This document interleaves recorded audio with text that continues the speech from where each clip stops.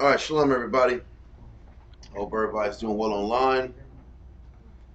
All the brothers and sisters teaching this word. Shalom and greetings and salutations to everyone. Happy Shabbat to everyone out here committing themselves to the Heavenly Father. We want to say shalom. Let's keep going. All right. Any questions? Anything before we go into class? All right. What's that? Yeah. That'd be a bad move. Matter of fact, go through this, please. And we're gonna get started. Just gonna do this real quick and ready to roll. Imagine, just us for now. Just the priest for now. Don't tell everybody about it. Is that fruit good? You found the good stuff? Yeah. All right. Not that pineapple. 99.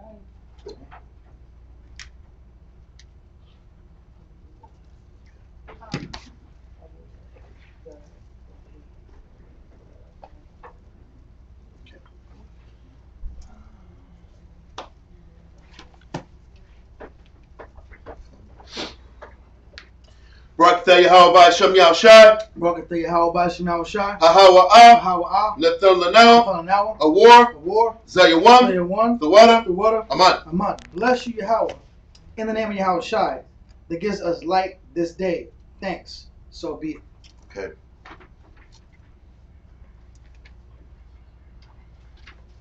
Okay.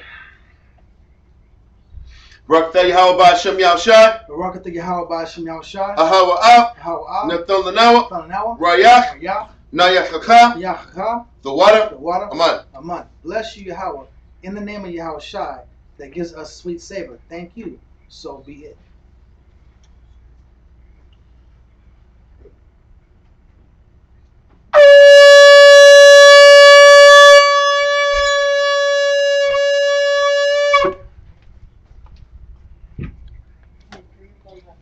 Imagine Wapunya Yerushalayim. Stand and face Jerusalem. Now we all rise.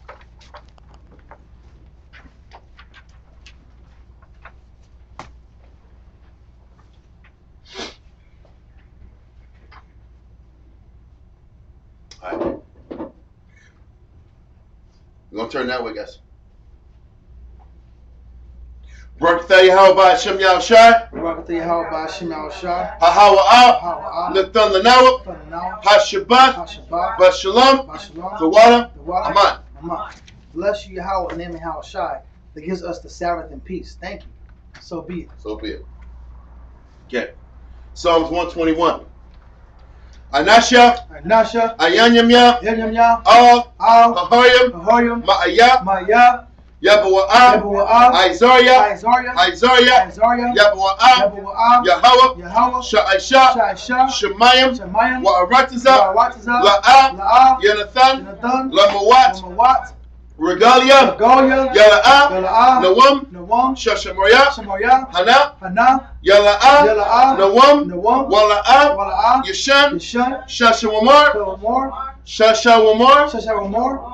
Yashala. Yashua. Yahweh. Yahweh. Shemaria. Shemaria. Yahweh. Yahweh. Tazalia. Tazalia. Ayel. Ayel. Yanyamya. Yanyam. Yad. Yad. Hashemash. Hashemash. Yala'ah. Yala'ah. Hakaya. Hakaya. Bayawam. Bayawam. Wala'ah. Wala'ah. Halabana. Halabana. Balayala. Balayala. Yahweh. Yahweh. Yashemaria. Shemaria. Makol. Makol. Rai. Rai. Yashemar. Shemor. Napasha. Pasha. Yahweh. Yahweh. Yashemar. Shemor. Hawalakya. Walakya. Wabawa'aya. Aya. Ma'aitha. Maita. Wa'ai. I will look. I will look. Psalms 121 in English. I will lift up my eyes unto the hills, from whence cometh my help. My help cometh from the Lord, which made heaven and earth. He will not suffer thy foot to be moved. He that keepeth thee will not slumber. Behold, he that keepeth Israel shall neither slumber nor sleep. The Lord is thy keeper. The Lord is thy shade upon thy right hand. The sun shall not smite thee by day, nor the moon by night. The Lord shall preserve thee from all evil. He shall preserve thy soul. The Lord shall preserve thy going out and thy coming in from this time forth and even forevermore. Amen. Amen.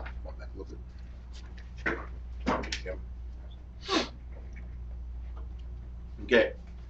Israelite credo. Shema Yashalom. Shema Yashalom. Yahweh. Yahweh. Allahayanawa. Allahayanawa. Yahweh. Yahweh. Echad. Ahad. Shema Yashalom. Shema Yashalom. Yahweh. Yahweh. Allahayanawa. Allahayanawa. Yahweh. Yahweh. Echad. Ahad.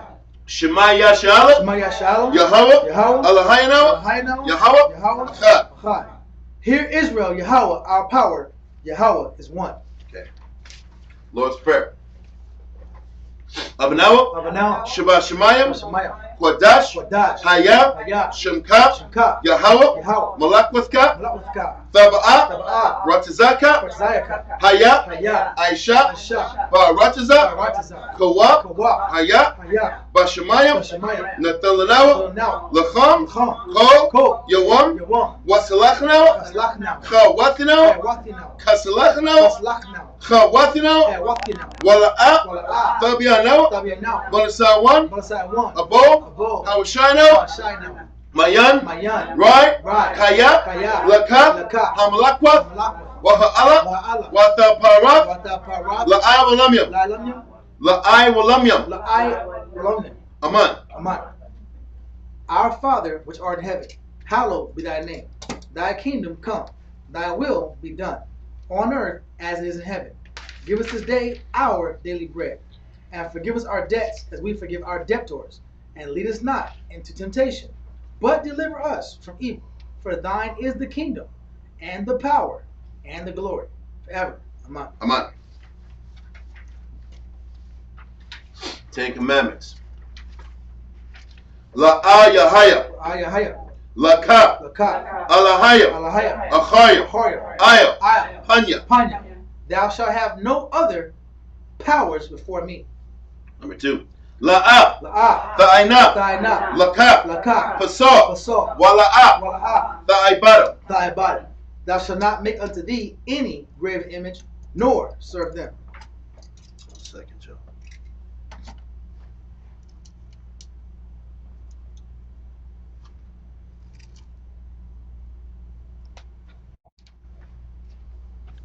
Okay. That was number 2. We did 3? Said no graven images. So number 3. Yeah. La'ah. La'ah. Thalach Wachat. Salah Chakhat. Sham. Sham. Yahweh. Yahweh. Bashawah. Bashawah. Thou shalt not take the name of the Lord thy power in vain.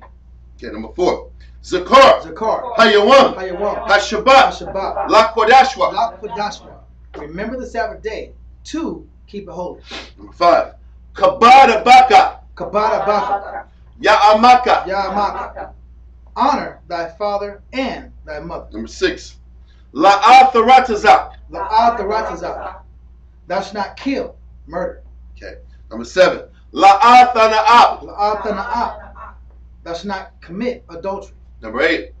La'athaganab. La'athaganab. Thou shalt not steal. Number 9. La'atha'ina. La'atha'ina. Shakur. Shakur. Thou shalt not bear false witness against thy neighbor. Number 10. La'ah. La'ah. Thachamad. La'chamad. Kol asherah. Kol asherah. Lara'aika. Lara'aika. Thou shalt not covet anything which is thy neighbor's. Okay.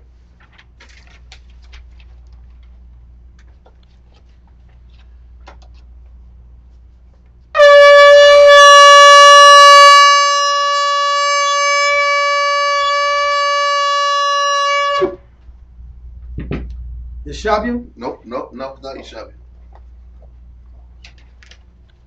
If I'm blowing a horn, I'm blowing him. You don't blow the horn on that one.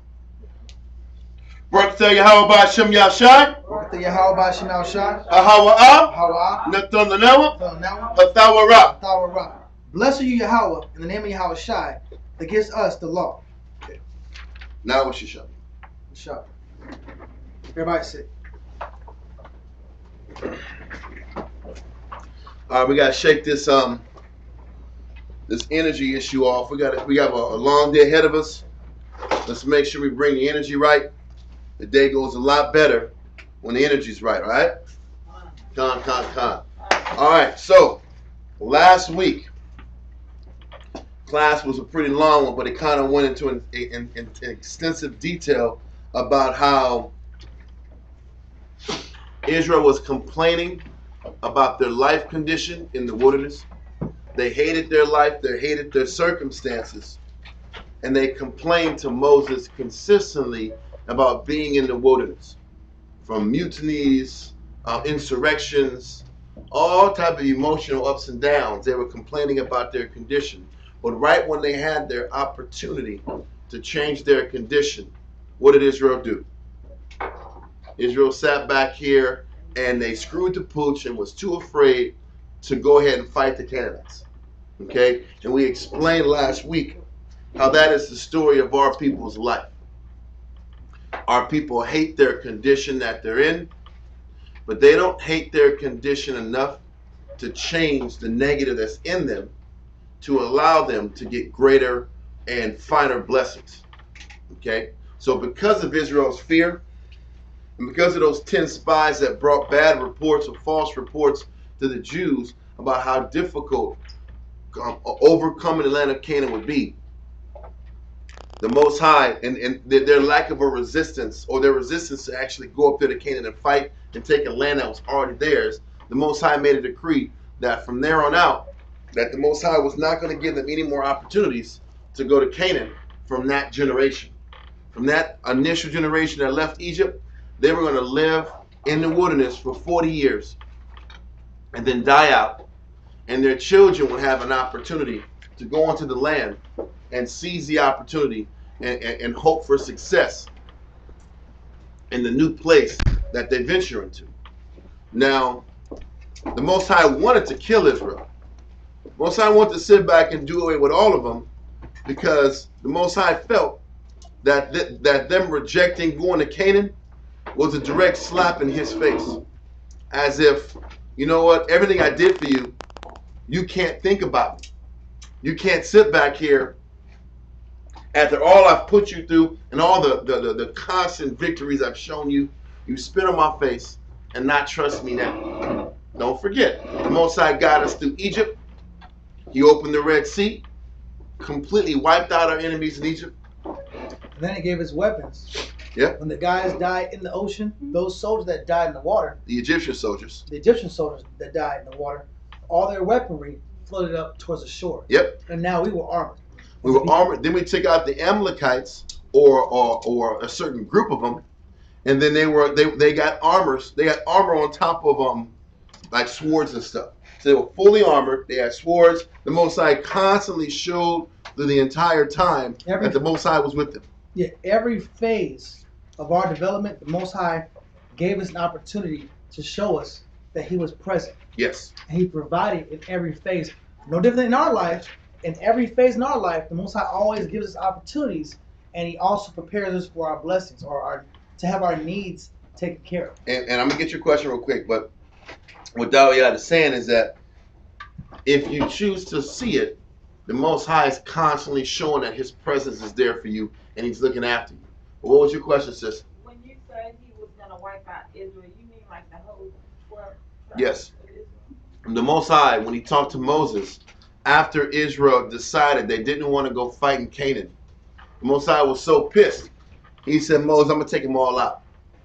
Moses had to constantly pray to the Most High and beg Him not to take out the Jews on multiple occasions. There was one occasion where he said, Father, don't kill them, because if you kill them, you're going to look bad in front of the Egyptians and the rest of the nations. Because the nation is going to say, why the hell did you wipe out the Egyptian nation just for the people that you saved to die in the wilderness and for you to take them out in the wilderness? So Moses had to sit back here and use that level of psychology and reason on the Most High, for the Most High would sit back here to calm and quench his anger. And then the last time when they were afraid to go fight in Canaan, it got to the point Most High wanted to kill him again. Moses had to petition the Heavenly Father not to do it. And he said, well, so after Moses petitioned the Most High not to kill him and destroy him, what ended up happening is he said, okay, I'm not going to kill all of you. I will give your next generation your sons and daughters an opportunity to enter into the land. But this generation is going to die out here in the wilderness. Now listen, if y'all was part of that generation that was going to die out in the wilderness, how would everybody feel? Defeated. Yeah, listen, bad, sad, mad, all the ad, all the popcorn words. Mad, sad, bad, unhappy, crying. Listen, all those little words like sad, bad, mad. Point is this. They were deflated. Morale was down to the point where this is where a lot of the negativity started really rearing its ugly head. This is when people stopped caring. You read right after the verdict came out about Israel not getting into the land of Canaan. There were whispers and gruntings about going back to Egypt. You had a certain group of people. Shalom, LJ. Shalom, everybody that just tapped in online.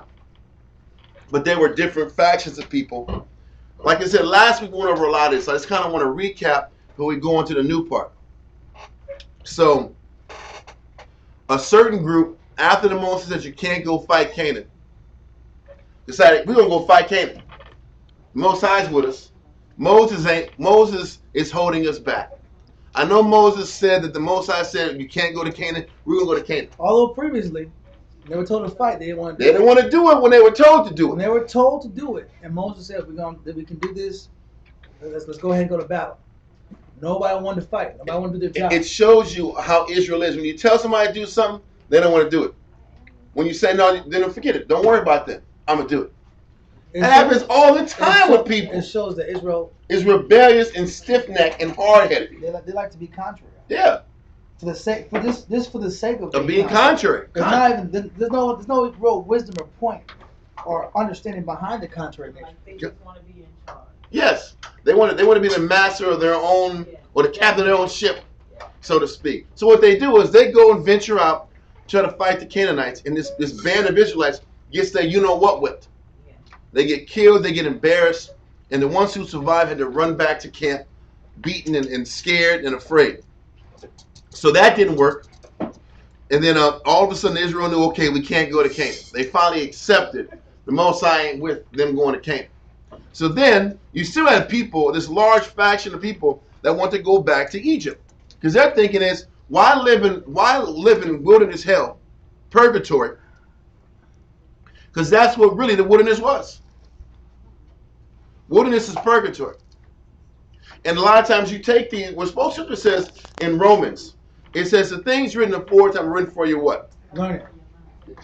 Israel was in purgatory, spiritual purgatory, which is the wilderness, because what? They didn't want to fight their battles, right? Look at your life. In what arenas in your life are you in spiritual purgatory? Because you don't want to fight your battle. All these stories, you can't sit back and look at it like all these crazy, zany Israelites. What are they doing now? Why aren't they listening now? Israel is always rebelling. But what about us? And it's important to keep us in mind when we're looking at our people's history, because we're all the same. What are the things we choose not to fight? And then we're sad and unhappy because we're in a crazy rut in our life. We feel like we're not accomplishing anything in our life, but we're not doing anything to change it either. That's our version of being in the wilderness. And what we like to do is easier to sit back here and go back to your vomit than continue and trek forward. So now the Most High is like, y'all can't go forward. You're stuck here. You had your shot. Your window of opportunity is closed. Sorry. So now they all want to go back to Egypt. And it's what we're going to start reading is how everybody now wants to question authority, question Moses, and they want to eat and attack and destroy each other from within. Okay? Because nobody wants to accept that the Most High is done with us. Or that generation. Because that's a tough pill to swallow. Even Israel today. How many people want to realize I am in the condition I'm in because of my decisions? It's not my husband. It's not the brother. It's not the man in the moon. It's me.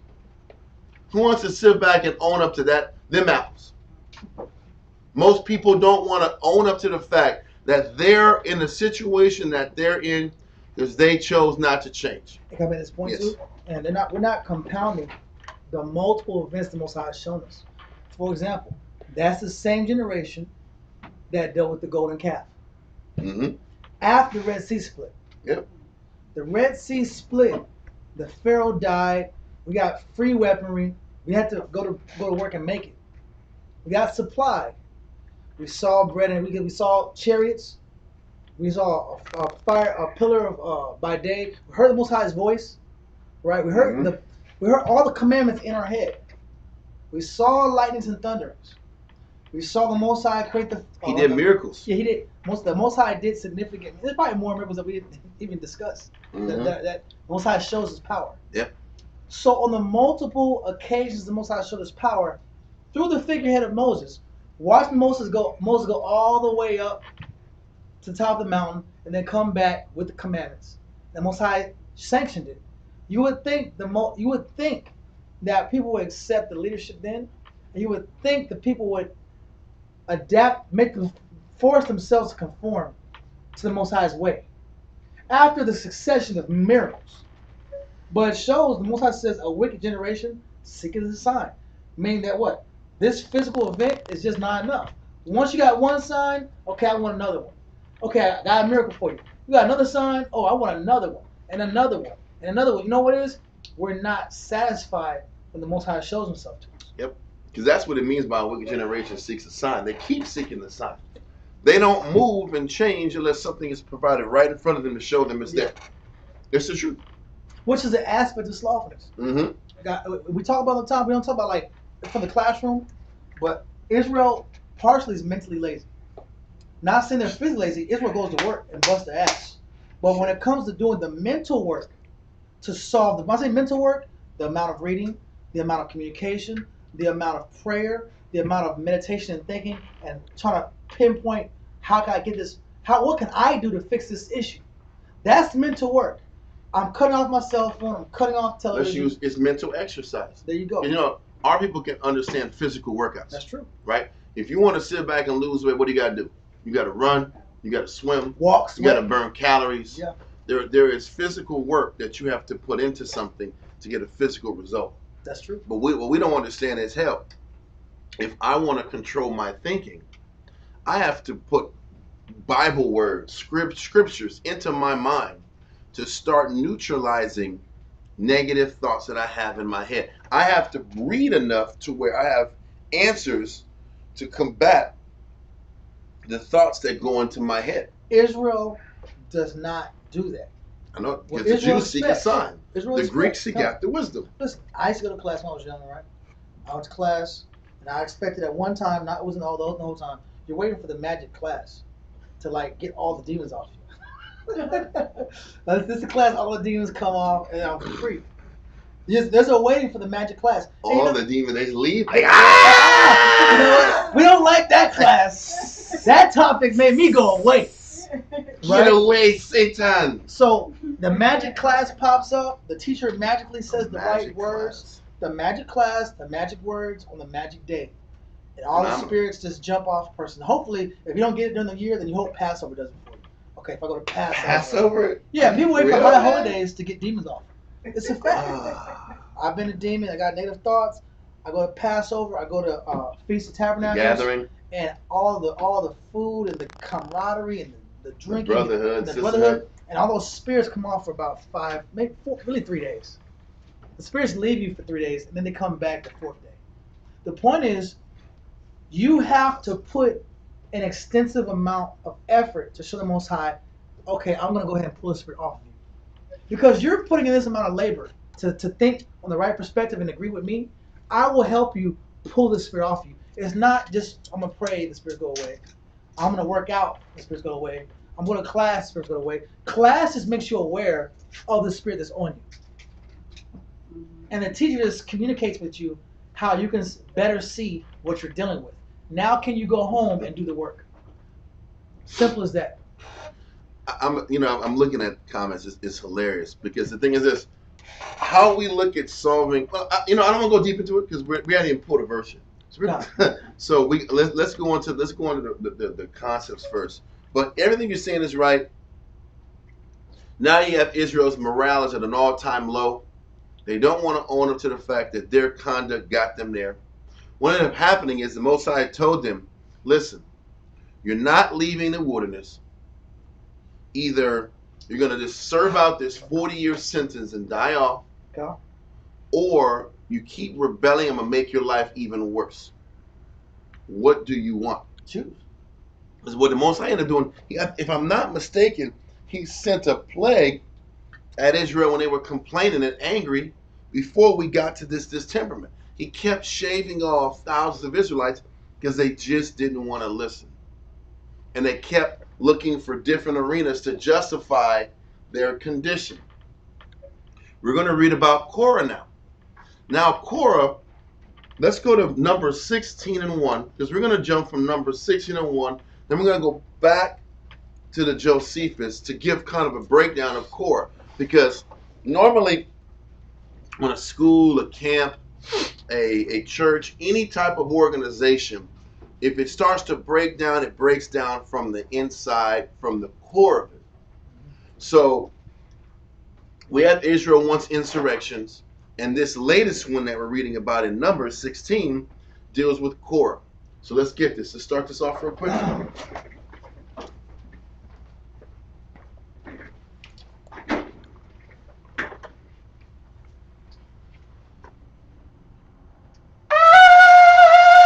That was horrible.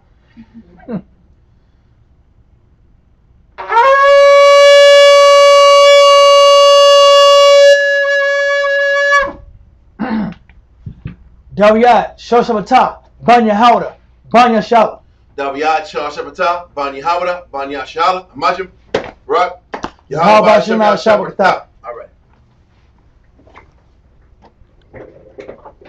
Okay, I think we're getting there now. So I just want to jump to the first verse. Then we're going to jump to the Josephus. Josephus is Page 103. It's page 103, or it's Antiquities of the Jews, book 4, chapter 2, paragraph 1. Antiquities of the Jews, book 4, chapter 2, paragraph number 1. Yeah, page 102, my bad. Does anybody need a book at all? Anybody need a book? We'll provide you. Well, you only got 3. We ain't gonna act like we got a whole bunch. We would have provided, shoot, we got 2 more. We might get some. Get them while they hot. We go enough in there. Yeah, we got to need some. Okay. Well, let's just keep one for who? Okay. Well, I have electronic, but it's just that when y'all go to specific sentences, mine isn't that specific. But if somebody pops in and need one, I'll use my electronic. It's all good. It's all No problem. Numbers, chapter 16 and verse 1. Numbers chapter 16 and verse 1. Now Korah, the son of Izhar, the son of Kohath, the son of Levi, and Dathan. Now stop. The first part of this, Numbers 16 and 1, is talking about Korah. Korah is the son of Ishhar, the son of Kohath. Remember we talked about weeks ago about the 3 divisions of the Levite families? You had Kohath, you had Merari, and you had Gershon, right? Those were 3 different families of the Levites. Now, in the family of Kohath, their responsibility was to deal with all of the holy items, whether it was the Ark of the Covenant, whether it was the table of showbread, which was gold, all the gold delicate items that were special in quality. The nation, or not the nation, but the family of Kohath was responsible for the transportation of all these items. Okay, so this was really an honor to be part of the Kohath lineage, because they were the ones who took the Ark of the Covenant and all the candlestick, of lights, all of it, the 7 the lamps, the candlesticks, and the altar of incense, so forth and so on, right? So in the family of Levi or Kohath, there were 3 brothers, 4 brothers, but 3 had actual sons that actually had other responsibilities. So out of the family of Kohath, you had one son named was Amram. This is important. I have a point to this. One son was Amram. And Amram, his children were Aaron, Moses, and Miriam. Okay, so Amram, that family is the one who ended up having the priesthood go through that lineage, specifically Aaron, right? So we got that. Then we have Ishhar, which we said that Korah was the son of. Now, Korah was the firstborn son of Ishhar. Now, he had 2 other sons, Nepheg and Zitri. That's not important. The point is that Korah was the firstborn son of Ishhar. And when you read about Korah, Korah was one of the individuals who was in charge of carrying the Ark of the Covenant. So he had the big task of being one of the people carrying the Ark, and he was one that was responsible for that work. So with that being said, he was over the Ark, which was an honorable thing to have. Then we have Uzziel, which was another son of Kohath. Uzziel had 3 sons, Mishael, Elzaphan, and Sitri. Now, Elshaphan was the individual. He was the second-born son of Uzziel. But Moses chose the second-born son to head the entire operation of the gathering and the transportation of all of the holy items from one place to another. Now, when you sit back here and read about Korah, you're going to read about all of Korah's complaints and all of Korah's beef. In Korah's head, Korah is cousin to Moses and Aaron. They're all family line. They're on the family line. And in Korah's head, his thinking is, you know what? There's no difference between me and Aaron. I'm capable of doing the same job that Aaron's capable of. I'm capable of doing a better job than Elshaphan, who Moses was the one, because Elshaphan was cousins to Korah also. So in Korah's head, I just want to kind of give you a backdrop. Even though Korah was given great responsibility and had great prestige amongst all the Levites, he still felt he was slighted. He felt Moses chose a second-born son and the family members over him to be the head over all of the priesthood activities. So that already festered issues. Now you got Korah thinks, we're going to read into it, but Korah starts to size up Aaron. He really wants Moses' position, but he has to discredit. In order to attack Moses, he has to discredit Moses' decision-making, his thinking, and how he processes. And this is the beginning of how he starts to attack Moses' credibility. So, let's keep going. Numbers 16 and 1. Numbers 16 and 1. Now Korah, the son of Ishar. Hold on a second. If y'all don't go to sleep, listen. Say. Hey, real quick. I got it. Because they need to go in there and watch cartoons and they're going to be sitting back here. You need to go in there because that's going to be the case, bro. Well, the kids' room, sir. If you're going to be sleeping. The kids' room, bro. So listen, read it from the top. Numbers 16 and 1. Yep. Now Korah, the son of Ishar, son of Kohath, the son of Levi, and Dathan, and Abiram, the son of Eliab, and On, the son of Pilah, the son of Reuben, took men. So you got Kohath, which was Levi, and you had Dathan and Abiram, which were sons of Reuben, end up setting up and gathering a band together to come against Moses. Now we're going to hold this to give a little bit of explanation about where this all started from in the Josephus. Okay, so we're going to go to Antiquity to the Jews, Book 4, Chapter 2, Paragraph 1. Book 4, Chapter 2, Paragraph 1. Book 4, Chapter 2, Paragraph 1, page 102. That which is usually the case of great armies, and especially upon ill success, to be hard to be pleased and governed with difficulty, did now befall the Jews. So, just like we said earlier, they weren't victorious. They didn't get to the goals that were set before them. They didn't get to these goals because the people were afraid to go to Canaan and fight. But what happens when you don't succeed in whatever venture you start to plan for, the people start to look at you all messed up. Morale goes down, outlook goes down, everybody turns against you. Yep. Read on.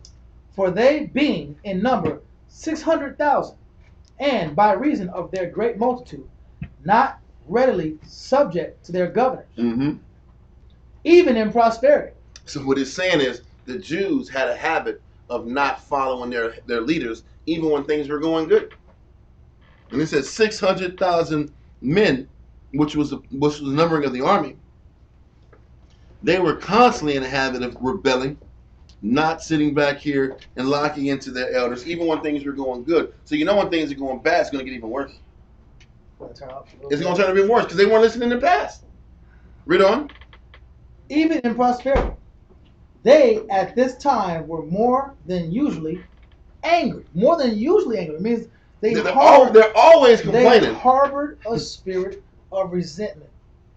And this is how you know it's very hard to lead a person when there's always they're just slowly collecting a case against the person that's directing. That's horrible, bro. So it's just it takes a longer time to collect a case against you when you're already succeeding and you're finding victims. When things aren't going well, now we're going to pile on you.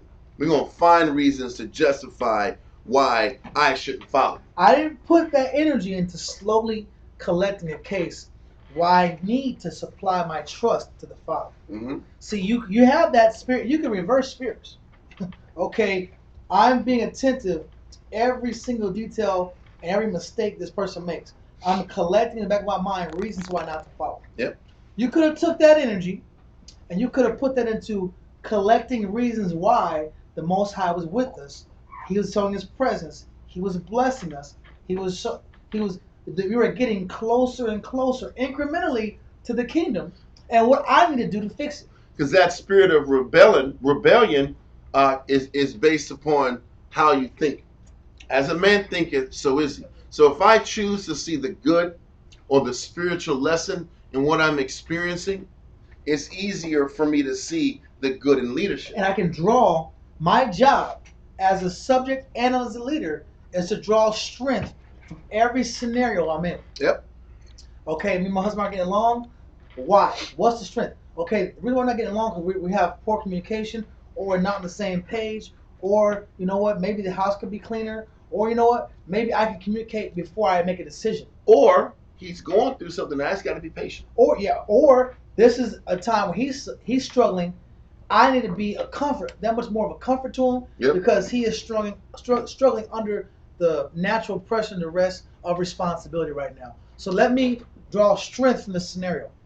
It's a different way of thinking. But that means this. Just to explain your point. That means I can't take from him. I have to be strong, and I have to study, and I have to get in the book more so I don't take as much from him. Because if I can understand that my husband is being pulled in multiple directions, then how do you help him? You help him by you reading in the book more versus relying on him to solve every spiritual problem that you have. How long can you sustain being strong in the book while he's gathering himself together? Because what ends up happening? What ends up happening is your husband will be exhausted, burn out, but then you got to get what you got to get out because you're about to collapse. You're stressing out, you're angry, you're vexed. So regardless of what he's going through, you got to get out what you got to get out. But this is why y'all go to class every day. So y'all can learn to rely on reading the book and not just your husband every 5 minutes. And we're emphasizing that because that's no different than the student in the male realm. Yeah. Needing the teacher, right? I remember that we were in HEB and we were having an argument about a list. This sounds very young. And it's 12 o'clock at night. The brother wants to call our brother and argue about putting strawberries on the list. We're going to argue about why can't I buy strawberries? The order was whatever you want, put on a list, and when we get there, we'll eat it. We'll buy it. We have a budget. But the brother wants to call Elder. Strawberry Gate, man. Listen. The reason why I was at the we had another gate, but I forgot what the gate was. Reason behind it was. But we're not gonna call men at 12 at night over strawberries. Men have families, they have kids, they have to get rest, they have to recover. That's the example of in the male realm. It's not that detrimental, but we have to create a disturbance because I can't have my way. So it may be a small scenario for us with strawberries at the time. For sisters and families, it may be other things at the time.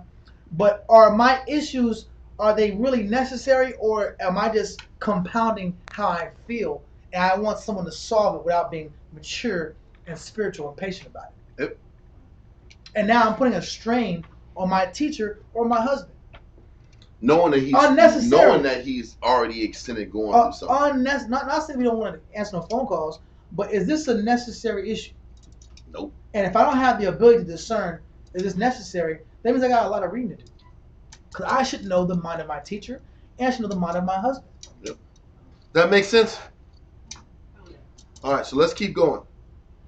All right, it says, they at this time were more than usually angry, both against one another and against their leader, because of the distress they were in and the calamities they endured.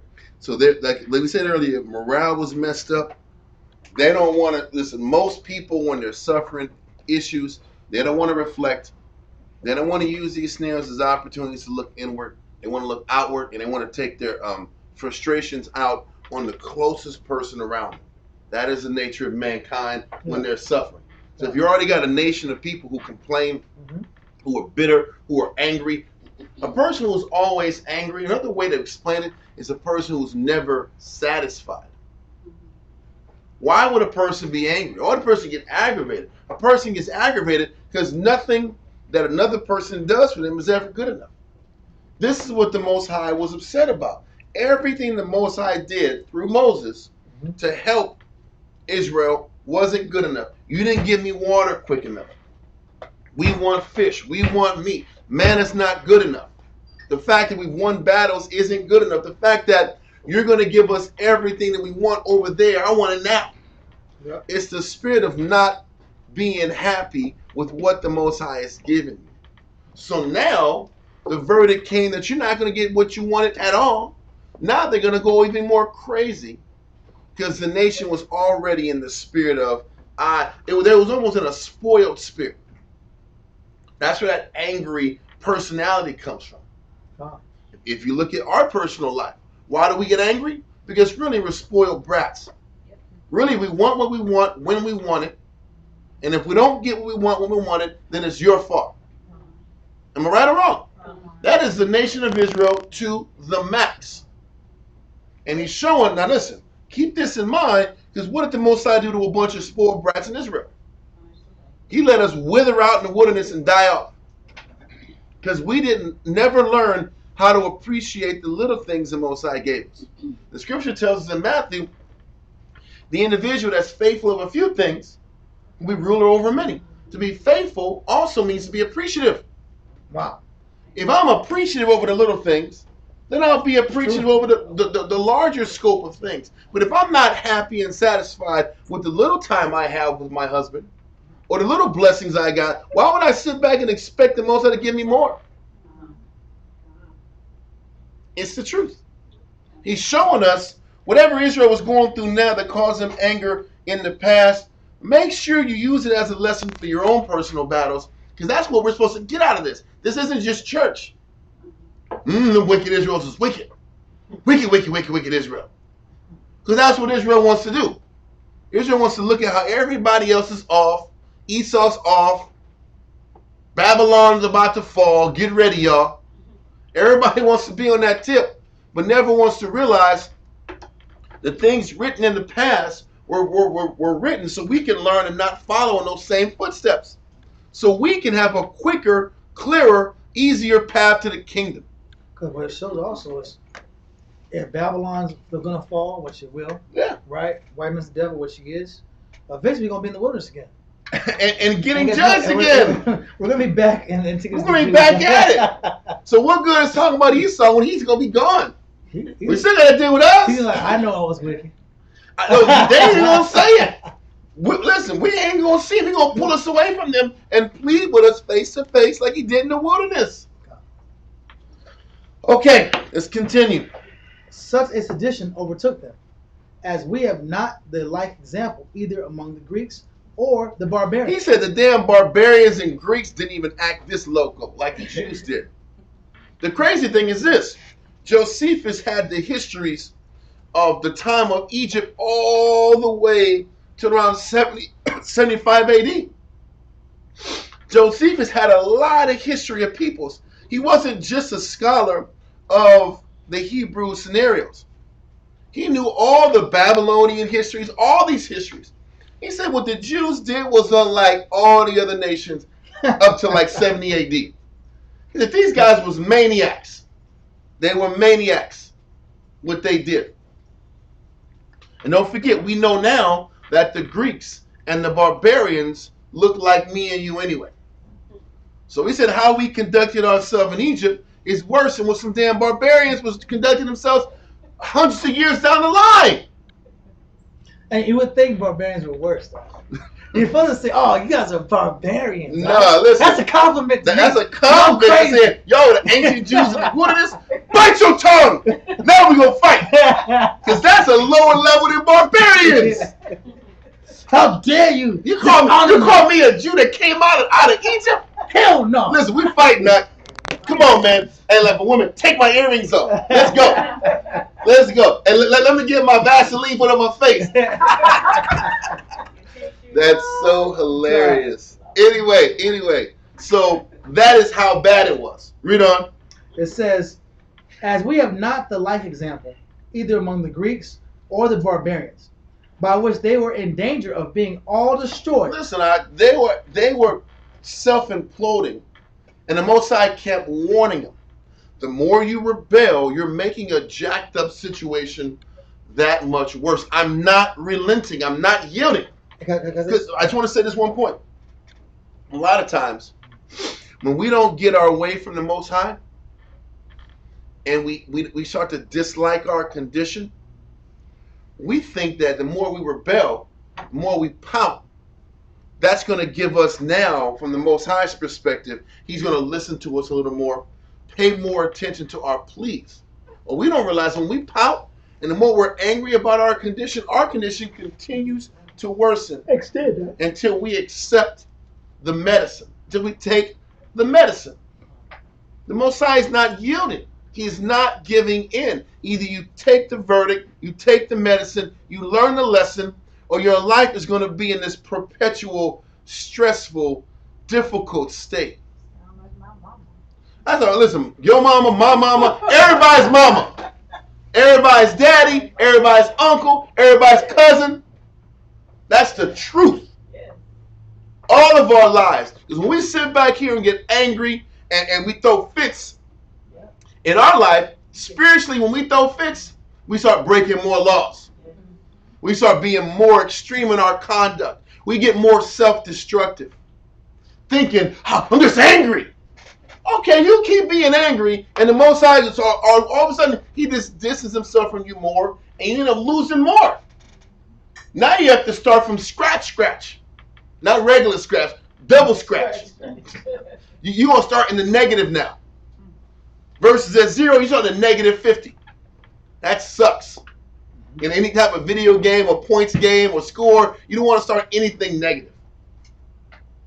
So this is how the Most High thinks. Look at what we're reading. Implement it into your life. Shalom, sis. Let's keep on saying. We only had to maintain sanity for 40 days. No, 40 years. No, 40 days. What do you mean? In the beginning. Remember, it was only going to be 4 days for us to get the promised land. Remember? You mean from leaving Sinai? Yeah, from leaving Sinai. Go ahead. I can't say 40 days. It was a short period of time. It wasn't supposed to be long. It wasn't supposed to be 40 years. Well, that's my point. That was not the goal. It wasn't 40 days. I can't say 40 days. No, it was 40 days. No, because it wasn't that. Because 40 days was only for the scouts to scout out the land. Because they went to the wilderness of, I think it was Paran. They went to Paran, stopped. Then they sat back and sent out the 12 spies. Okay. They stayed out there in Canaan land for 40 days to kind of scout out the territory. Okay. Then they came back. Okay. It wasn't 40 days, But but it wasn't. We weren't meant to be walking around without a land, exactly nomadically for 40 years. all that Leviticus book stuff and all that Exodus and the beginning of Numbers was to set up the armies and prepare for what we were going to do in the land of Canaan. The expectation was to just do all this formality stuff, all this technical stuff, so that we don't got to do it when we get to Canaan. Get what I'm saying? Yeah. That was the purpose. Not to stay there, but you know, the idea of staying in one wilderness or desert for 40 years drove Israel mad. So now we're going to read about what the people felt was the verdict or the decision they had to make, since their life for the next 40 years was going to be stuck in the wilderness. Let's keep going. By which they were in danger of being destroyed, all, but were notwithstanding saved by Moses, who would not remember that he had been almost stoned to death. So what ends up happening is the Most High always ends up saving the Jews, because he always petitions to the Most High to take it easy on them. Don't kill them all. Don't wipe them off the face of the earth. Give them a second chance. And it says Moses, listen, when it says Moses was the meekest man on earth, the execution of being the meekest man on the earth was the fact that he constantly forgot the fact that Israel always wanted him dead. The ability to not remember and hold grudges is what made Moses the meekest man on earth. Look, he actually executed forgive and forget. Yeah. He actually did that. On multiple occasions. Where he would sit back and walk through the midst of cats holding stones ready to get him, and he would counsel to him and plead with them, and then they throw their stones away and say, "You right, Moses, we don't walk off." Knowing that he could have died like 5 minutes before. So they're saying Moses literally saved them on multiple occasions. And even though Moses couldn't give them the kingdom, he couldn't give them the kingdom because they didn't want the kingdom. But the Most High didn't. Listen, the Most High's original verdict was not to give him 40 years in the wilderness. His verdict was to kill them all off. I'm done with them.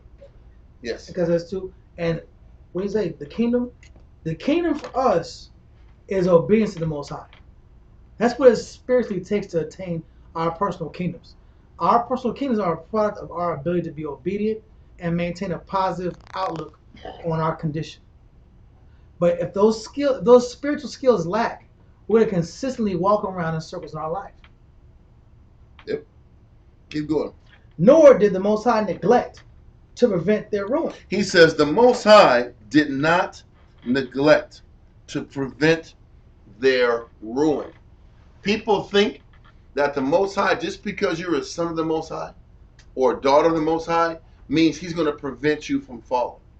He's only going to prevent you from falling if you serve him. He's only going to prevent you from falling if you do as you're told. And if you make the necessary changes to please and honor him. We have a religious mindset. We show up to class. Because we show up, we're guaranteed to be protected. That's not true. You're protected when you do that which is right. And you stay in order with the Heavenly Father. You're done. But notwithstanding the indignities they had offered their legislature and the laws, and their disobedience to the commandments which he had sent them by Moses, he delivered them from those terrible calamities, which, without his providential care, had been brought up upon them by this sedition. Mm-hmm.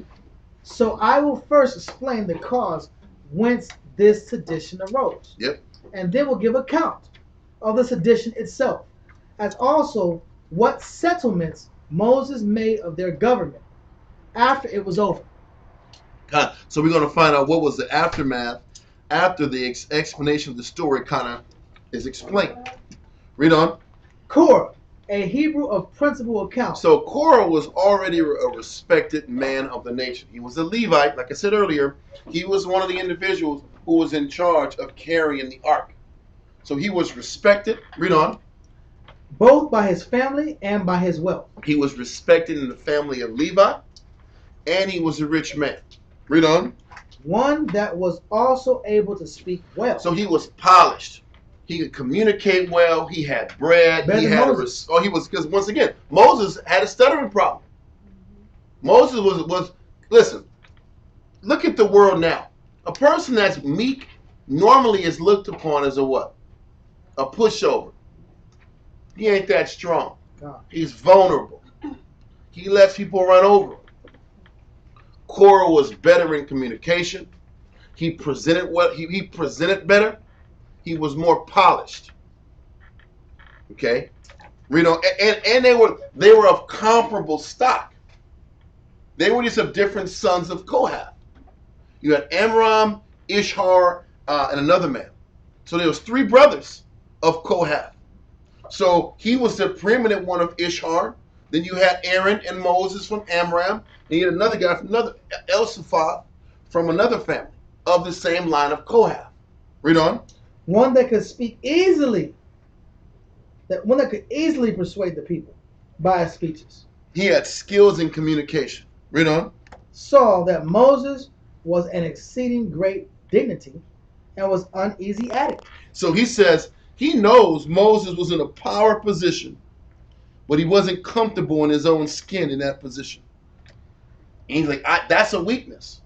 To be in his head, for a person to be in a position of power and dignity and be uneasy at it, that's not a strength. I could do it better. I could take this position and manipulate it to my scope better than Moses can. But that alone was a negative process of thinking. I know. You're looking for the negative in your leader or your head. You're looking for the weakness to size that man up in the spirit of competition. Yep. And then play the game of emulation. I'm gonna emulate. I can do that. He does that. I can do that. He Yeah. does it. I can do that. He's good at that. I'm good at that too. That's the spirit of emulation, versus saying, "Dan, what is it in that man that the Most High loves?" Because that's what you're supposed to do. When you're sitting back here and working with brothers or sisters, what we're all supposed to do is, what makes this person special in the eyes of the Heavenly Father? Trying to find his light. Hmm? Trying to find the light. I have to find the light. That's what a spiritual person is supposed to do. What are this person's virtues? And let me learn from them. What does this person have that I don't have in a spiritual arena? But this core wasn't wired this way. Yes, sis, you had a question. Was Korah an educated man, and maybe Moses had God's favor and Korah was learned and educated? Moses was learned and educated too. He was educated in the top Egyptian schools because his mother, his adopted mother, was the princess. But maybe that was the problem. He was Egyptian. Moses was raised Egyptian and not raised with his Israelite family. Mm-hmm. And he didn't relate to them because he didn't grow up. He might not have related to him early, but the works he put in afterwards and his defense of Israel But he knew he was Israel. couldn't be questioned. What's that? He knew he was Israel though. Khan. He knew he was. But He killed a man. He killed a Hebrew that was beating an Israelite. He killed an Egyptian. That's a revolutionary act. Mm-hmm. The point is this: Korah had talents. Moses was greater because of the Most High's favor. And you know the point is this: the point is that a lot of times Israel can't stomach the fact that the Most High is with somebody else a little more than them. That's what I was going to suggest. Listen, that is a tough pill to swallow. And this is why I say that even amongst men deal with the spirit of jealousy just like a woman would. Just like a woman in a two marriage scenario can feel the fact that a husband might prefer one over another. What do you think a man feels like when when a man sees a spirit is with somebody a little more than you? You have to sit back and make a decision in your mind and tell yourself, you know what? What makes that person shine greater than me? And what do I have to do to change more in me to have as many talents as this person? Versus telling myself, he ain't nothing. He ain't better than me. Why would a person say he's not nothing? Carnal. But why? to feel better about myself. Because I have to tear another person's caliber down so I can look myself in the mirror and say, I'm good too. Because most people aren't wired with the thinking that I have good virtues in me, but I have a lot more in my life I got to fix. Most of us have problems swallowing that reality. I'm good at this, but I suck at this. And can I sit back here and have this level of suckage go up to this and say I improved in my suckage? And it's the truth. That's a real statement. And can I be happy that I've become a better person and I've made adjustments? And even though I see another person who shines a little brighter than me, it's a tough pill to swallow for most people. But that is a reality about life. It's a reality at the job. In on the athletic field? In every arena in life. And it takes a mature, because people, we say evil, we say wicked. Yeah. But a lot of times, evil, wicked translates to being extremely immature. Then I make a wicked decision from my immaturity. Yeah. And wicked also means disagreeable. Yeah. I make a decision based on my disagreement with the Most High. And that's why it's wicked. And the disagreement is, why, Father, did you make this person better than me? Why did you choose him over me? I'm just as good. I feel like I'm better than this person in certain parts. Because really, that's what the Most High did. The Most High said, you know what? I can build with Moses greater than I can build with Korah. And then I want Elsaph to be the one that's over all the transportation and the logistics of Kohath over the guy Korah that has more credentials. Think about the guy that was over the Kohath transportation was the second-born son of a second-born cousin. Because normally the firstborn gets all the rights, right? So now, not only did the Most High not choose Korah, who was the first son, he chose the second son.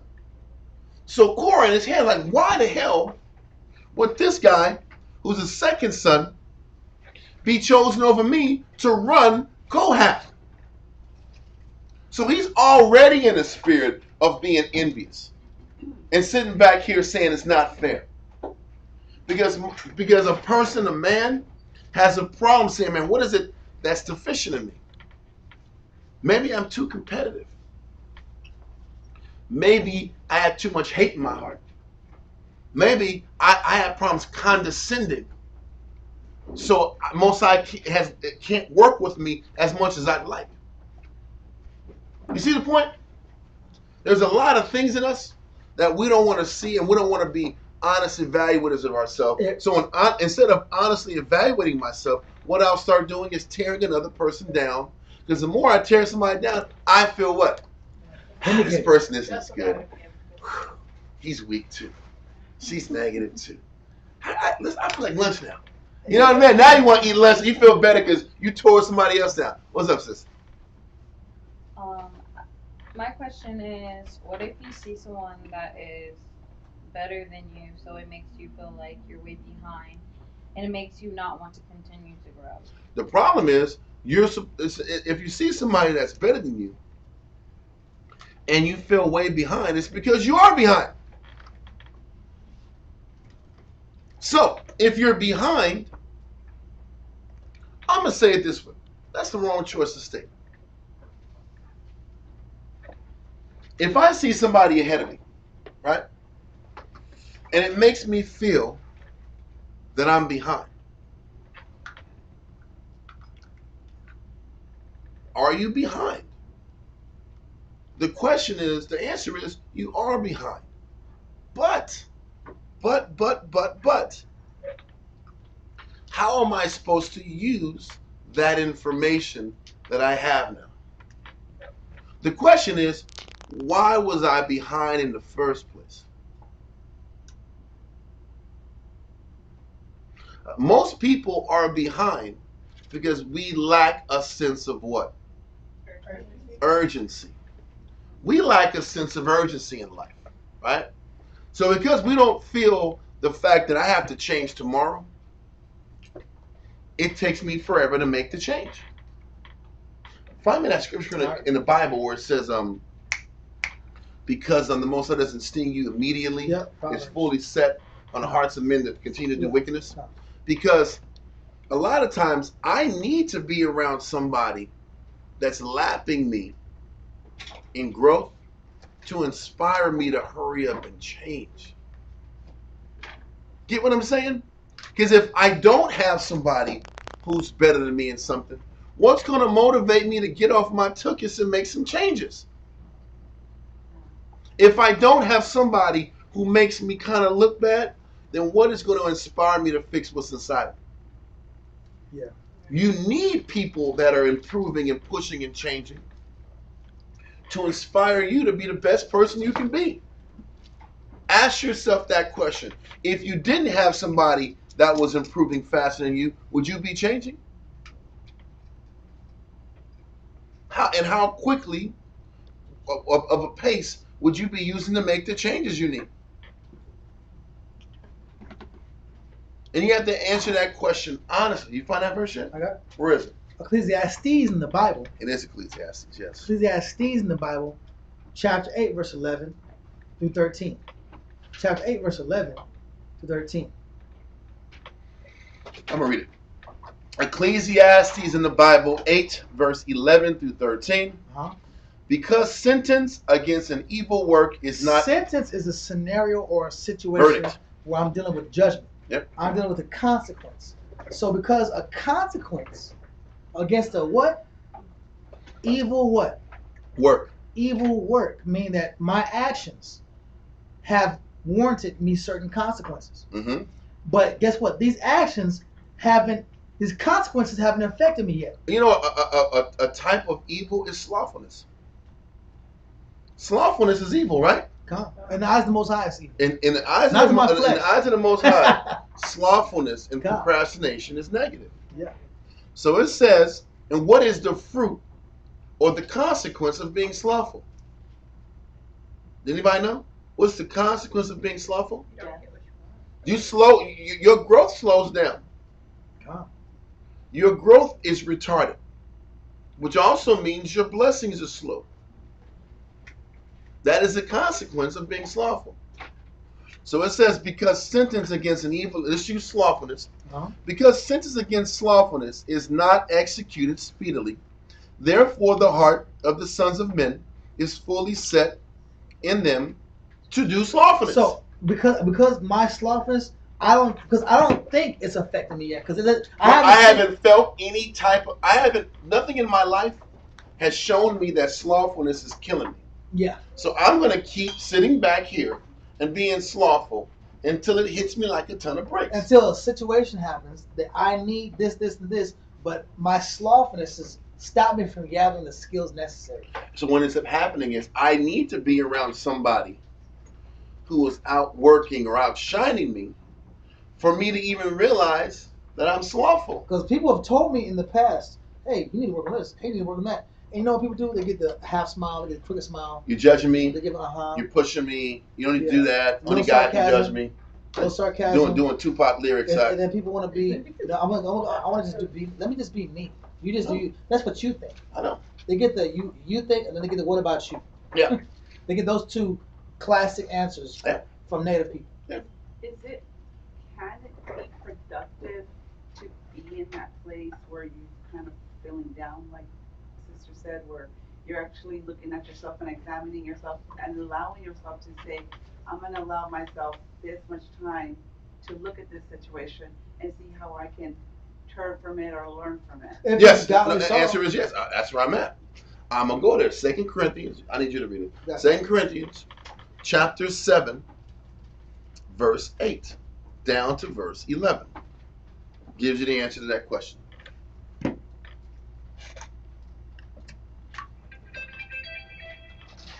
Chapter 8 through 11. Chapter 7, verses 8 through 11. 2 Corinthians chapter 7, verse 8 through 11. 2 Corinthians chapter 7, verse 8 through 11. For though I made you sorry with a letter, I do not repent. So listen, Paul is talking about how he would send letters to different churches, and in the letters there'd be a lot of correction, a lot of, hey, you got to fix this, you got to change this, you have to make adjustments to that. And he says he knows that when he corrects you, or the spirit of correction makes you sorry. Just like the spirit of somebody outworking you can make you sorry. A person, the image of somebody doing something better than you can make you feel sorry, right? He says, read on. I do not repent. I'm not going to feel bad because I told you got to change. I'm not going to feel bad that my conduct has shown that, has exposed what you're not good at. I'm not going to feel bad about that. Read on.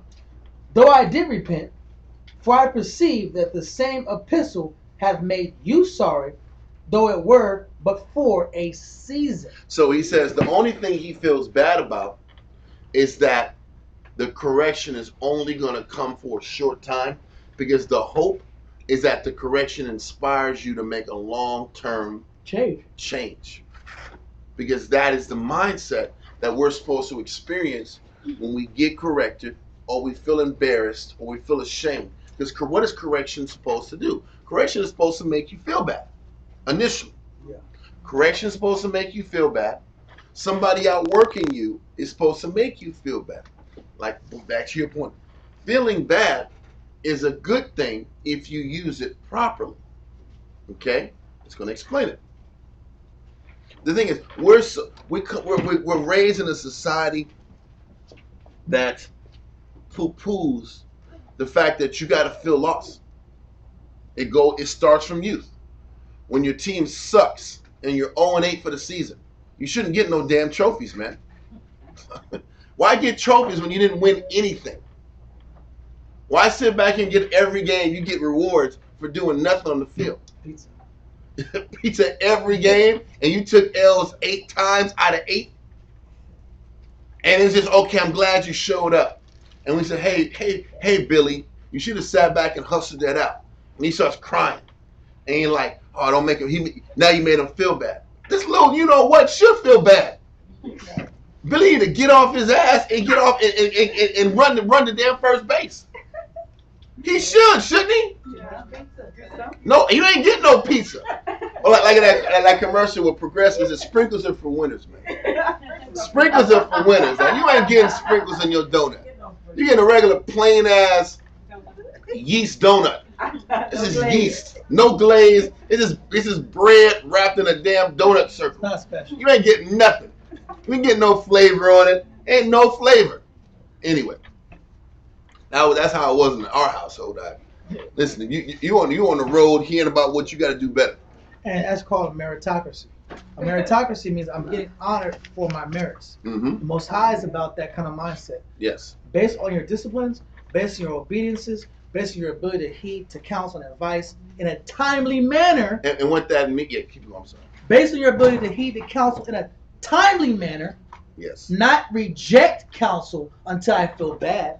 Because the thing is this, the one thing we all have to get past is the feelings of not feeling good enough. Because the only way you're gonna feel better is if you achieve and change.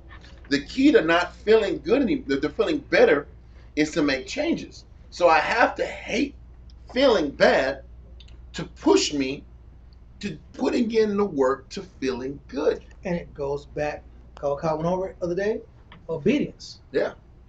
So I went over it the other day too. Yeah, on Wednesday. Hey, it went over obedience. Mm-hmm. The consequence of this disobedience is this feeling right here. Yeah. I'm getting passed up by the world. Everybody's passing me up in the spiritual realm. I'm the last. You're getting lapped. I'm getting lapped. That's a product of disobedience. If I deal with the spirit of acceptance and obedience, you know what? My execution of this information is at least in the right season. I'm in season. My development, my growth, sir. My development and my growth is in the proper season. So the real goal is: am I in the spirit listening? Am I in the spirit discerning? Am I in the spirit of being a good student? Am I in the spirit of being a good apprentice? Am I in the spirit of being a good follower? If you maintain these spirits, if I practice keeping myself in the spirit of change, then I won't be far behind. But if I don't practice or maintain the mindset that I have to keep my spirit in the spirit of change, then I will look up and I will deal with long periods of voids in my life. Because it will take long periods of time to get in the right mindset. So what are we saying? Let's go to right here. Yeah, I'm going to go to verse 9 real quick. It says, verse 9. Now I rejoice, not that ye were made sorry, but that ye sorrow to repentance. Listen, the bad feelings are to motivate you to do the right thing. If my health is improper, the lack of health should be motivation to eat right. If my mind is not clear, then the disclarity of my mind should be motivation to study. If I get bad grades, the bad grade is the motivation to do more tutoring and ask more questions.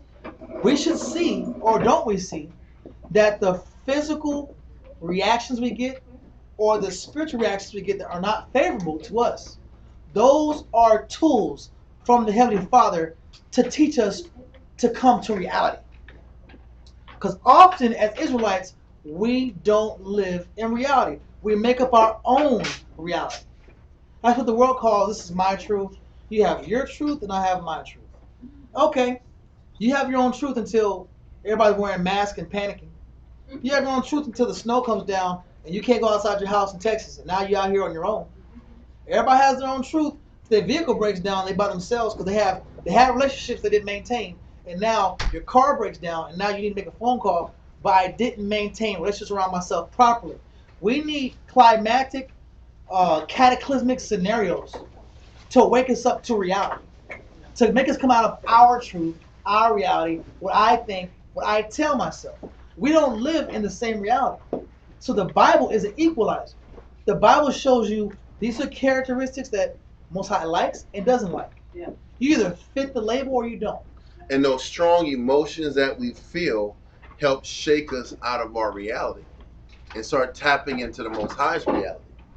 Because how else can the Most High wake you up unless He makes you feel the way He makes you feel? Okay, can I start here? You know what I'm saying? Those scenarios are necessary to shake you up and get you to start. The purpose of feeling that way is to let you know that you have to speed up or change how you carry yourself. How else can the Most High communicate to you unless He physically comes down here and tells you it ain't enough? And because a lot of times what Israel deals with, we deal with the pace issue. Even amongst the men, we deal with the pace problem. We're all doing the same work, but every man wants to do it at a different pace. So here we go. We're all Israelites. We all got beards and braids and afros and whatever we're doing, right? We're all wearing fringes and garments. We're all even committed to the same work. But the division is in, well, I don't agree with this pace. So now we can't get nothing done. Because you got 10 men working at 10 different paces. Yep. So who's going to break themselves to move at the right, proper pace? To A unified pace. God. It's the same, even if we do the same thing and say the same words in the same conversation, it don't mean we have the same pace. So it's the Most High also showing me that my pace was not sufficient. And I need to work on my pace if I'm trying to be in the right spirit. And then the question is this. If the Most High shows me that I haven't been working hard enough, does it mean that I'm a wicked, evil person? Nope. It just means I got to work harder. And can I accept that my pace wasn't good enough, but it doesn't make me wicked, evil, and negative? Because a lot of times we think feeling bad means that we're evil people. Most High talks about it, if I'm not mistaken, in John 15, verse 1 through 3, how the Most High purges so we can do what? Bring forth more fruit. More fruit. He corrects us, He embarrasses us, He chastises us with the intention of getting us more productive down the line. That's the point. You had something to say, sis? Sometimes, like we read in the word where Most High told Cain and Abel, he told the brother, he says, "Where is your brother?" Mm-hmm. And then another time he tells, I can't remember who, but he says, "Man of great valor," right? Mm-hmm. So Most High speaks to us, and sometimes when I feel negative, I think it's Most High speaking to me like them, but pushing me in a direction where, I need to go and just try my spirit. Is that right? I would say you need to get counsel before you choose whatever judgment, whatever thoughts are in your head. The scripture says in Jeremiah 17 that curses a person who keeps flesh's arms. So if I sit back here and just trust in my own mind, that doesn't guarantee I'm gonna be in the right spirit. That's the same spirit that says if I trust in my pace, I can't trust in my pace. I can't trust what my mind tells me. Scripture says iron sharpens iron. I have to use a combination of scriptures, studying, counsel, communication, other people that do good works as a proper parameter for who I am and what I should be doing. If I just use my head and what my mind tells me, that your mind's going to tell you whatever the hell your mind wants to do. So you can't just choose. You can't just trust your thinking. Yes, sis.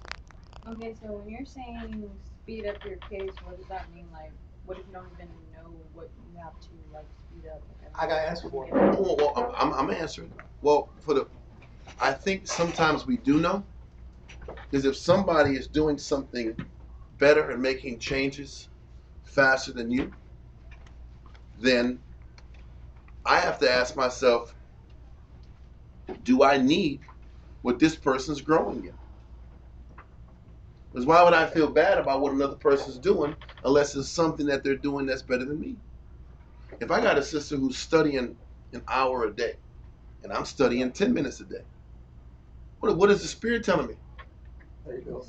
I got to start studying longer. Yes, you get what I'm saying? That's the answer. Thank you. The ding, ding, ding. That's the solution. A lot of times we want to make it more deep than what it is. You might a person. My 10 minutes are good, huh? Nope. If this person is studying an hour a day and their mind is clearer, they're sounder in faith, they're stronger in their conduct, that is one of the things you have to do. It just depends on what another person is outshining you in.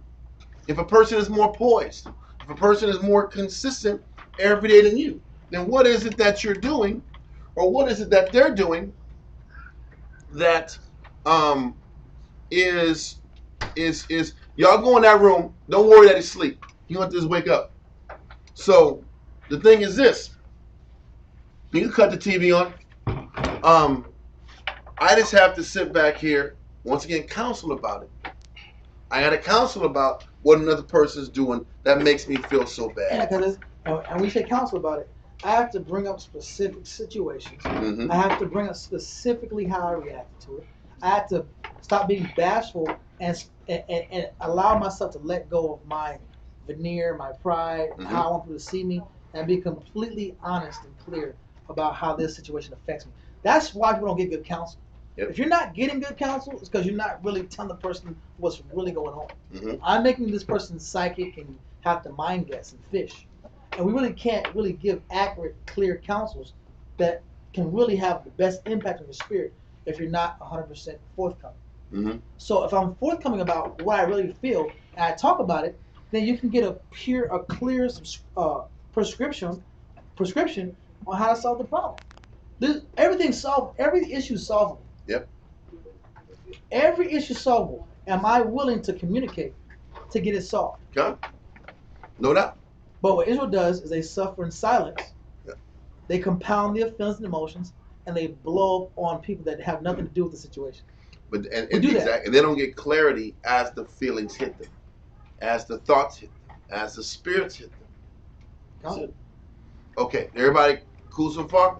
So let's get back in the Antiquities of the Jews, because we haven't even got any of the reading done, man. We're in numbers. We're still numbers. Chapter 1, in chapter 16, verse 1. But we're going to go back to Antiquities of the Jews, because this is important. This still shows the mindset of the nation, which is why we have to take our time and explain it. Doesn't make sense just to run through verses. Okay, Antiquities of the Jews, book 4, chapter 2. Did we finish 2? No, it's Paragraph 2 now, right? Paragraph 2, yeah. Okay, let's keep going. It says, and was uneasy at it. Moses was exceedingly great, of an exceedingly great dignity, and was uneasy at it. So he wasn't, it also shows he wasn't comfortable in the spotlight. He wasn't comfortable being the point man. Read on. And envied him on the account he was of the same tribe with Moses, and of kin to him. Because Korah thought he was better than Moses. And they were of the same age group. They were cousins. They were family. Korah had respect too amongst the nation. Read on. And was particularly grieved, because he thought he had better deserved that honorable post on account of his great riches. See, he had the wrong measure. He had the wrong measure. He had a carnal measure. This is how we end up making gross and extreme mistakes, bad judgments and decisions in Israel. Yeah. We look at another person, we look at on a physical level, yes, why we're not the same. So for a man, it might be, oh man, you know what? He doesn't have the same amount of rank as me, if you will. Or I say rank. Or he's not smoother with his words. Yeah. Because Israel does this time thing. Time in. Well, I've been in 10 years. He's been in 5 years. Yeah. It's a classic argument. Yep. Yeah. For 10 years, you argue with your counselors. Yep. And for 5 years, he submitted and listened to his counselors. So you're right. You have more years, but you don't have more years in obedience. Yep. In the spiritual, physical realm, realm, man. you had 10 years in experience, but you didn't have 5 years as senior in obedience. So you're not going to be chosen or pure of outlook. For pure outlook. So you won't be chosen for judgment in certain situations based on your pattern of works. With women, it's looks. Mm-hmm. Well, her hair is not as nice as my hair. Her food may not be good as my food, which it might be true. I don't know. I'm not eating the food. You know what I'm saying? But, it might be better food. But he might be a communication person. He might be a person that likes really good communication, not, I don't want to say, I'm not trying to be funny, niggers communication. Where you say things in public that embarrass this person. You're embarrassing them in camp functions, you embarrass them in public, you say the wrong thing at the wrong time and make them look bad, so you may not get taken out as often. Because he's gonna risk, why look bad in front of people? You have better food, yes you do. But I can't take you out because your mouth is extreme. So what we're saying is, I get bad reports every week. I get bad reports, but I've been with you longer. Yeah. Well, then he has to be the one he's been with shorter that gets less reports. It's pretty easy to see. We don't want to see because we're too busy looking at physically what we do better and not being mature and seeing what can I have done better. Yep. In the Spirit of the Most High. Because we choose not to look at the fruit of the Spirit. Why does the Most High choose one person over another? What are the spiritual reasons the Most High chooses one person over another? When you're making your evaluations about people, why would the Most High choose one person spiritually over another? But once again, it goes back to a tough pill to swallow. Who wants to accept that a lot of times, hey, that Korah was just about the look. Korah was about money. He was about optics. Yeah, he was good. He was all about optics and the outward and how he presented himself. Look how easy he was able to say, yeah, my Moses is uneasy in that position. He's not comfortable in that top position. I would fit like a glove in that position. It's meant for me. But he wouldn't say that. Damn, you know what? The fact that he was uncomfortable in that position was why the Most High wanted him. Yeah.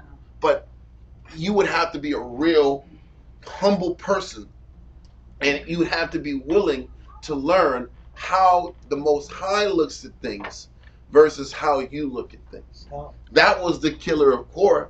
Yeah. He can only see things from his lens. If you truly want to be great in the Most High's eyes, you have to learn how to look at things from the Most High's lens. That's the only way you can survive.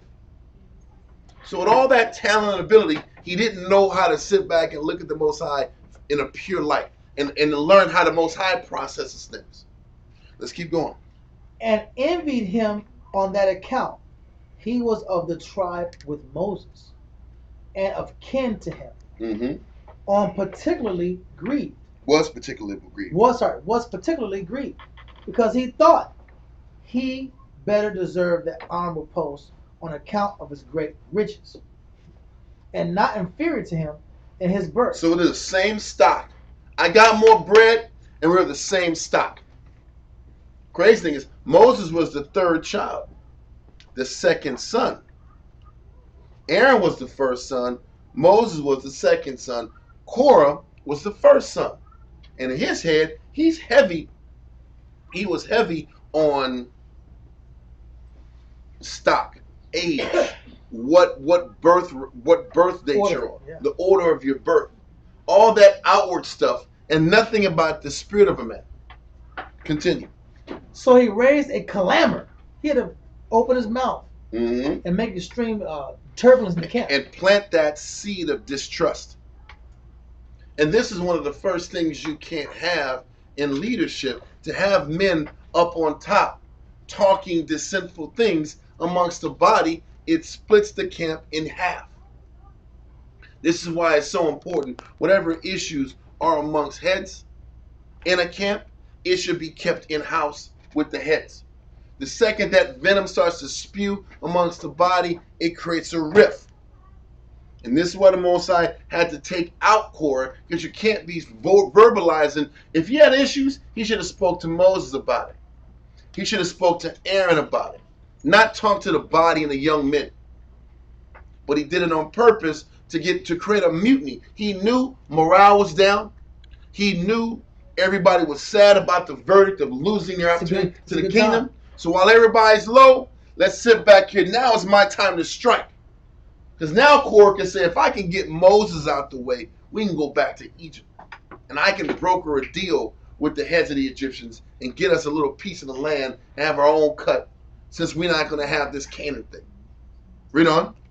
Says, him among the Levites, a clamor against him among the Levites, who were of the same tribe, and especially among his kindred, saying that it was a very sad thing they should overlook Moses, while he hunted after and paved the way to glory for himself. So they're saying... Yeah, he painted that picture up? Exactly. This is a very cynical, a very diabolical. This right here, this is very demonic. You're taking a situation... He says you're sleeping on Moses. You're overlooking him. You're looking at this all shucks guy and not realizing he's a master manipulator. He's a master manipulator here, because he's been sitting back here and carving his position for years. This is called character assassination in the world. Yes, it is. You're assassinating this man's character, and you're distorting his view, not based on his works, but based on what you want to see. And also, that was what I was going to say. He's really projecting how he thinks life should be, because really that's what he's trying to do. He's trying to sit back here and use his cunning and skills to gain footholds of power and position. So how does a man project that? He says another person's doing it. But that's really how he thinks in the first place. That's what he wants. He's trying to get power. So he's saying, yeah, we got to watch out for Moses, because Moses is out for power. He's the one that's out for power. Watch for you. But if I do a preemptive strike, I got everybody looking at you, but it's really me that wants the power. So everybody looking at Moses like, yeah, maybe Moses wants the power. But they don't think, damn, this guy wants power, because he's saying that he's the problem. And the scripture says... Because who's going to, once we overthrow Moses, who's next? Korah. When they sit back here and look at murders and when they look at murders and assassination people, what's the first thing they ask themselves? What's the first thing murder investigators ask? What's the motive? And who stands to benefit from the murder? What'd you have to gain? Who gained? So if Moses is out of power, who's the next natural replacement? Oh, it's Korah. Same guy talking dirt and throwing dirt on somebody. What a coincidence. What a coincidence. Keep going, man. And it also shows the simple believeth every word. Yeah. The majority of people, because they're not connected to But why does the simple believe every word? Because they're so fixated on what they're not getting in their life. All you got to do is promise them that their life's going to be a little more comfortable in the flesh, and they'll side with you. And this is why. What do you think about politics? What do you think politics is? It's this game right here. It's the study. It's the study of sociology. It's the study of people. No new taxes. That was what was talked about in the 90s. No new taxes. So if I'm not going to rate your taxes up, I want to go side with you. So there'll be no new taxes for the first 2 years, and then guess what? There'll be a tax hike in 2 more years. Yeah. That's how it is. I'm gonna tell you what you want to hear, and then do a switcheroo. Is that? No, see, that's what the politicians do. They tell you what you want to hear. Yeah. Then they get in office, and it's like, what happened? Yeah. You know No. what I'm saying? You were promising this and promising that, and Then they'll say it was the Democrats' fault. yeah, blame it on somebody else. They handcuffed me. Yeah. I didn't have any power. I fought for you, but they're the bad guys. They do it all the time. Or if the Democrats, it was the Republicans did it. I fought for you. They didn't let me do it because they run the House of Representatives. They run the Congress. So I had to compromise. It never Give me ends. 4 more years, I'll fix it. they will fix it. It's all BS. We'll fix it. We'll fix it. That's what I'm saying. That's what I'm saying. Yes, we can. Yes, we can. Yes, we can. Listen, That's what it's all about. brothers were crying in the streets. You had Israelite men that were voting Hell for yeah. Obama, and they knew the scriptures out. They said, shit, he's going to help us. I said, Yeah, listen, now, right, bro. it's not, you know we can't be voting, right? Hey, you never know. He'll help. You gotta do never everything. We know. got to do everything we can. You know what? It always goes back to Israel choosing not to trust the Most High and trusting in fleshly, physical carnality. No doubt about it. So what we're dealing with now is Korah sitting back here and playing on a distrustful nation already. Israel was already distrustful of Moses. So now he is a man of clout and picked the right time to raise up his disputes. Read on. It was a very sad thing that they should overlook Moses while he hunted after and paved the way to glory That's crazy, bro. for himself by ill arts. By unnatural arts. Because when you start saying ill arts, you're saying he's breaking the law. It's mystically. There's some mystical arts in here. You're saying that there's some real high level negative that Moses is on. Some negative on a high level that he hasn't put you up on game. He's snowballing y'all. He's hustling y'all on some high level spiritual shenanigans. Yeah. Read on.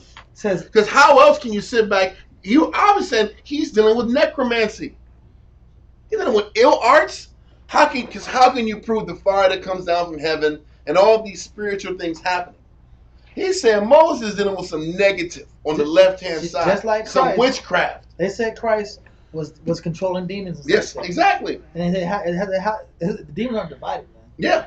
Yeah, how can Satan cast out Satan? That's what Christ said. But they're saying Moses the same thing. He's dealing with some negativity. That's how he's able to control and manipulate all these spirits his way. Wow. Read on. Under the pretense of the Most High's command. So he's like, what he's saying is he's using these negative forces under the name of the Most High to snowball y'all. But it's really about him gathering power over 600,000 warriors and over 1.5 million people. It's about power for Moses. Read on. While contrary to the laws, he had given the priesthood to Aaron. Well, they're saying, listen, Korah is saying that he's living against the same laws he gave Aaron to tell y'all. He's a hypocrite. Wow, they're saying that Moses is a hypocrite. So you know what it does? That assassinates bro. a leader when he's in a situation where everybody's taking L's. Because what they're saying is this law is hard as hell to follow, that he's making y'all follow, and he ain't following. Wow, bro. And they're already angry. They're mad they didn't get the kingdom. Read on. It says, not by the common suffrage of the multitude, but by his You got to own look at vote. the suffrage. Because suffrage, I read suffrage a couple days back. Suffrage, I think, deals with the choice of the people. Yep. Suffrage, the definition of suffrage is a vote, a voice given in deciding a controverted question. So what Korah is saying is he's manipulating all this, but he never let the people vote and choose as to who should lead them. He was controlling everything. He sat back here and picked his brother in position of priesthood. Yeah. He sat back here and chose all these things by his hand, but he never let the people vote. It was never about y'all. It was always about him and his power. Read on. As bestowing dignities in a tyrannical way on whom he pleased. So Moses had the power to choose whoever he wanted to choose. Absolute power corrupts absolutely. God. That was the mindset it was coming with. He's corrupt. There's no checks and balances for Moses. Read on. He added that this concealed way of imposing on them was harder to be borne than if it had been done by open force upon them. Exactly. He says it's harder to deal with this sly backdoor stuff than if they were forced like they were in Egypt. Yep. He said at least Egypt, it was straight up in their face. We're over you. We're oppressing you. This is how it is. This backdoor control is worse. This manipulating of your mind is worse. Read on. Because he did not only take away their power without their consent, but even while they were unappraised of his contrivances against them. Mm-hmm. They had no defense against his damn near witchcraft. Yep. And mass manipulation. Yep. Subliminal manipulation of people. Yep. He says that subliminal manipulation is worse than physical dominance that the Egyptians did. Because they kept saying, this is worse than what we were going through in Egypt. Read on. For whosoever is conscious of himself that he deserves any dignity aims to get it by persuasion and not by an arrogant method of violence. But those that believe it impossible to obtain those honors justly make a show of goodness, and not to introduce force by cunning tricks grow wickedly powerful. So what he's saying, Moses, what he did, he showed y'all niceness. Played the good guy. He played the good guy because he knows that y'all just came out of a situation where we were being dealt with by force. So he came with a nice angle to get you out of Egypt so he could sit back here and be the king to y'all. It was all game. It was all game, man. Read on. That it was proper for the multitude to punish such men, even while they think themselves concealed in their designs, and not suffer them to gain strength till they have for their open enemies. But for what account? I'll read that point again. It says, and not suffer them to gain strength till they have them for their open enemies, meaning that this person is not doing things in the light. Yeah. He's doing things in the dark. He's not an open enemy. Mm-hmm. He's a concealed enemy, playing friendly, smiling in your face. Brother, he's rallying up a mob, man. Added, as he is Moses able to give while he was bestowed the priesthood of Aaron and his sons? He says, why was he bestowed? He says, oh yeah, okay. Is Moses able to give why he was bestowed the priesthood on Aaron and his sons? For if the Most High had determined to bestow that honor on one of the tribe of Levi, I am more worthy of it than he is. He made a good case. He's making a case saying this is about nepotism. This is about family.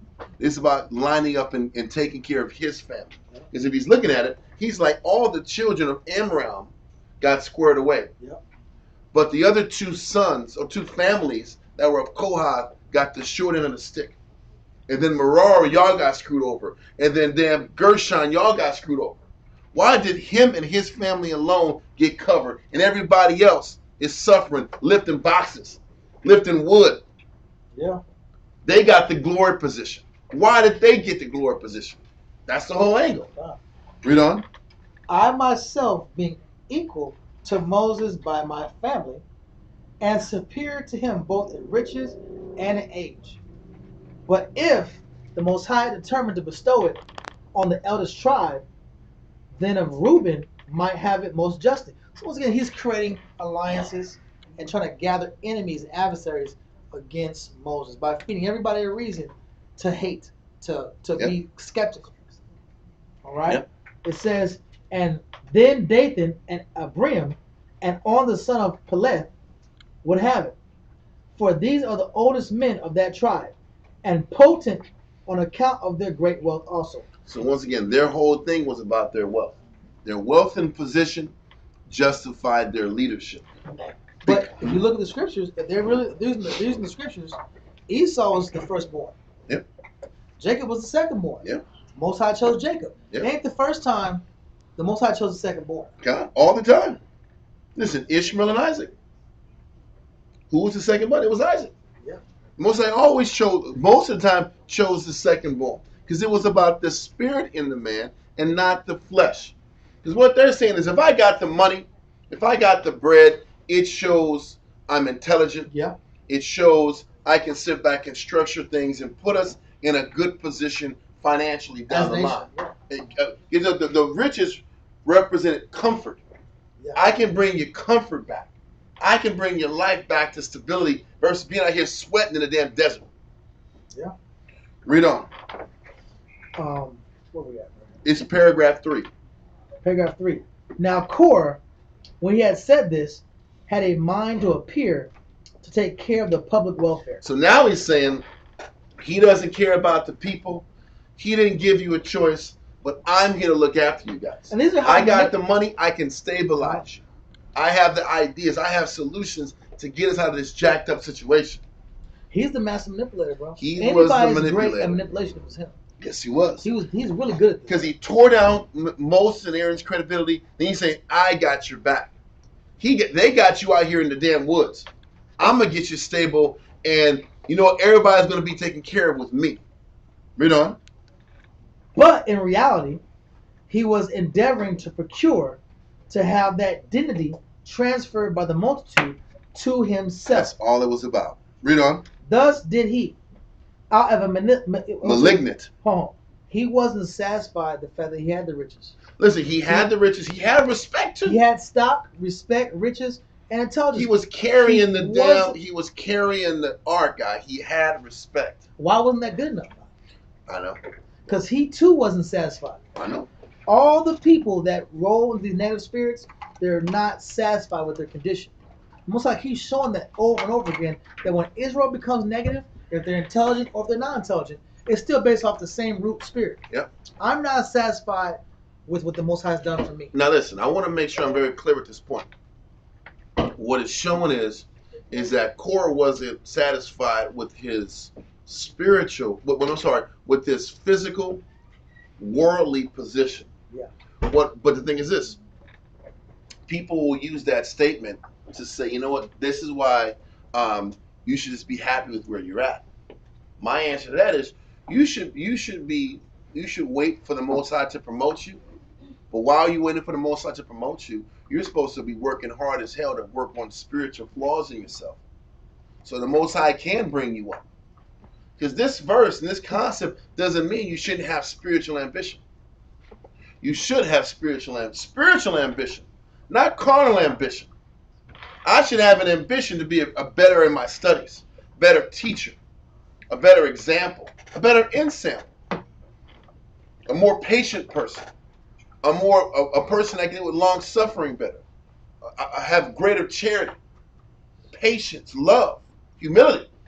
That's what I should sit back here and try to go to the top at. Yes, sir. Is that like what you were saying earlier? Because the Most High tries to reign. He knows the inside of a man. Yes. And he comes back and lets you know that he resists the proud, but he gives grace unto the humble. Yep. So we know there's a spirit of envy. Yep. So it's, why am I doing something? Yep. Is it that I'm envying a position or something that I want? Or am I going to come back and, you know what, I'm going to be humble and keep serving and let the Most High lift me up instead of trying to take control and trying to get it for myself? Because the crazy thing is, he convinced himself that he was greater than Moses and Aaron. Versus sitting back here and saying, what if the Most High ever wanted to do that, then he would promote you. Okay. And if you think that, keep your head down and keep changing the flaws in you. And wait. And can I be content with fixing what's inside of me and waiting? And can I make this point too? Yes, you are supposed to fight off the spirit of selfishness, but it's about, can I keep working on spiritual flaws and be focused on improving that while waiting for the Most High to promote me in my life? And listen, the crazy thing is, the Most High gave David the power to be king in Hebron, but he had to wait years before the Most High removed Saul from his position. And he was blessed because Moses didn't take measures into his own hand to remove the anointing from of the Lord. Yeah, David didn't do that. He said, you know what, man? I had the power to do it, but I didn't do it. Let me show the garment that I tore off of you twice from far distance, so that I could have did it, but I didn't do it. Because it's not my place to do that. That was a spiritual thinking. It's not my position to usurp and take a person out of power. You wait your turn, and the Most High brings you up. The Most High will promote you once you have shown him that you're prepared to do it. Yes, sir. The Most High says that He expects us to abound in everything. Yes. So that is the mentality, to always be growing and always trying to do more. And it's just waiting for the Most High to put you in the position that you want. But not take matters into your own hands or to wrest judgment, because that's what Korah did. He wrested judgment. He tried to manufacture an opportunity for him to get in power. That's why Dave is a perfect example of that. I mean, he had the love of the people. He had already been told he was going to be king. I mean, everything was there. But he's like, nah, I'm going to wait for the Most High to let it be known. And then that's why in Leviticus, Moses said, don't do a false accusation. Those false accusations spin people out of control. They were standing for a reason. Don't just bring up some false stuff, because the Most High hates that. We sit back here and plant a seed of negative in a person's head because you're disgruntled and you want what they got. What you gonna say? I'm gonna say this too, and what it shows when a person is discontent within. Yeah. I'm not gonna take the accountability if I don't have the understanding that I have to take accountability for my personal discontent. Then it's the next decision that's natural is to attack someone else that looks like they're content. Yep. So if I'm discontent within me, the next answer is to attack someone else. If nobody wants to sit back and say, man, what makes this person content? Because this is the crabs in the bucket mentality in Israel at this time also. Yep. We just think it's about the ghetto and slums and crabs in the bucket. No, we're crabs in the bucket even if we have wealth, yep, position, power, and some form of leadership. No matter what we have, because I'm discontent, if I feel like if I'm not happy, then I'm going to take it out on someone else so that I can feel happy. By taking from this person, I will bring joy to myself. Yep. That is also a wicked spirit. It's a person that's not taking account. So when somebody else is the face, the object of infamy, or the reason why your life's not good, that's a good sign for you to know that 80% of the problem is you. Yeah. I mean, they might have contributed a little bit to it. I can't lie. They might have had a little bit, but it's nothing in comparison to my own decisions. It's nothing in comparison to my own inaction. It's nothing in comparison to my own slothfulness. It's nothing in comparison to my own lack of study. It's nothing in comparison to my own lack of submission. We just have the inability, we don't have the ability to take accountability for our personal condition. And this is why the nation, as a complete whole, will sit here attacking whoever looked happy, whoever looked like they were at peace. Moses was at peace, not with the Most High, not with the people, but he was at peace with the Most High. So all the spirits around him became those crabs. Let's attack Moses. It's anybody in power. It's anybody even in our own families. If our family, people in our family look like they have a good life, they don't have a really good life because they're Jake. We think they do. We think they do. But if I'm not content in my life in Israel, I'm on Facebook scrolling up, I see my Jake family living life. Now there's another need to attack or to be discontent. We can't see that those negative feelings and vibrations come from our lack of work ethic in the scriptures, our lack of work ethic in change, our lack of communication to make proper choices and methodically go about correcting ourselves. That's the root of where it comes from. Okay. Let's keep going. All right. We're in verse 21, right? Point 21? I think so. Yeah. Thus did he, out of a malignant design, but with plausible words, discourse those of his own tribe. And when those words did gradually spread to more of the people, and when the hearers still added to what tended to the scandals that were cast upon Aaron. So now it's like a wildfire. That word spread around the nation, and now the people started adding to their discontent. Yeah, Aaron did lead us. He let us he let us sit back here and deal with the calf. That was Aaron's fault. Then they started sitting back here adding scandals to Aaron. Read on. The whole army was full of them.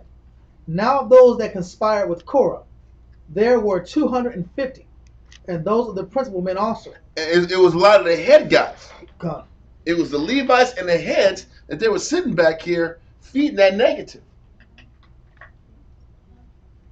Well, it is selflessness, but it's more about, I wouldn't say just selflessness, like just in giving. Giving is important and we are supposed to be selfless. But in this particular topic, it's more about inward thinking versus outward thinking. Wow. Can I sit back here and when I process things in my life and I evaluate people, I ask myself, in watching this example in front of me, what can I learn from it? What can I learn from this brother or sister's example so make me stronger? What can I learn from this person's negative conduct so I don't fall into those same traps? Versus looking outward and looking down on somebody or having this mindset that I can see everything a person does wrong, but I can't see me. There is a saying back in I would say in medieval times that talked about esoteric thinking versus exoteric thinkers. Esoteric thinkers versus exoteric thinkers. And exoteric thinkers, it tells you that are outward thinkers. And most people on the world today, they think outwardly. They focus on how people make them feel. They look at other people and they see how they affect them. Esoteric thinkers are more inward thinkers. They're able to sit back and look at themselves, work on what's inside of them.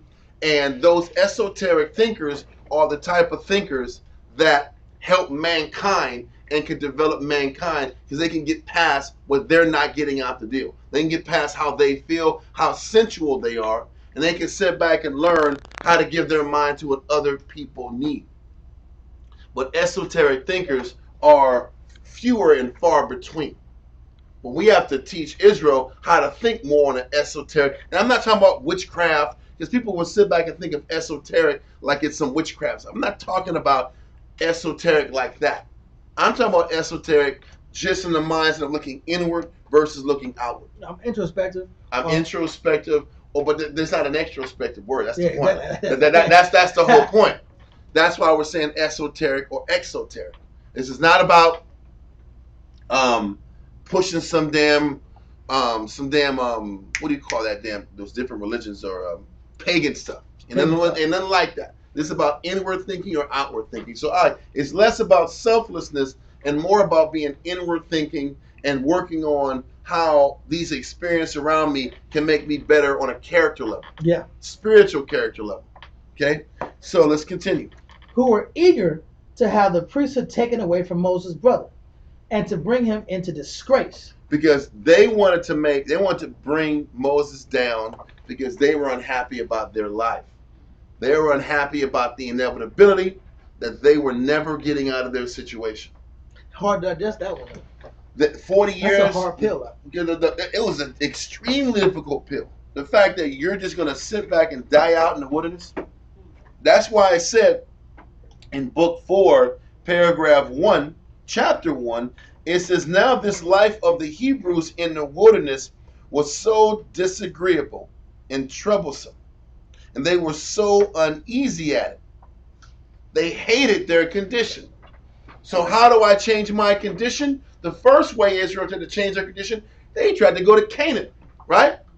And the Most High killed them off. So how else can I get out of my condition unless I take the top man down? If I take Moses and Aaron down, then now we can sit back here and change the direction and scope of our condition. It's easier to blame this man than accept that the Most High is pissed off at us and what we did was not acceptable. Let's continue. Right here it says, thus he did out of a malignant design with plausible words his course of those of his own tribe. Where was that? 21. When these words did gradually spread more to the people, when the hearers still added to what tended to the scandals that were cast upon Aaron, the whole army was full of them. Now those that conspired with Korah were 250. Those are the principal men who were eager to have the priesthood taken away from Moses' brother and bring him into disgrace. Nay, the multitude themselves were provoked to be seditious, and attempted to stone Moses, Again. and gathered themselves together after an indecent manner, with confusion and disorder. They want to kill him again. Read on. And now they all were in a tumultuous manner, raising a clamor before the tabernacle of the Most High. They were right in front of the tabernacle. They was right in front of the entrance, raising hell. Hell no, we won't go. Moses got to sit back here and get judged for these ill acts, these ill decisions. Read on. To persecute the tyrant and to relieve the multitude from their slavery under him. Damn, bro. Who under color of the divine commands laid violent injunctions upon them. Plus, people were ignorant too. Well, they chose to be ignorant. Yeah. Read on. For that had it been the Most High. So you also understand why the Most High just gave them the law. Yeah. The law was a basic framework of how to live. And Christ had to come later because they just weren't mature enough to deal with everything straight, no chasing. They had to just deal with the law. So that law was the basic foundation of what it took to please the Heavenly Father. Yeah. Because they couldn't handle anything more than that. Wow. Read on. For that had it been the Most High who chose one that was to perform the office of a priest. He would have raised a worthy person to have that dignity, and would not have produced such a one as was inferior to many others, nor have given him that office. No, let's go back a little bit. Okay, 23. It said, for that had it been the Most High who chose one that was to perform the office of a priest, he would have raised a worthy person to that dignity, and would not have produced such a one as was inferior to many others. Wow. And this is a lesson for all of us, because what they're saying is they had been talking about all the flaws that Aaron had, all the weaknesses that Aaron had, and Aaron did screw up a bunch of times. Didn't Aaron sit back here and listen to the clamor of Miriam? Yeah. He was in that gossipy damn zone. But you know what's crazy? Listen, they're in that little small box in the tabernacle. You don't think all the Levites were hearing that stuff? Yeah. So they saw Aaron weep there. They saw Miriam had to get damn Dealt with. had to get the damn leprosy. They saw Aaron sit back here and cave to the people when Moses was up there in Sinai. I took their gold and there appeared a calf. They saw, but they're like, dude, this dude was sitting back here making gods with us, and now he's the king of New York now. Right? Get out of here, right? Listen, what can you say? The Most High still was patient with them because they were learning. But it shows you in leadership, you better sit back here and tighten up your game because all eyes are on you. Because whatever mistake you show in front of your people, they're going to throw it in your face. Especially being the number one. They're going to throw it in your face. So you better be very careful about how you carry yourself. Because it's showing you when Israel ain't getting what they want, when life gets a little difficult for them, they're going to all turn their back on you. That's across the board. That's across the board. Yeah, That's uniform. Parents, leaders, teachers, whatever the hell you want to be. You make one mistake, but you did this, Dad. All eyes on you. Let's not talk about the fact you did all kind of wickedness, being a rebellious son. But you made me feel bad, Dad, when I was 11. Wow. Okay. So I made a mistake when you were 11. So this spawned all of this negativity afterwards. Yeah, Dad, you don't know how to make me feel, Dad. It's the truth. Not realizing that as parents, we're learning how to be parents too. And that nobody gives you this instruction manual how to be a perfect dad with all these different spirits that act way different than you. Because when a kid, they're like, why the hell would Junior do this? That don't make no damn sense, Junior. I don't think like that. Why would you make a decision like that? And you make a reaction that's different or based off what you know and there's a negative result, it's going to get thrown back in your face. But that's just the burden of leadership. That's the burden of being a parent, being a father and a mother that we have to accept. But the crazy thing is, be very leery when you take that leadership spot, you take that spotlight, you're dealing with a mob. And they're going to follow you reluctantly.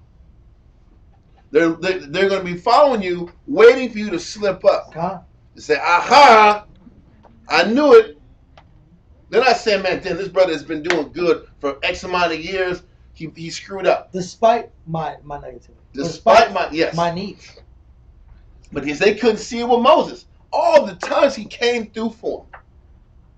All the good he did, they couldn't see it. But you know what it shows? He that despises man, despises not man but the Most High. All the things the Most High has done for Israel, and we forget him. And that's why the Most High was like, let me kill him. Ooh, let me just get him. Let me finish him. Because they deserve death. And the crazy thing is, every time Moses said, don't kill him, Moses was really making life harder on him. Moses was making life harder on himself. Because these same niggas, so to quote unquote, that he was vouching for, telling him to give him a break, they was ready to kill him out. And it's just crazy how life is. What's that? If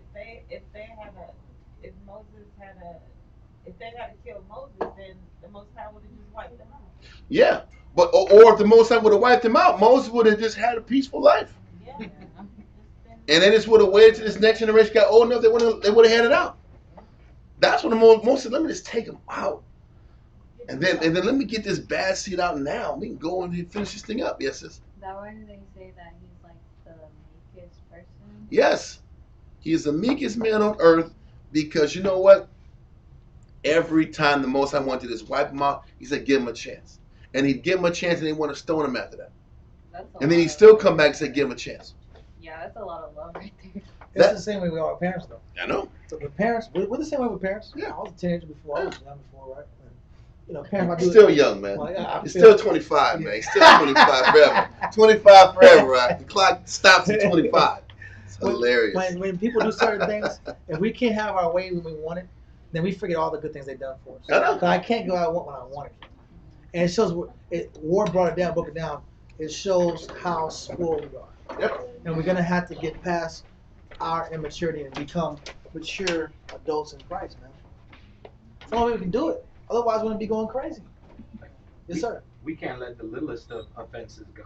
Moses, they was trying to kill him multiple times. Yeah. And he still had their back. Huh? We just get told something or get said something to a little twisted, a little sideways, and oh, that's it. You scratched my car. And you said something with a loud voice. Yeah, you know how we do it. Israel does, things we do as Israel. And but it's the petty differences we have with each other, and the petty issues we have with our leadership, and the petty issues we have with our parents. We create our own chaos based off of just petty things that add up. It's a lot of pettiness adding up that turns into one big event. It's a bunch of small events that equal a big event. A little leaven at the lump. God, a little leaven. That's where they got that scripture from, right? I got that scripture from all the little things that just keep adding up. it is. I want to cucumbers. Turns into that root of bitterness, and you just sitting there playing with it in your mind, instead of, like you're saying, come in counsel and bring it all out. Be honest. If you got ill against this brother or sister, you hating on him for this and for that, say that. Don't just say I don't know. It's just something I don't like or whatever it is. Be straight up. It's just we don't talk about certain things. It gets out of control. The little bit, going into the little bitty petty issues we have with brothers and sisters, with teachers, with each other, with ourselves. Those issues just add up. Yeah. And that lack of communication builds and builds and builds and becomes a big explosive situation. Yep. Yeah, because now they do something and it's small, but now it's compounded bigger because I got all these past things that I never addressed or never brought out. Yeah. So even the smallest things just seem huge now. Exactly. So let's keep going. No, you got it. Just that whole time. All right. Let's just open this part. Okay. Nor have given him that office, that in that case he had judged it fit to bestow it on Aaron. He would have permitted it to the multitude to bestow it, and not have it to be bestowed by his own brother. Oh no, I missed the point. I'm trying to find out where the hell we at. I went where I stopped it, but I'm going to go to 23 just to catch it back up. Okay. For that had it been told the Most High, who chose one that was to perform the office of a priest. Okay. He would have raised a worthy person to that dignity, and would not have produced such a one as was inferior To many others, Yes. nor have given him that office, that in case he had judged it fit to bestow it on Aaron, he would have permitted it to be the multitude to bestow it. So what it's saying is that if Aaron was right and humble, he would have sat back and rescinded this and allowed the people to choose, Yeah. knowing that he's so deficient. Yeah. So what the Most High also put in Aaron was a battle that a lot of young men growing up had to learn. Yeah.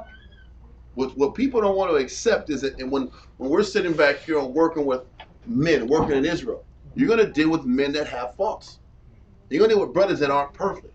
And you still have an obligation to stay in order while that brother has an opportunity to fix and work on what's inside of him. We are all subject to that. And that was a lesson for Israel also. Whether it's your husband, whether it's a brother over you, you have to learn how to take the good and the bad. Whatever faults he has, that brother has, or your husband has, I have to sit back and accept that those faults are real, but it doesn't give me a justification to be out of order. Yeah. Because I see flaws, and that these flaws could be having an effect in our household. Yeah. I have to be patient enough to let that husband or that man work on what's inside of him so we can grow as a group and as a body. Because every time I see a flaw in a man, I want to cut and run. You'll be having 1,000 men. There's a whole lot of brothers. You're just swapping one flaw for another flaw. Exactly. Exactly. And that's the point. So the Most High is forcing us to be patient, merciful, and humble and wait also. But people don't like that. People don't like the idea that my life could be slowed down or halted because of another person's weakness or another person's deficiency. Yeah, we don't like that idea. We don't like that at all. We want to do it ourselves. We want to make our own. I'll be the master. If I'm a screw up, I'm a screw up. Yeah. Exactly. We don't. I'm gonna say we have trouble accepting the fact that the Most High put that person in that position. Yes. That's why it's he that despises man, despises not man, but the Most High. The Most High put that in that position. So if I have an ill or an issue with it, I've got it with the Most High. Got it. So I'm not accepting the fact that, you know what, this is the position the Most High has me. It's part of my training. So whatever the deficiencies are, whatever the flaws or the errors are, it's for me to grow in that and Sure. to keep looking at things pure while that person is not. And then while this person's learning, let me fill those blanks. Let me be what this brother needs to help him while he's learning how to figure it out. Maybe I'm there for that reason. Maybe I'm there to fill the blanks in what he's not able to do so we can complete this whole unity thing. So I looked at life for a long damn time. Let me just be a blank filler. But and that served me well. I learned a lot from taking that position. It helped me for this position. Because in this position, you still got to just live your life filling blanks. Filling spaces. You're filling blanks under a man that may make mistakes, and Mhm. now you're filling blanks. And if you make mistakes, you have to fill the brunt of the mistake. It's the same game. And it'll be dodging the tomatoes and bananas, like those old TV shows, and the lettuce. Like this. It's the same game. It's the same game. Let's continue. He would have permitted it to the multitude to bestow it, and not have it left to be bestowed by his own brother. So they were saying that there was a fixed job in, and Moses was sitting back here and trying to uplift his brother versus realizing that his brother couldn't cut it. God. And he should have took it out of his hands and gave it to somebody else. But Korah didn't realize this was still the Most High's will. God. This was still the Most High's will, and it had to be done the way he wanted. And if the Most High wanted Aaron out, he would have took Aaron out. Listen, you know what's crazy? You know what's crazy? He didn't take Aaron out, but he sure the hell killed Aaron's sons with the quickness. You don't think? He killed his sons literally right after they initiated the tabernacle. These dudes was burning strange fire, and the fire from heaven came down. And Moses said, Aaron, if you shed a goddamn tear, you dead. You better do this damn ceremony and finish it up. Don't cry. You better not cry. But you better suck it up. Don't even touch him. Let some other cousins from Kohath scoop him up. And you had to suck this up. And that's a child. That was two of your boys at the same damn time. Anyway, so the Most High wasn't light on Aaron either. And that's what I'm saying. Others never see the position and what they're actually dealing with. Exactly. What the responsibility in turns, they just see the glory of it. Mm-hmm. They don't see everything that's underneath and everything that you have to put up with. Our brother told me a few weeks ago, man, you blowing up. I'm like, no, I ain't. I'm really blowing up? No, I'm not. This is grind and stress and pressure. This is grind, stress, and pressure. It ain't nothing more.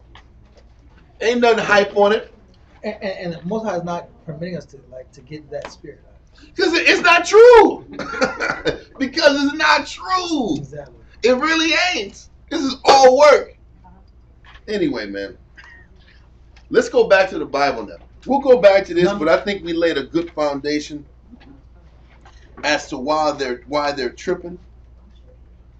16:1. Yep. 16:1. That's what I'm saying, come bro. on, bro. We had, but you see why it was important to go here? Yeah. It gave a background leading into what they're saying. Let's keep going. Numbers 16 and verse 1.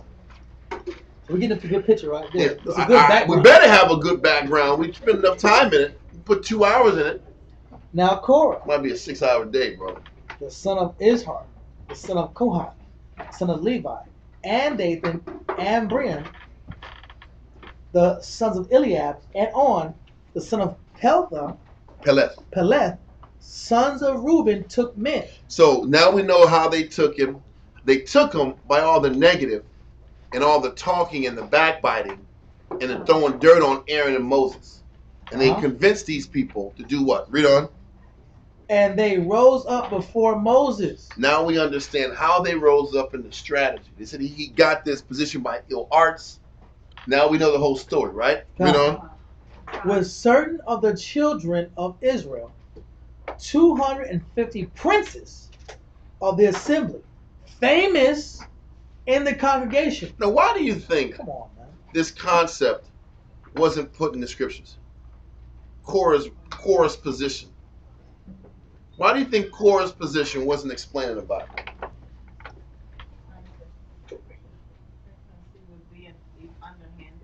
Yes, but that's the answer, but why? I need a little more. You know what the Most High doesn't do in the Bible? He doesn't give glory or even a voice to a negative person. Yes. He doesn't give a voice, because you know it's crazy. If I'm really condescending and I'm really negative, I can kind of see it Korah's way. So he's not going to give that angle to the people because we're supposed to sit back and see this word and see these solutions in the most purest angle possible. Cool. We go to Josephus so we can paint out how negative people are. Because you can see the devices Korah had, and you can see how people do it to this day. But there's a reason the Most High didn't overly blow up Korah. Korah is talked about in one chapter, maybe two. And that's it. Well, if he did blow him up, then there'd be so many of us out there justifying their actions. That's my point. That's exactly why. That's the point I was getting. He can't glorify that contrarian mindset. Let's keep going. I just want to make sure I cleared that up. Princes of the assembly, famous in the congregation, men of renown. Renowned. So they sat back here and got 250 of the top dogs. Because listen, those are the movers and shakers, huh? The battles and the infighting and the mutiny we're talking about in the title of the class came from the top. Because once the mutiny from the top gets sorted out, everybody's going to follow suit after that. They're the influence. Exactly. Read on. And they gathered themselves together against Moses and against Aaron. This is the scripture goes, though hand join in hand, the wicked shall not be what? Just because you're bold. I remember years ago, brothers were saying during the first major breakup in Israel. I remember Kevin Cobb said this years ago, man. He said them brothers that were like doing the negative and was one of the reasons for the split, their small camp. He said, man, they marched to the sanctuary for counsel better than they marched their entire life. Their marching approach, they were in step, they were in uniform, they were locked in. They were sharpest and more on point at the time when they were being negative Then he said, I've seen them. They were horrible marches. They were horrible marches before this. But when it was time to sit back and stand up for their negative causes, they was all lined up. Marching was on point. Because y'all marching is about being in unified and in step and in rhythm. God, that's true. So he says there was more in rhythm then than ever before. I'll never forget when he said, I was in Cali when he said that. Because we agree. Because we agree that we're going to break this, we're going to shut this thing down.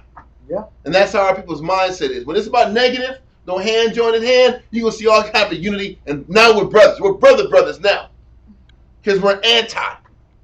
God. Anyway, I just remembered that part. I want to say that. Keep going. That's true. It says, and they gathered themselves together against Moses, against Aaron, and said unto them, ye take too much upon you, seeing all the congregation are holy, every one of them, and the Lord is among them. Wait. What verse we at? We're at verse 3. It says, you take too much among you. Upon you. Upon you. It's too hard for No. you. What he's saying is you want all the control. Oh, wow. Okay. You take too much upon you because you want the control. It's like overreach. You want all the power and you want all the glory coming your way. Because that is the spirit of what Core was saying here. You manipulated all of this for you. Read on. Seeing all the congregation are He said, holy. because you control Aaron. Aaron's your do boy. That's why you put him at the priesthood. You know that's what they were saying. Yeah. You can control and manipulate Aaron, so you put him at the number 2 spot, so you can run the whole thing in big shot, be free of the big shot. Read on. Every one of them, and the Lord is among them. Wherefore, then lift Read it from the top. You take too much upon you. You take too much upon you, seeing all the congregation are holy. He says we're all holy. You want to make it that it's just the Levites. You want to make it that just Aaron and his sons are holy. And that lineage are the holy priesthood. We're all holy. We're all children of the Most High. And if we're going to deal with the firstborn, Reuben should be the ones that get propped up. If it's about the firstborn, because don't forget, the ones that were the Levitical priesthood came from Amram's family lineage, which consisted of Aaron, Moses, and Miriam. He says, why couldn't you be the one that's for the Most High? You the top. Why couldn't you pick one of the other families of Levi to be the priesthood holders? Why has it got to be your line? That's how he's creating the dissension. Read on. Seeing all the congregation are holy, every one of them. Everyone's the spirit. Everybody's the spirit's with everybody. We all in the spirit. So you don't sit back and say the spirit's just with you and not with me? Read on. And the Lord is among them. Wherefore then lift ye up yourselves above the congregation of the Lord. That's the point. You're lifting yourself up.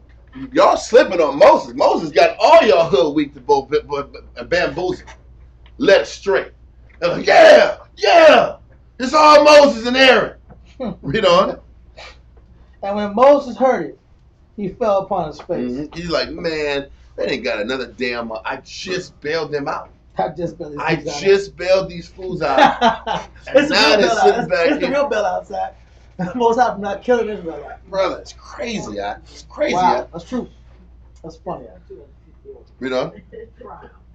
And he spake unto Korah and unto all his company, saying, even tomorrow the Lord will show who are his and who is holy, and will cause him to come near unto him.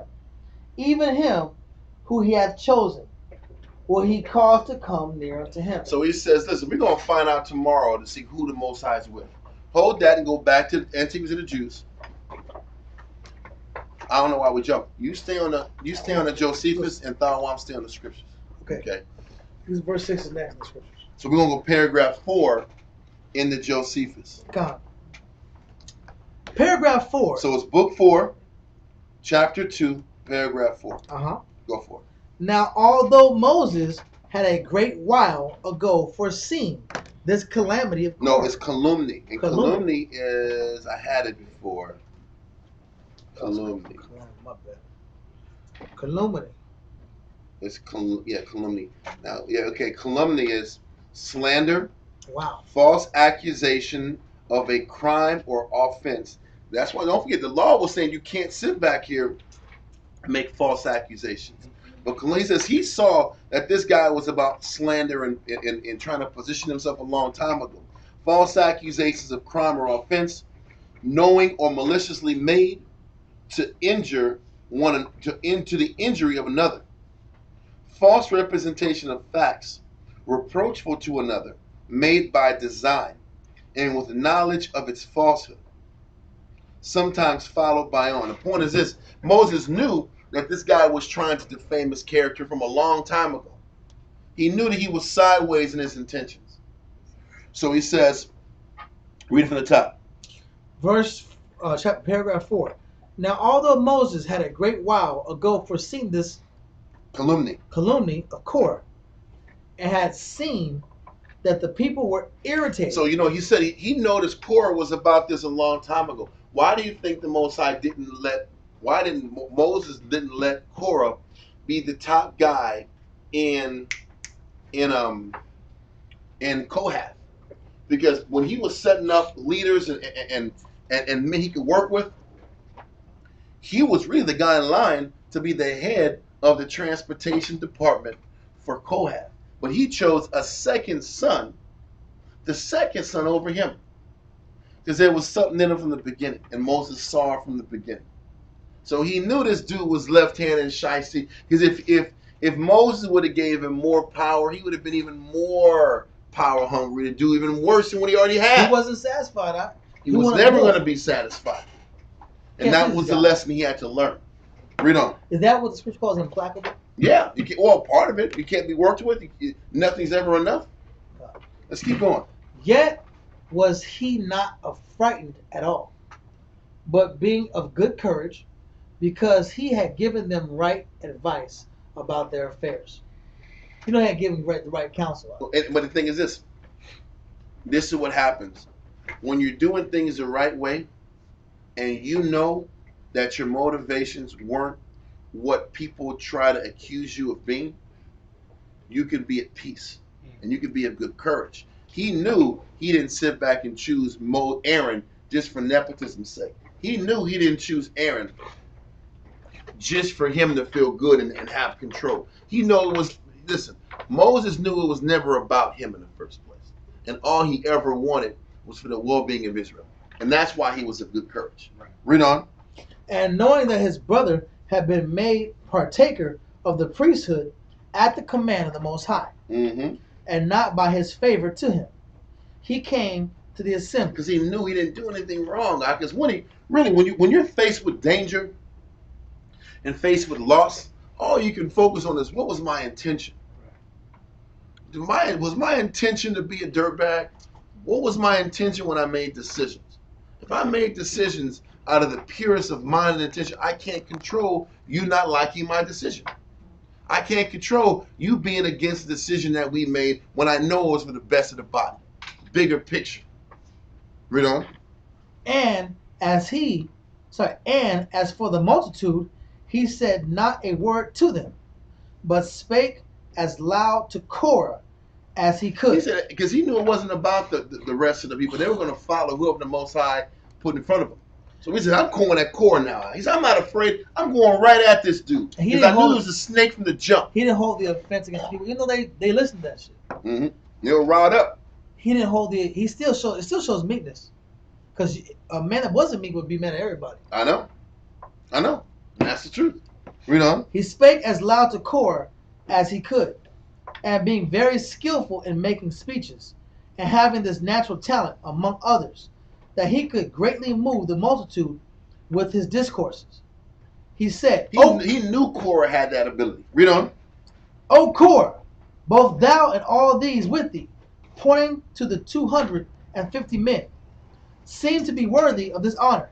Nor do I pretend, but that this whole company may be worthy of the like dignity, although they may not be so rich or so great as you are. Nor have I talent and given this office to my brother. Nor have I taken and this office to my brother, because he excelled others in riches. For thou exceedest us both in the greatness of thy wealth. Nor indeed because he was an eminent family. For the Most High by giving us the same common ancestor, was made our family, has made our families equal. Nay, nor was it out of brotherly affection, which another might yet have justly done. For certainly, unless I had bestowed this honor out of regard to the Most High and to His laws, I had not passed by myself and given it to another, as being nearer of kin to myself than to my brother, and having a closer intimacy with myself than I have with him. For surely it would not be a wise thing for me to expose myself to the dangers of offending. He said, I'm not gonna. I'm not gonna sit back here and make a foolish choice to take the risk of offending the Most High. That just don't make no damn sense. Read on. And to bestow the happy employment on this account upon another. But I'm above such base practice. He said, I'm not sitting back here. I haven't gotten this far doing base, low-level stuff like you're insinuating I'm doing. Read on. Nor would the Most High have overlooked this matter. The Most High would have destroyed me if I made it about my brother and my family and my power and control. Read on. And seen himself thus despised. Nor would he have suffered you to be ignorant of what you were to do in order to please him. But he hath himself chosen one that is to perform this sacred office to him, and thereby freed us from that care. So he says he chose one, and the person he chose to do that office was Aaron and his family. Read on. So that it was not a thing that I pretend to give, but only according to the determination of the Most High. I therefore propose it still to be contended for by such as please to put in Slacky, I gotta say it right. I therefore propose it still to be contended for by such as please to put in for it, only desiring that he who had been already preferred and has already obtained it may be allowed now to offer himself for a candidate. He prefers your peace and your living without sedition to be this honorable employment, although in truth it was with your approbation that he obtained it. For though the Most High were the donor, yet do we not offend when we think fit to accept it with your goodwill. Yet would it have been an instance of impiety not to have taken the honorable employment when he offered it. He says he offered us in the opportunity to take this employment, and we took it. Read on. Nay, it had been exceedingly unreasonable when the Most High had thought fit anyone should have it for all time to come and had made it secure and firm to him, to have refused it. However, he himself will judge again who it shall be, whom he would have to offer sacrifices to him, and to have the direction of matters of religion. For it is absurd that Korah, who is ambitious of this honor, should deprive the Most High of the power of giving it to whom he pleases. So, because what Korah was trying to do was to get the choice of who should be the priest or the Levite priest or whoever, the spokesman of the Most High, should be given to the people. Moses, it should be up to the Most High, and you shouldn't sit back here and proclaim that it should be for the people. This is the Most High's choice, and this is about your ambition. And don't take it away from the Most High to make the decision of who he wants to be in this position, in this seat. Read on. It's right here. Put an end, therefore, to your sedition and disturbance on this account. And tomorrow morning, do every one of you that desire the priesthood bring a censer from home, and come hither with incense and fire. So your censer is like this. Or it could be one of those ones where it's completely bottled up with little holes on top of it. Whatever it is, just get your incense, get your coals, get your rocks, and we're going to see whose incense is going to be accepted. Now, we know scripturally in Revelations that the Most High takes your prayers like it's what? Like it's incense, like in Revelations. So he's going to sit back and see, when you burn this incense, which one of your intentions and your desires and prayers and aspirations are going to be received and accepted. Yes. It's because he was bringing. He's like, look, the Most High offered this. He put that out there for us to take it. Yep. Forever. And it'll be impious of us to sit back here and say, "Nah, we don't want this. Right. So give it to Korah." Are you sure, since the Most High chose this is what He wanted, that y'all want to step up and try and take it? And he said, if that's what you want, if you want to sit back here and take this position out of your ambition, let the Most High decide. And because it's not about the people deciding. It's about the Most High deciding. So bring your censers and see who the Most High is with. Because once again, when they start burning their incense, that incense represents the intentions of the man. Does the Most High accept your intentions for what you're trying to accomplish? Let's keep going. We're going to explain a little bit more. Read on. O Korah, leave the judgment to the Most High, and await to see on which side he will give his determination upon this occasion. But do not thou make thyself greater than the Most High. A person makes himself greater than the Most High because he keeps talking about the people. What the people want. The people want this. Give the people the opportunity to choose. He says, no, let the Most High choose. It ain't about what the people want. The people is a wicked-ass generation that was too scared to fight their battle. So it's the Most High's choice. Yes, that one. Now, in the New Testament, it's the same thing. When there was coming up, I forget Paul, but they came back in their council. I forgot who had stepped up. He said, if it be not of the Most High, it will come deny. But if it be of the Most High, you're going to end up fighting against the Most High. And that's what they're trying to basically do the same thing. Exactly. They want to man make and manipulate the situation versus letting the Most High work it organically. Let's keep going. It says, do thou also come, that this contest about this honorable employment may receive the determination. And I suppose we may admit Aaron without offense, to offer himself to this scrutiny, since he is of the same lineage with myself. So he says, you know what? Let him at least be a partaker in this quote-unquote burning of incense and throw his name in the picture, because you know what? He's part of your lineage also. What Moses is doing is playing it cool, and he's painting the picture, and he's giving, you know what happens? Scripture says, answer a fool according to his folly. And that's what he's doing. Okay, you want to talk reckless? Then okay, I'm gonna calm it down. I'm gonna play the game with you and let the Most High smash you. Because if he would have sat back here and went to war with him and went at him, it would have been full out war in front of the tabernacle that day. He said, I'll give you a chance to sit back here and represent your side. Let Aaron represent his side also. Read on. Says, do thou also come, that this contest about this honorable employment may receive determination.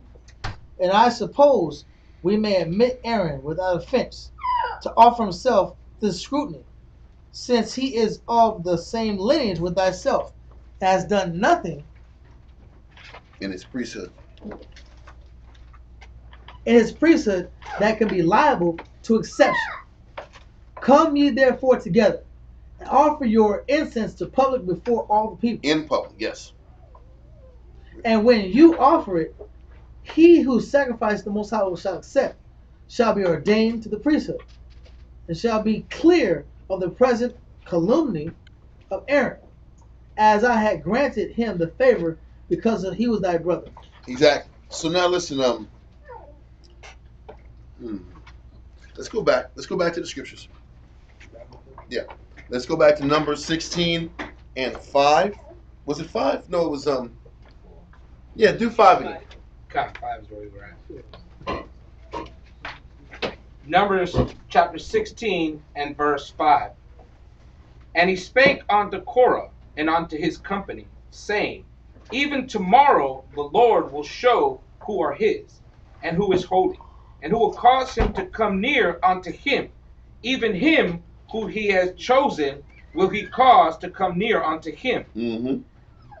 This do, take you censers, Korah and all his company, and put fire therein, and put incense in them before the Lord tomorrow. And it shall be that the man with whom the Most High doth choose, he shall be holy. Ye take too much upon you, ye sons of Levi. And Moses said unto Korah, Hear, I pray ye, ye sons of Levi. Seemeth it but a small thing unto you, that the Most High of Israel hath separated you from the congregation of Israel. Yeah, what he's saying is, you forget how the Most High has been with you from the jump. He separated you from everybody else and put you in the middle of this tabernacle. And you forgot that quickly. And reading other records, it said that Korah was actually one of the guys holding the Ark of the Covenant. He was really with you. And you forgot that. Read on.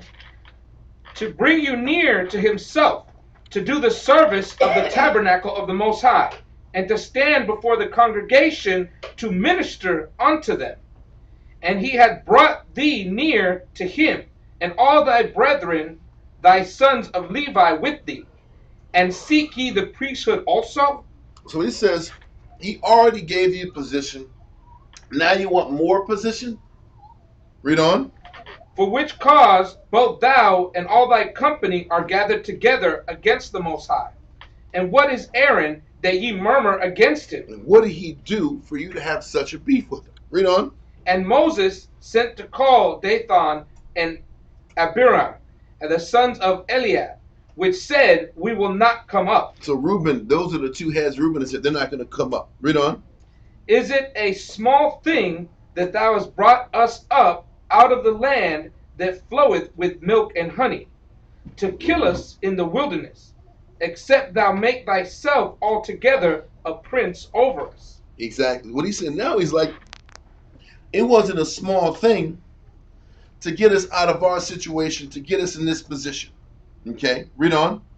Moreover, thou hast not brought us into a land. No, let me take that back. I messed up on that. Read verse 12 again. Verse 12. And Moses sent to call Dathan and Abiram, the son of Eliab, which so after said, he sat back here and pointed out and hit up Korah, now he's talking to the Reubenite heads, which were the oldest or the elders of the all the nation. They were the oldest of all of them. Okay. Now they said, we're not going to come up. We're not going to follow you at all. And he said, read verse 13 again. 13. Is it a small thing that thou hast brought us up out of a land that floweth with milk and honey, to kill us in the wilderness, except thou make thyself altogether a prince over us? He says the only thing, the only person that benefited from us being taken to this wilderness and not getting this land that flows with milk and honey is the fact that you're on top. Nobody else got anything else out of this deal but you. That's what the Reubenites were saying. Read on. Moreover, thou hast not brought us into a land that floweth with milk and honey, or given us inheritance of fields and vineyards. Wilt thou put out the eyes of these men? We will not come up. What he's saying is, will thou put out the eyes of these men? The idea that the kingdom is right over there and we can't get it was destructive, and it was demoralizing people. Yes, sir. So I'm sorry. it switched over in verse 12, right? It switched. It switched from Korah. Now Moses was talking to the Reubenite brothers, Dathan and Abiram. But this is what they're saying, though, in verse 13. Right? Yes, because Moses tried to call them over, and they said, "No, we're not going over there. We're not going to." Okay. And then he started jabbing back at Moses about how you brought. Oh snap! I'm sorry. I almost lost power. Okay, yeah. So they're saying we're not going over to you because you brought us out here to this wilderness to die, and the only person that benefited from it was you. You promised this land of milk and honey, but we don't have it. Now we're sitting back here. You gonna poke our eyes out? Because he's like, listen, man, it's the biggest tease in the world. For 40 years, I got to see what we could have got, but we don't have it. And once again, instead of saying it was their fault, it's Moses' fault, because you let us out here and you the King Don, so we're gonna all die off, but you're gonna be the captain of the host while we all suffer. In verse 13, they was calling Egypt the land of milk and honey, huh? That was the sad part. You know what? Let me see. Yeah, it says, That's what I heard. it is a small thing that thou hast brought us up out of a land that flowed with milk and honey. God. That's messed up. Israel. I missed that. But you're right. Listen, he's saying you took us out of our land of milk and honey to promise us another land of milk and honey, but we ended up just dying in the wilderness. It was their land of milk and honey, though. Right. That was their kingdom. Or you took us out, and so you could be a leader, so Yeah. you could be on top. Yeah. And you promised us things, But they were you didn't slaves. deliver. But let the white man promise that What was their milk and honey? What's that, sis? They were slaves. What was their milk? That's you know what the milk and honey was? That fish, the meats, that fish fry. It wasn't that fish fry. They made that good life for them. But you know, there was that fish fry, and also you know what their milk and honey was?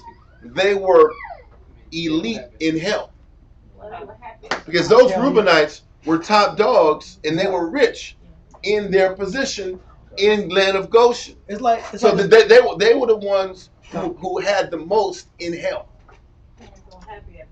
They were exactly. They were the top dogs in the bottom. it's us now, bro. Listen. Israel, I was in Atlanta for a little while, right? Not just in Atlanta. And there's some brothers doing really good out there. There's some people that are doing so well. When you drop the scriptures, I'm like, I don't see how this benefits me. like, he's black, right? Okay. Yeah, you know, it's two Jews. I'm doing quite well out here. Yeah. I don't really have to be a Jew. Yeah. I'm a black man, and I'm doing pretty well. I own property. I have nice cars. Yeah. You don't see how this benefits them. Is it this? You know, if I got bread, I'm making money. I got a 401k. I got cars. I got 3 cars. I got a 3-car garage, not just a 2. You know, the 3 cars in the bigger houses. I got a 3-car garage with a pool in the back. Kids, college tuition paid for. Everything's paid. They going to Emory. Yeah. That's one of the fancy schools in Atlanta, in Georgia. Morehouse. Yeah. Listen, my kids are in the fraternities and sororities. We're good. They're coming up. I'm a lawyer. I'm a doctor. Listen, I don't need your doctor right now, bro. That's cool with Jews and stuff. That's cool. We want to. How much Jews. the bottle, man? How much the Yeah. bottle? Listen, how much the bottle, man? I look. How much? How was it? 40? Okay, man. Listen. It's 60, man. It's 60. Okay. Whatever. I got money. I'm gonna give the little Negro conspiracy theorists a little couple bucks. And I'm gonna go live my life, right? So now, so y'all Muslim, man? Yeah. It's cool, brother. It's cool, man. It's black power, brother. Yeah, Black power, man. I'm gonna do me. And you would think in an all-black, quote-unquote city, right? You would think that everybody would be together in the struggle, right? But when you're doing so well in the society, it's so hard to go ahead and deal with your people. Yep. Why deal with my people?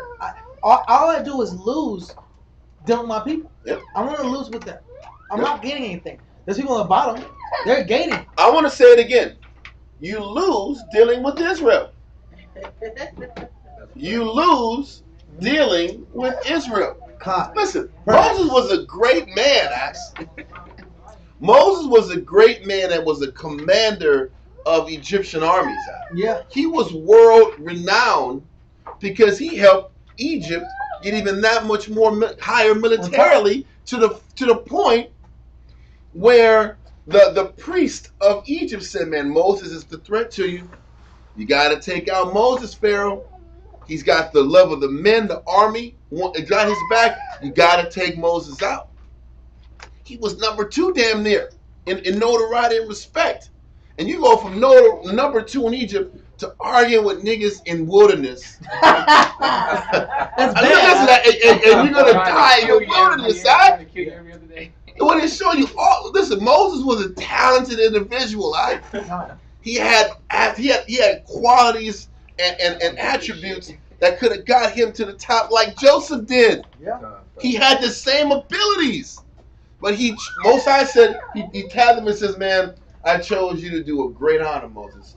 You're gonna take Israel, take him out of Egypt, and we're gonna take down Egypt. It sounds good. And that's like, yes! Yes, glory! Most High is using me to bring the nation of Israel, to glory and power. Kingdom of Yah. And then you sit back here, because that's all of us. I can't not like, man, I still believe it. I really do. That teaching Israel is the greatest job you can do. But God damn it, we're still arguing with niggas in the wilderness to this day. We're still arguing with Israelites in the wilderness to this day. Because you know what keeps withering away? Time. Listen, this is I'm trying to think of the generation. What number of generation is this that I've dealt with since my 20s? Maybe the 12th generation, 11th, 10th of generation that we've taught and trained and developed, lost.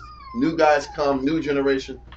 10 to 15 generations have passed, and we're just withering away, teaching people that don't want to listen.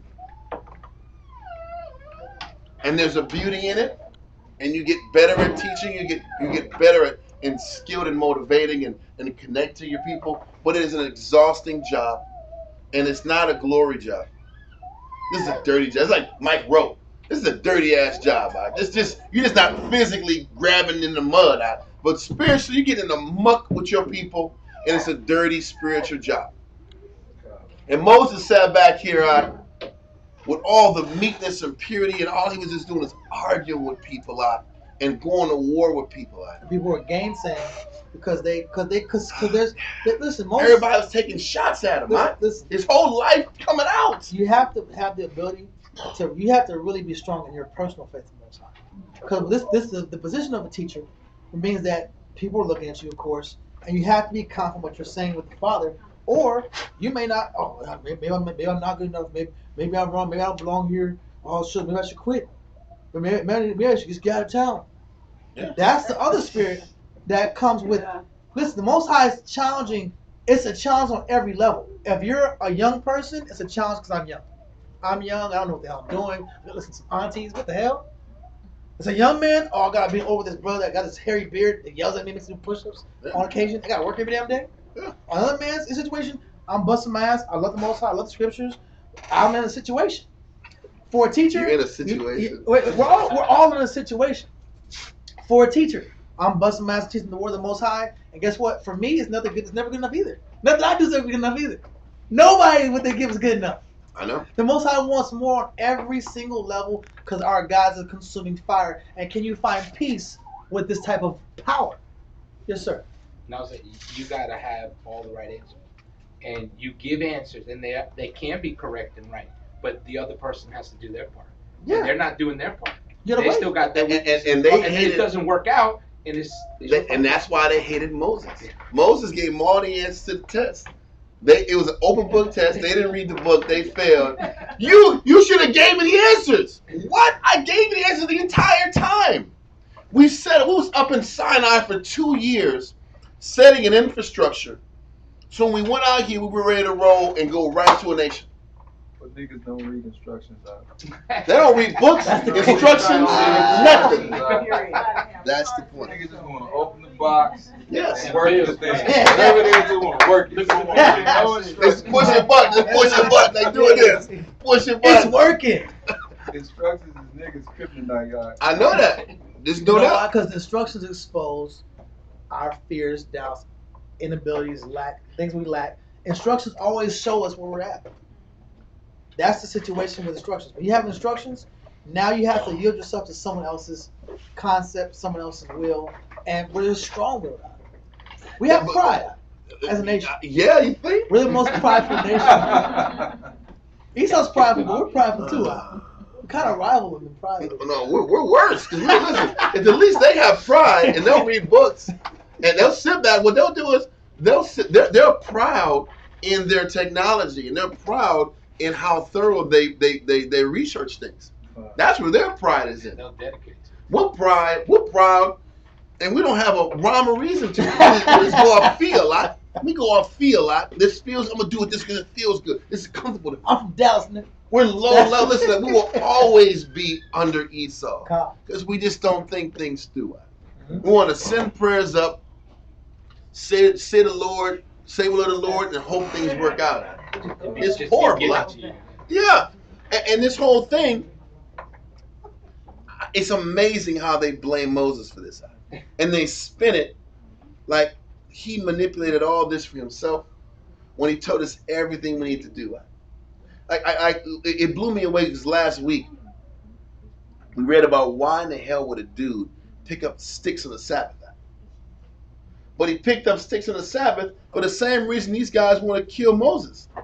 They just didn't want to accept that as a nation you're going to die in the woods because you chose not to follow the Most High's way. So I'll sit back here and pick up sticks and Sabbath because I really gave up. I really gave up. Why sit back here and do this order thing and this Sabbath thing if I ain't getting nothing out the deal? So I might as well just go ahead and pick up sticks. I might as well just sit back here and remove, because this is what, and I'm glad you brought that point earlier about Egypt was their milk and honey, because the number one reason they want this anarchy with Moses is because they want to remove him and go back to Egypt. And now they had been complaining about this leading up to this situation in Paran. But now the Most High just told them, last week we read it towards the end of class, that you're not going to Canaan. Some rogue ass dudes went to Canaan and got their ass whipped. They died. Now everybody's scared. You can't go up there and you can't go back. So you're stuck here. They're like, nah, Moses, you're manipulating this. Because they didn't want to accept the verdict. The verdict is you got 40 years, Pelican Bay, 23-hour lockdown in these woods, and you stuck. They don't want to accept it. They don't want to. They missed their shot. And this is where all these elders like, man, the elders like, dude, listen, these peons might not have nothing in Egypt, but I had something. I had some. We can sit back here and broker something, get ourselves back in position, and at least find our niche again. Yeah. Yeah. And I always look for a solution. Mm-hmm. And I think the solution, you can tell me if I'm wrong, the solution was really, of course, it was submission. Because we have to put ourselves in the shoes of what we're reading. Yeah. You got to put yourself in Moses' shoes, and you got to put yourself in the people's shoes. Mm-hmm. The only answer I will have is I got to fight to be happy no matter what. Good or, if I win or if I lose. If I get to the kingdom, if I don't. Can I make the best of right now with the Most High and my people? Because the Most High had to always, the Most High had to always talk to them threatening. God. He said, listen, if y'all don't accept the verdict I'm giving you, it's only going to get harder on you. He said, listen, it's going to get, if you think life is hard, just living in the woods for 40 years, I'll make life harder if you don't accept the verdict I gave you. But once again, remember we read earlier in Josephus and it said that the people were constantly angry? Yeah. Whether things were working for them or not, Yeah. whether the Most High was with Moses and them or not, they were always angry. And we talked about their anger was based upon their lack of contentment. Yeah. Their lack of accepting and seeing the good in their circumstances around them. Why does Israel fail to this day? We're always angry. Israel is always angry. And anger just means I'm just not at peace with my condition. Can I read it? I haven't accepted my life for what it is. I'm going to read it real fast because it's really an excellent point. Book 4, chapter 2.1. Antiquities of the Jews, chapter 2, paragraph 1. That which is usually the case of great armies, and especially upon ill success, to be hard to be pleased, and governed with difficulty, did now befall the Jews, for they being in number 600,000, and by reason of their... That was army men. Read on. And by reason of their great multitude, not readily subject to their governors, even in prosperity. And when things were going good, they weren't in subjection to Moses. They still couldn't see the good, even when things were going good. They at this time were more than usually angry. I made a habit. They were usually unhappy. They usually couldn't see the good in what the Most High was doing for them. Now that there's no hope at all, because I'm 40 years in Pelican Bay or Riker, as the brother said, they even triple angry. They're triply unhappy and not content with their condition. And we're judged by our day-to-day practices. Yeah. My day-to-day practices, am I still angry and nothing happened to me? No one attacked me. No one came at me. I didn't get put up by the popo. My bills might be behind a little bit, but it ain't extreme as the past. I have a pretty good life, although I don't have the things I really, really want. I do have a pretty good life in comparison. Do I take the time to look at the life I have and be joyful with the life the Most High gave me on a daily basis? Yeah. If I don't do that, I'm putting myself in the position when the Most High do sting or scenarios happen that we are beyond our control. I'm in a really bad place now because I was unthankful when things were good. Yes, sir. I'm sorry, I just had a scripture. Lamentations 3:39. Read it real quick.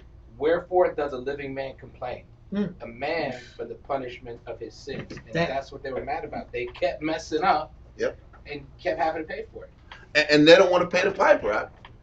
They want to throw fits. We said earlier, they want to throw fits, be angry, and then Most High sees that they're throwing fits and angry, so let me lighten up on them. He's not going to lighten up on you. You got to serve your verdict and accept it.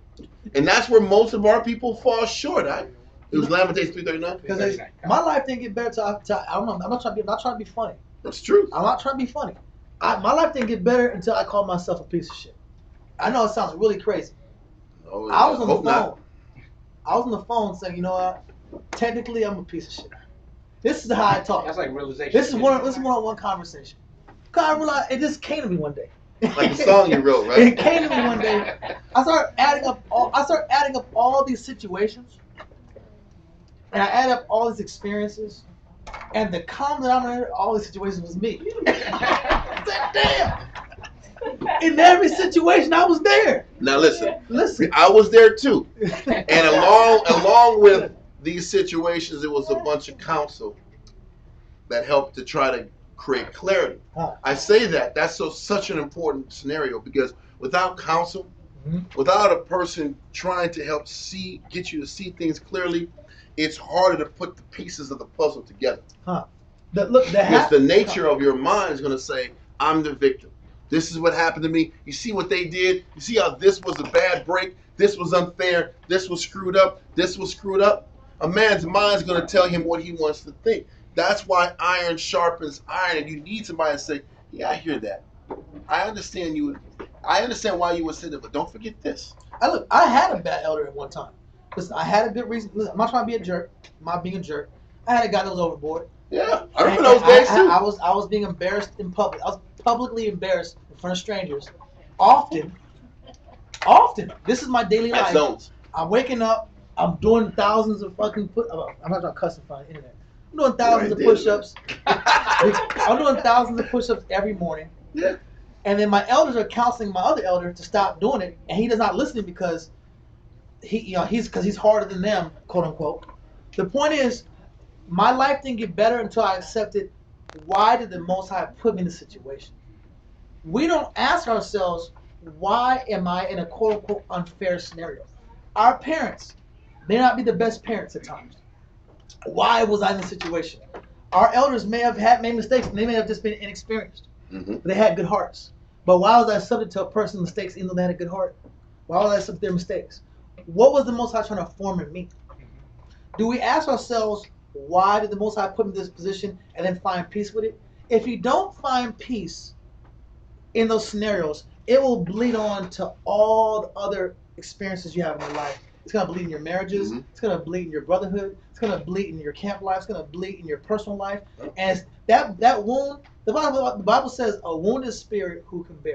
I never got over what this person did to me my first 2 years in the truth.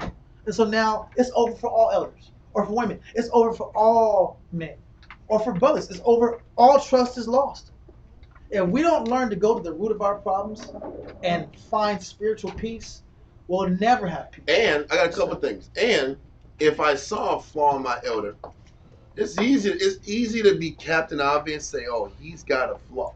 The question is, if you were in that position, would you do it different?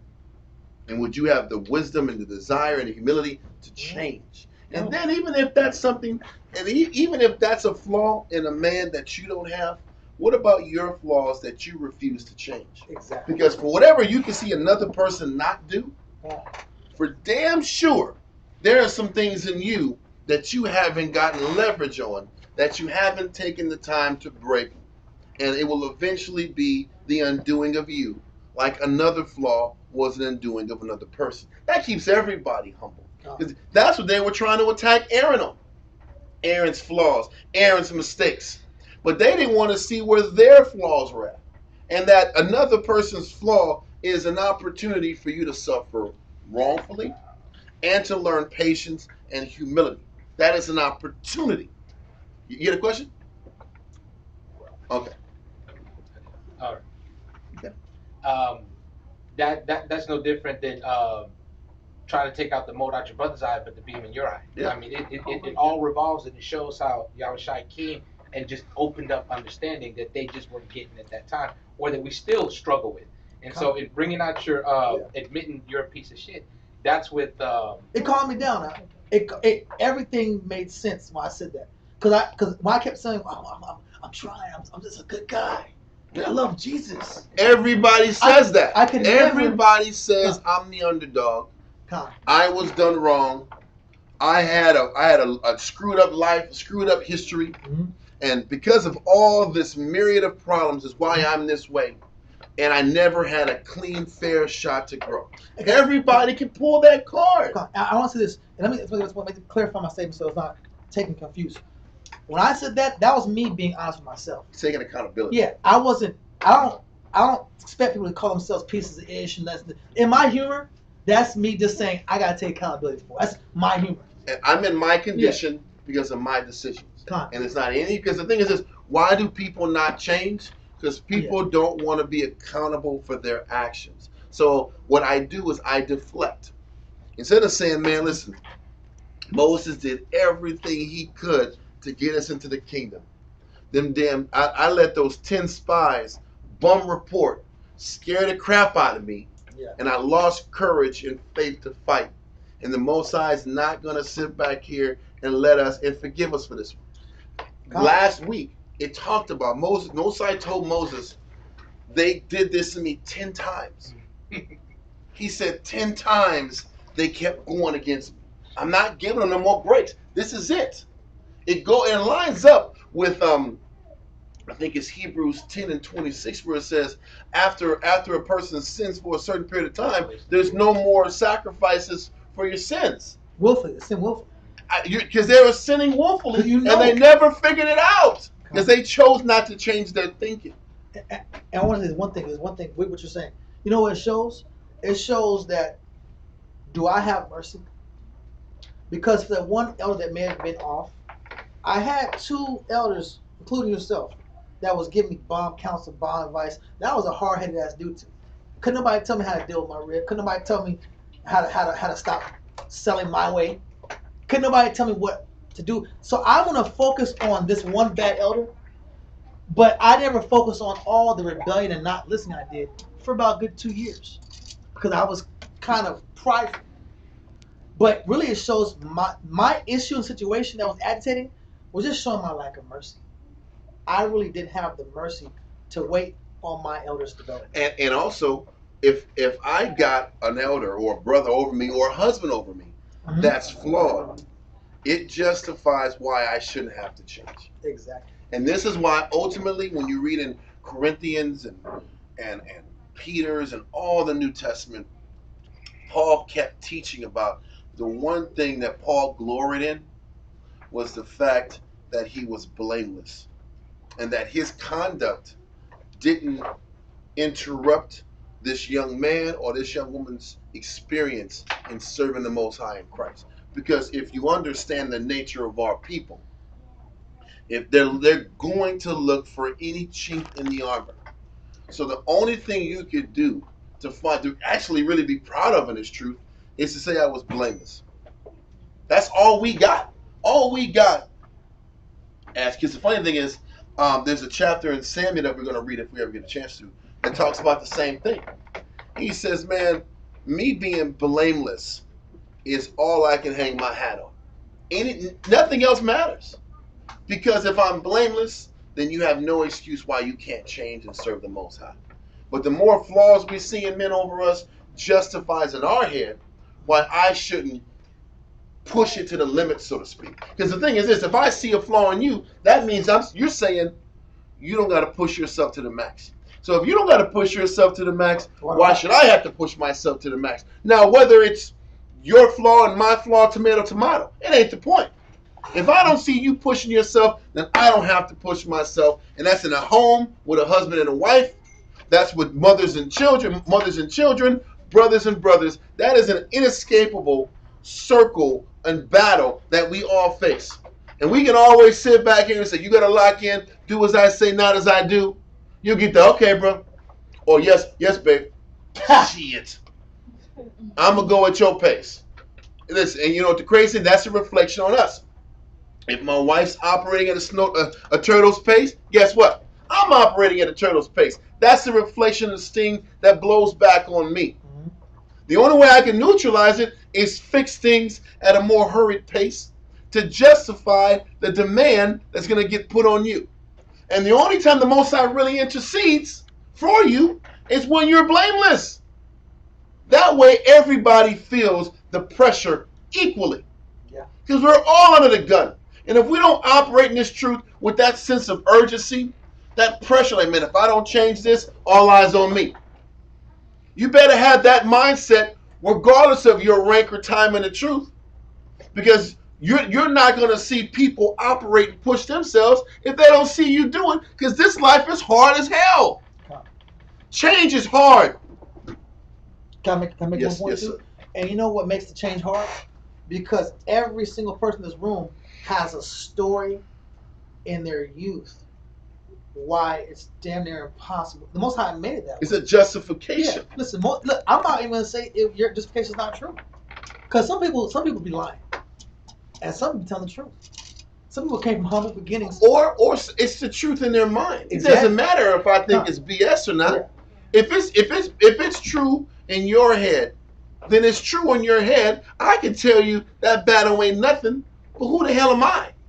It's Mount Everest to you.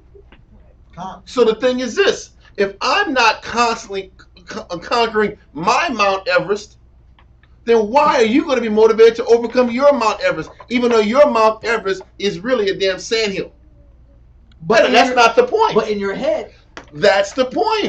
And the scripture says, a little no, not that scripture. It says, a mustard seed of faith can do what? Move mountains. The mountains are nuts, right? Yeah. Because it's my excuse why I can't get my life in order.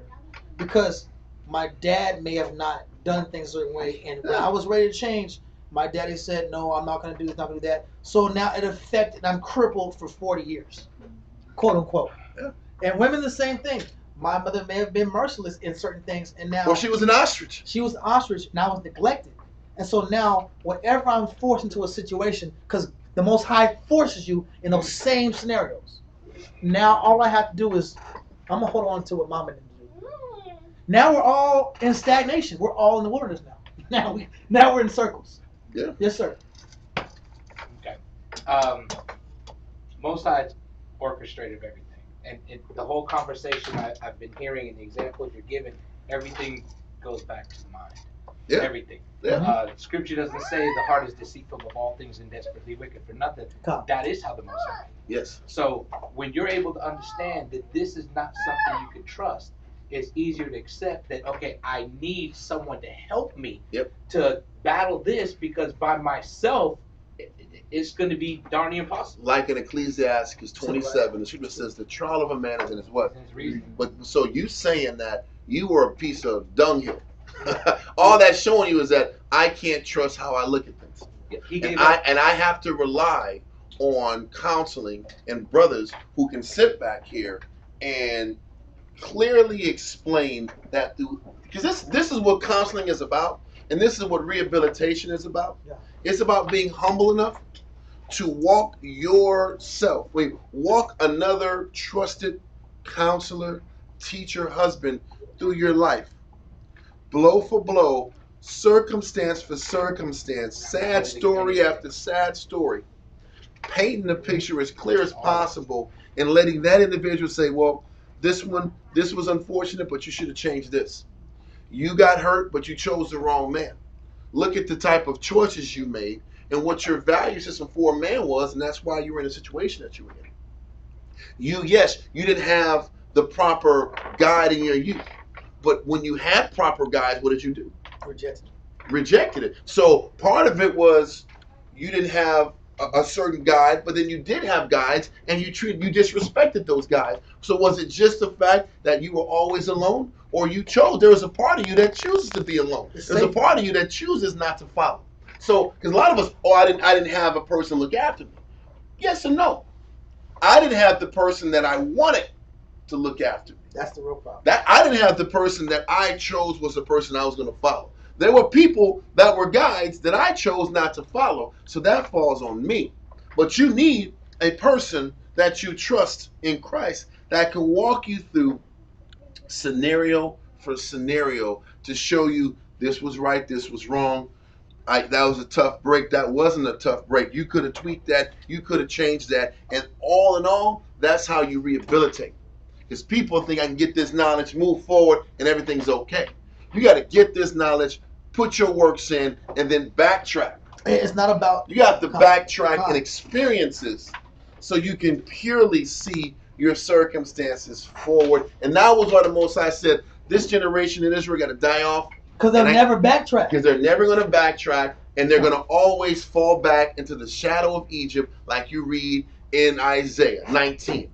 They trusted in the shadow of Egypt. Our people trust in the shadow of Egypt. And because of it, they'll never clearly see the experiences the Most High. Because you know what's crazy? What the Most High just couldn't change is that Israel was always going to see everything that they went through as a trauma. And it is. As traumatic. But the thing is this. But negative trauma. Because where did they come from? They came from slavery. They came from slavery, which was negative trauma. So every experience from that point in slavery on was still negative trauma. And they chose not to get past negative trauma. There was a reason, even in psychology surroundings, that it's important that the people that abused you and the people that harmed you, there's closure that when you see a person, your oppressor die. There was a reason the Most High washed up all the Egyptian soldiers' bodies up onto the seashore, because that was symbolic to say these oppressors that hurt you are no longer there in your life to create the drama. So now you're free to move on. But they never took that symbolism to heart. All the trauma, all the experiences, that's why they were always angry. Yeah. An Israelite now, a wife. Listen, you're never going to be able to be the good wife to the husband you got now unless you get past the negative trauma that you have from past experiences with your mates in the past. Facts. It's the same thing. I'm not going to sit back here. I can't be a good husband unless I learn how to forgive my father and his mistakes. I can't be a good husband if I can't forgive my mother. Because a lot of times we treat our women like crap because our mothers treat us like crap. And we don't know how to sit back here and have any type of intimacy and bond because our mother and me and my mother had a bad relationship. So if I don't overcome those issues, it's going to spill out forward. Yeah. So I can't move forward unless you go back and get clarity and acceptance so you can move forward. Yes, sir. And those are all those strongholds that you got to come back and defeat and fight inside your mind. I always use Paul when he says, "For I find the law wherever there's good, evil is present." It works split. All those negatives that did occur, because you can't deny the fact that I did not go through this, but there was still something good from it. Whether it's something at that moment or the experience that you're going to be able to use and help you build, it builds strength when you look at it properly. Or the goodness is, I know what not to do.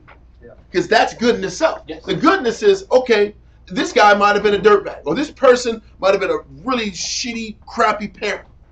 The lesson is, now I know what not to do. Because the reality is, sometimes that's the closure you're going to get. Sometimes people look for the person who offended them to be crying. I'm so sorry. Teared up, snotting, saying, I'm sorry for abusing you. I'm sorry for doing you wrong. You're not getting that. Or the cousin that hurt you and touched you in the wrong places. Yeah. Salakia, I was bad. I got touched myself. You're not going to get that answer. So what you're going to have to understand is their sickness was implied on you, and I'm experiencing this form of the curses. And can I accept that I went through the curses and the people who harmed me were harmed themselves? Because more than likely a person that does you wrong, they were dealt the same way, and it's a negative trickle-down effect. And can I accept that's it? And now it's the ball's in my hand to not continue on this cycle of negative behavior. Kill the process. Because what happens is we'll say this is the worst person ever, and then you'll do exactly what was done to you. You'll say, I hate this parent for not being there for me, but then you don't want to be there for your loved ones. So then you're no different than the person that you hate so much. You have something to say? I was trying to hold my mule out. Go ahead. You're touching on so many different points. But I think the main problem with a lot of us is we have what they call psychoschematics. It's where you keep holding on to the past because you feel like it makes you you, and that pain is what gets you. Identifies you, yeah. Right. But you can use that when you don't have the scriptures. Yep. When you have the scriptures, now the Most High has gave you the cure. He's not only giving you the cure, he gave you the cause, he gave you the effects of it. Now he's giving you the cure, so you can't keep using that as an excuse to keep holding on to your hurt and your pain. On that point, I'm not keep going what you're saying, but I want to. That's why Matthew 7 says, "Judge not, lest you be judged." The judging part is not the judgment that's being spoken on in Matthew 7 is not talking about judging a situation, correctly assessing a problem. The judgment is what kind of grudge I hold to a person. What type of grudge and bitterness I hold on to a person in a circumstance that I experience. Because that is what's going to be held against you in judgment time. Because another person can hold you in contempt for your negative the same way you can't let go of another person for what they did to you. I have to have the ability to forgive, to see that this person was flawed. That's the judging. It's the not letting go. That's where Christ said, if you can't let go, I won't let go of the shit you did to me. That's what he said. That's what Matthew 7 in a nutshell is. If you can't let go of this woman, this person, this father, this mother, this brother, then I won't let go of your numerous offenses you've done to me. People don't want to see, they don't want to accept that, but that's the reality. We are all on the hook to have mercy and forgive, and at least try to dedicate yourself to understanding that they had sicknesses and that I have negative habits that hurt people also. Yes. And I have to stop self-counseling. Because if I'm sick and I don't have the... You got to make sure you're clear on that. Yeah. There's nothing wrong with self-counseling if you are using the self-counseling based off of a template that other teachers and counselors are having you self-counsel on. Because you get rehabilitated based upon, it's almost like rehabilitation is like a science project. And you're dealing with a science project, you have to have a controlled group, and you have to make sure that there's nothing around you or your experiment that affects the science project. So if I have an experiment about, I remember years ago, I had an experiment on the effect of music on flowers. I didn't know what the hell else to do, man. I just came up with some shit, right? So I sat back here and said, you know, when you're young and shit, you don't know what else to do. We're just gonna do flowers and music. So I said, okay, I gotta have a group. It's outside in the sun, playing music right next to it. Then I gotta have on the other side of the house in the backyard some a flower that still has the same type of sun, but with no music on it. I have to play the music on this side low enough to where it can hear here, but it can't hear on this side. Then I gotta have, and then hopefully I can get some type of a difference in variation in my response. You get what I'm saying? Yeah. But I have to sit back. It's got to be controlled enough for the experiment to work. That's why even when you're dealing with counseling people, you can't have 1,000 different counselors in your head and 1,000 different directions in rehabilitation of the spirit. That's why it's so important whether sisters are getting counseled. There's one concept that flows from the top all the way to all the sisters. So when that sister is getting worked on, everywhere she goes, every sister is doing what? It's funneling them to one direction. It's the same thing when you're developing men. I can't have 3-4 people teaching different angles and expecting that this control group gets developed properly. It's got to be one approach that 5 to 10 men are all universally saying, if you want the proper response and proper results to come through with the person that you're developing. If you can't develop it, then if you can't do it that way, then you get splintered aspects of what you're trying to develop, and they don't fully get rehabilitated. This is why if I'm in a city X, then stick with your teacher in city X. You come over here, I only know 3/4 or 1/2 or 1/3 of your issues. I'm going to give you an angle that's only a portion of what the other person that deals with you every day knows. You're doing yourself a disservice bouncing from place to place getting answers. Stick to a location, get worked on, get developed. You'll get the maximum out of your experience and lesson going that direction. But I don't know where I was going. I was on. But you have to. You go in levels. It's tricky. I mean, there are some things that are going to be proven to you that you got through cancel that you know work. You're going to hold fast to that, which is good. But if there's any deviation, do you start to lose control, and then that person loses control, and they miss the potency of the message, and it costs them years. They lose years. The cost, because you know what? Yeah. If I got a person that I know they need to feel the magnitude of their conduct, and if somebody comes, it's not that bad. You done lost 3 years.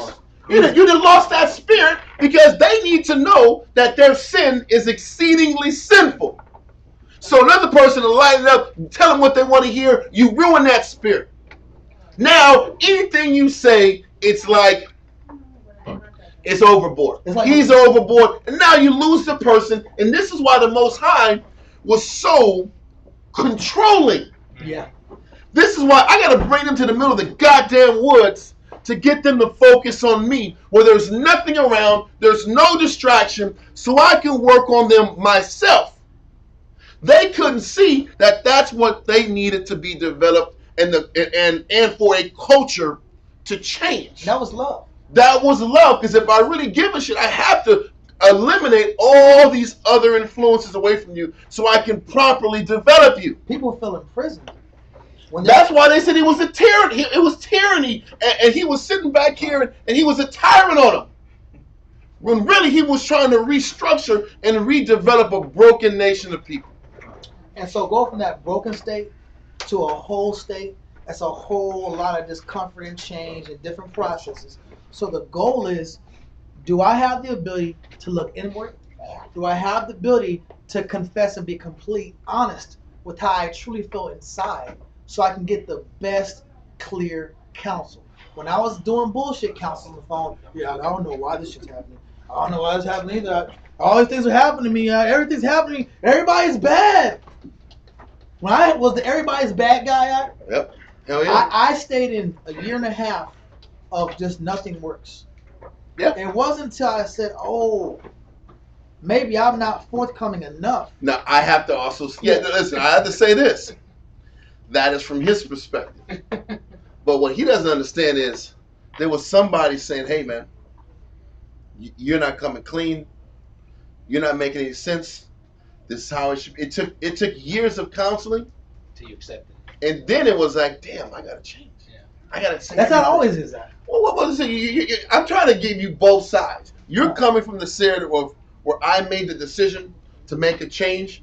And first of all, I did. But that's the point. But I'm going to say this. Most people don't do it. Yeah. Most people, the counselor is teaching, and they never listen.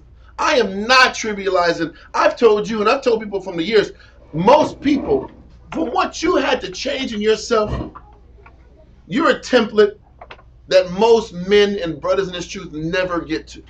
And I haven't seen it in 20 years of doing this. The humility and the desire to keep digging through it until you figured it out. I ain't seen people do it. And that's the truth. From the most talented to the not most talented. The humility it took to constantly go through the ups and downs until it clicked. But I also know that that's what taught me the most about this concept. Because we spent so much time in the mornings going at issues, hour to hour over the phone, at zones. It took that level of work for that light bulb to click. But most people don't want to submit and be around enough to actually see the benefit of counsel and a structure and the process of development. Most people never get to that point. I was going to bring up the fact that how you've been teaching, or what's been coming out recently, having that mercy to be able to wait for that person and always being there and available when they come to you, because you never know when it clicks. So to just give up on somebody, you have no clue when it's going to be, but you got to put everything into it, keep trying, go 100%, and give your all to the And person. I'm going to say this, that the 100% sometimes is backing the hell away until they're ready. Because people think 100% is, I'm just going to keep bugging you, love me, love Jesus, follow this counsel. What you got to do is back off, but then when they're ready, be willing to love again. But most people don't know how to love that way. Because how we love is, I'm going to give you everything I got, or I'm going to cut you off because I can't keep giving no more. You not listening is hurting me. Yeah, I said It's damaging me. It's making me feel sick. So the only way for me not to feel sick, I just got to cut you off in the hip. But the problem is, when they need you, you're already in a pissy mood, and you can't be sensitive to what they need. You have to have the ability to give. Okay, they're not ready, and me back off. When they hit rock bottom, I'll come back and I'll be there for them. That's what people don't understand about the right way to develop. You got to give them space. You got to, quote unquote, cut them off until they're ready to come back to get embraced and get worked on. Yes. It's like a baby that you're dealing with, and this baby throws up on you. You know what I'm saying? You got all that throw up on you. You don't just eliminate the baby. You clean them up and you. I'll get the baby to mama. But you Hey, can't. babe, yeah. I know. Yeah, I'm just joking. Yeah. I get it. I'm listening to it. No, it's the truth. The truth is, you don't give up on it because they threw up on you. You keep working through it. I had to throw that out there, man. Let's get the tomatoes and the lettuce. I know. And this last point. So it's really about responsible parenting style, and looking at how can I get the best effect to affect my child properly, without the spirit of giving up, without the spirit of quitting on the young man, without the spirit of I don't want to deal with this person, I'm not teaching you anymore. It's really got to be, okay, when this person is ready to give their mind back. Most High is the same way. He says, come nigh to me, and I'll come nigh unto thee. And then when you don't, he turns his back. Remember he said, I took you out of my sight. God. He does. Listen, my sight is fixated on Jerusalem. Then go to Assyria. My mind's here. So whatever the hell is happening in Assyria, what happens in Assyria stays in Assyria. That's what the Most High was saying. Y'all gonna do whatever the hell's going on in Syria. You're gonna be doing all kind of wicked, crazy shit. My mind is on Jerusalem. I let y'all do what y'all do, man, because you gotta feel this. God. That's how I'm fixated on the 2.5 tribes still here. But then when you get right and you cry on to him, he's there for you. When you're humble, the Book of Judges explain that. Perfect. But keep going. I'm sorry. And so the point is, we have to take the parenting style of the Most High into our real life. We have to take the idea of, you know what, when it comes to the idea of change or conversion or whatever you want to call it, we have to look at, am I doing everything in my power to show the Most High I'm willing to change? And if I'm going through my checklist, am I honest? Am I day to day? Am I studying? I might slip. Am I getting back up? Am I condemning myself too damn much where I don't want to fight no more? You have to ask yourself, what are you doing to maintain the spirit change in your life? Okay. If I'm not doing everything necessary to maintain the spirit change, then I'm never going to change. Because if you condemn yourself out the truth, or you depress yourself out the truth, or you quit yourself out the truth, you're going to be out there not changing. Okay. If you don't communicate your way out of change, then guess what? We not communicate. You'll suffer in secrecy. That sucks too. It's really about going through my day-to-day. Am I doing everything in my power to make sure I'm showing the Most High I'm still willing to change? Like a relationship. Am I doing everything in my power to show the person I still love you? Because after you've been with somebody for a long time, it's like, you know what? I love you love me, whatever. But are you going to consistently still show me you still have the same amount of love you had at the beginning? No, that's why there was a class went over months and months ago about kindness. Mosai said the fact he's kind by the fact he didn't give up on himself. That's kindness. I didn't give up on you. I'm not going to sit back and allow you to do wrong and not get punished for it. But after you get punished, I'm not going to give up on you. That was the kindness of the Most High. He talked about it in Nehemiah chapter 9 to a T. But let's get back to Numbers. We'll be teaching until 8 tonight. We went damn 13 verses in, bro. Let's go from verse 13. No, I want 13 again. 15 goes hard too. Kind of. 13. Give me verse 13. Okay. Numbers chapter 16, verse 13. Is it a small thing that thou hast brought us up out of the land that flowed with milk and honey? That's crazy. That Reubenite elder is like, man, you took us out of our comfortable spot, our paradise. Read on. To kill us in the wilderness.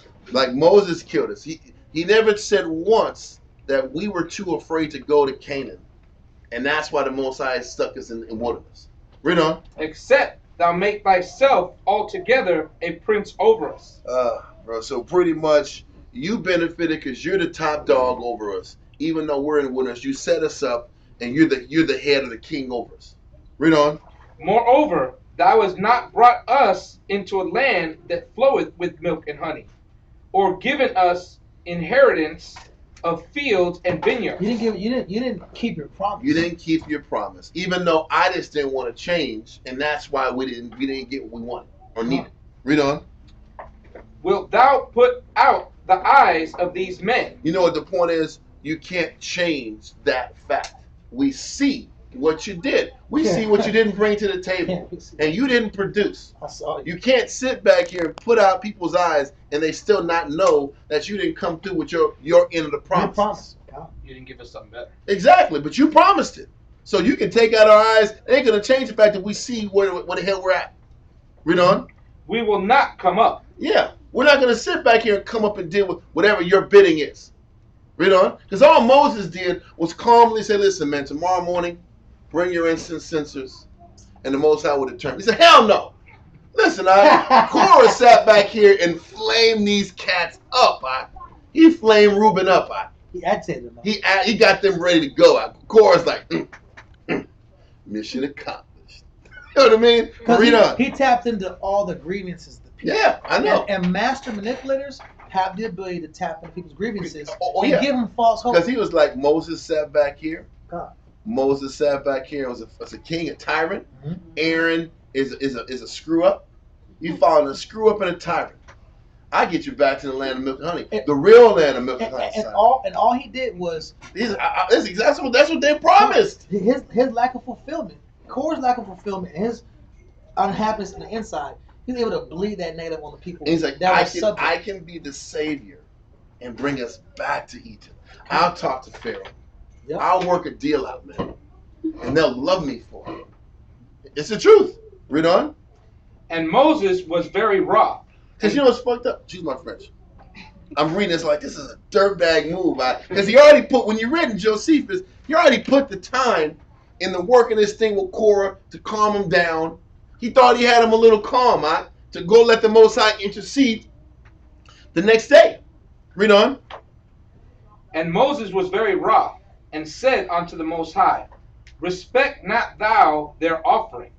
I have not taken one ass from them. That's important, right? Neither have I hurt one of them. Because see, that's the point. This is where that blameless angle comes in.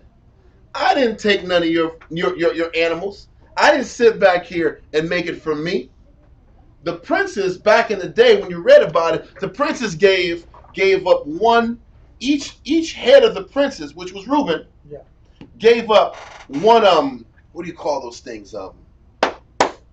Wagon. They gave up one wagon per tribe to give to the priests so they can transport on their items. And they gave up oxen and there was 4 wagons or something like that they gave up so that they can transport for Merari. But he said, I didn't sit back here and take any of their stuff from me so I can floss out. Because that's the first thing that you have to do is be blameless when people give you crappy, false accusations. I didn't take nothing from you. Everything I was taking was for the benefit of the body. Read on. And Moses said unto Korah, be thou and all thy company before the Most High, thou and they and Aaron tomorrow. So he says, listen, don't respect any of their offerings, Father. You want to talk like that? You're on your own, man. Because now this is when Moses started to lose it at, and he started changing in his temperament at. He had been backing him up and asking the Most High, don't kill him. He's like, man, don't accept him now. Murk these dudes, Now he's changing. Read on. And take every man his censer, and put incense in them, and bring ye before the Most High every man his censer, 250 censers, thou also and Aaron, each of you his censer. And they took every man his censer, and put fire in them, and laid incense thereon, and stood in the door of the tabernacle of the congregation with Moses and Aaron.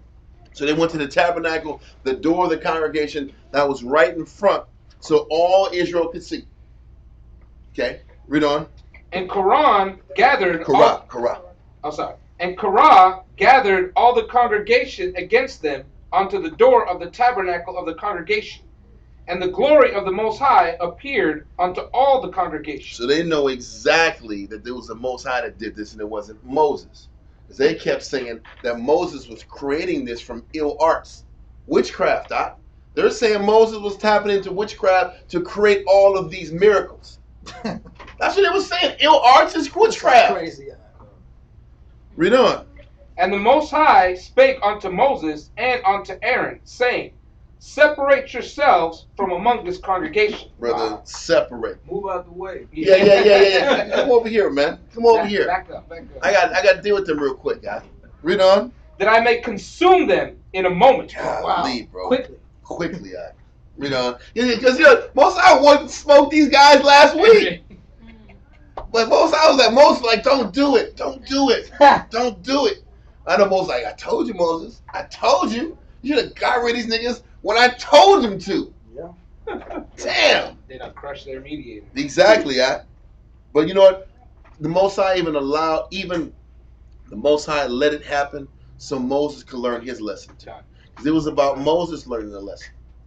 Because now, I bet you now, after this happens, Moses would have listened that time before. Moses would have listened then, after this experience. Yeah. But he really had a great relationship with the Most High. Yes.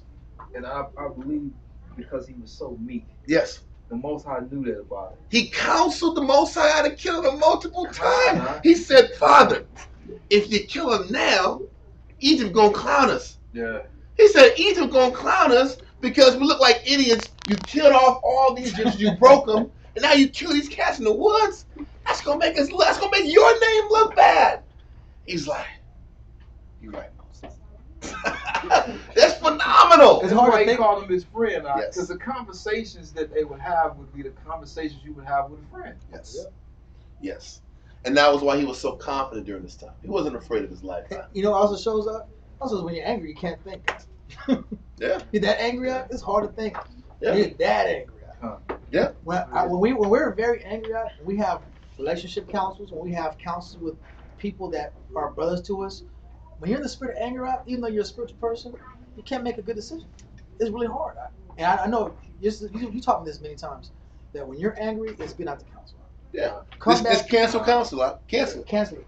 Because I will say something wrong. I will do something wrong. You'll say something damaging. That it will take years to rebuild. Mm-hmm. It's best not to say anything. Just get away. That's why the Bible is such a perfect book. Because if we take the lens of the Most High, you said earlier in class, if I'm trying to adopt the Most High's lens, then I'm actually going to learn these spiritual lessons the right way. He's not about deviation. He's about, you know what? Being blameless. Don't take nothing from nobody. Mm-hmm. Don't sit here and make it about getting favors from people. Yep. You know what I'm saying? And just be about being satisfied with the Most High being happy. So that when they attack you, because the thing is this, the thought is if you do things, this is a lesson I'm learning even more and more. The harder that you work to do things the right way does not change the fact that you're going to get blamed. Yeah. And you're going to be a scapegoat, and you're going to be mankind's scapegoat. The answer is when you are another person's scapegoat, they don't have anything on you to justify you being the scapegoat. That's the lesson, because you're still going to get blamed.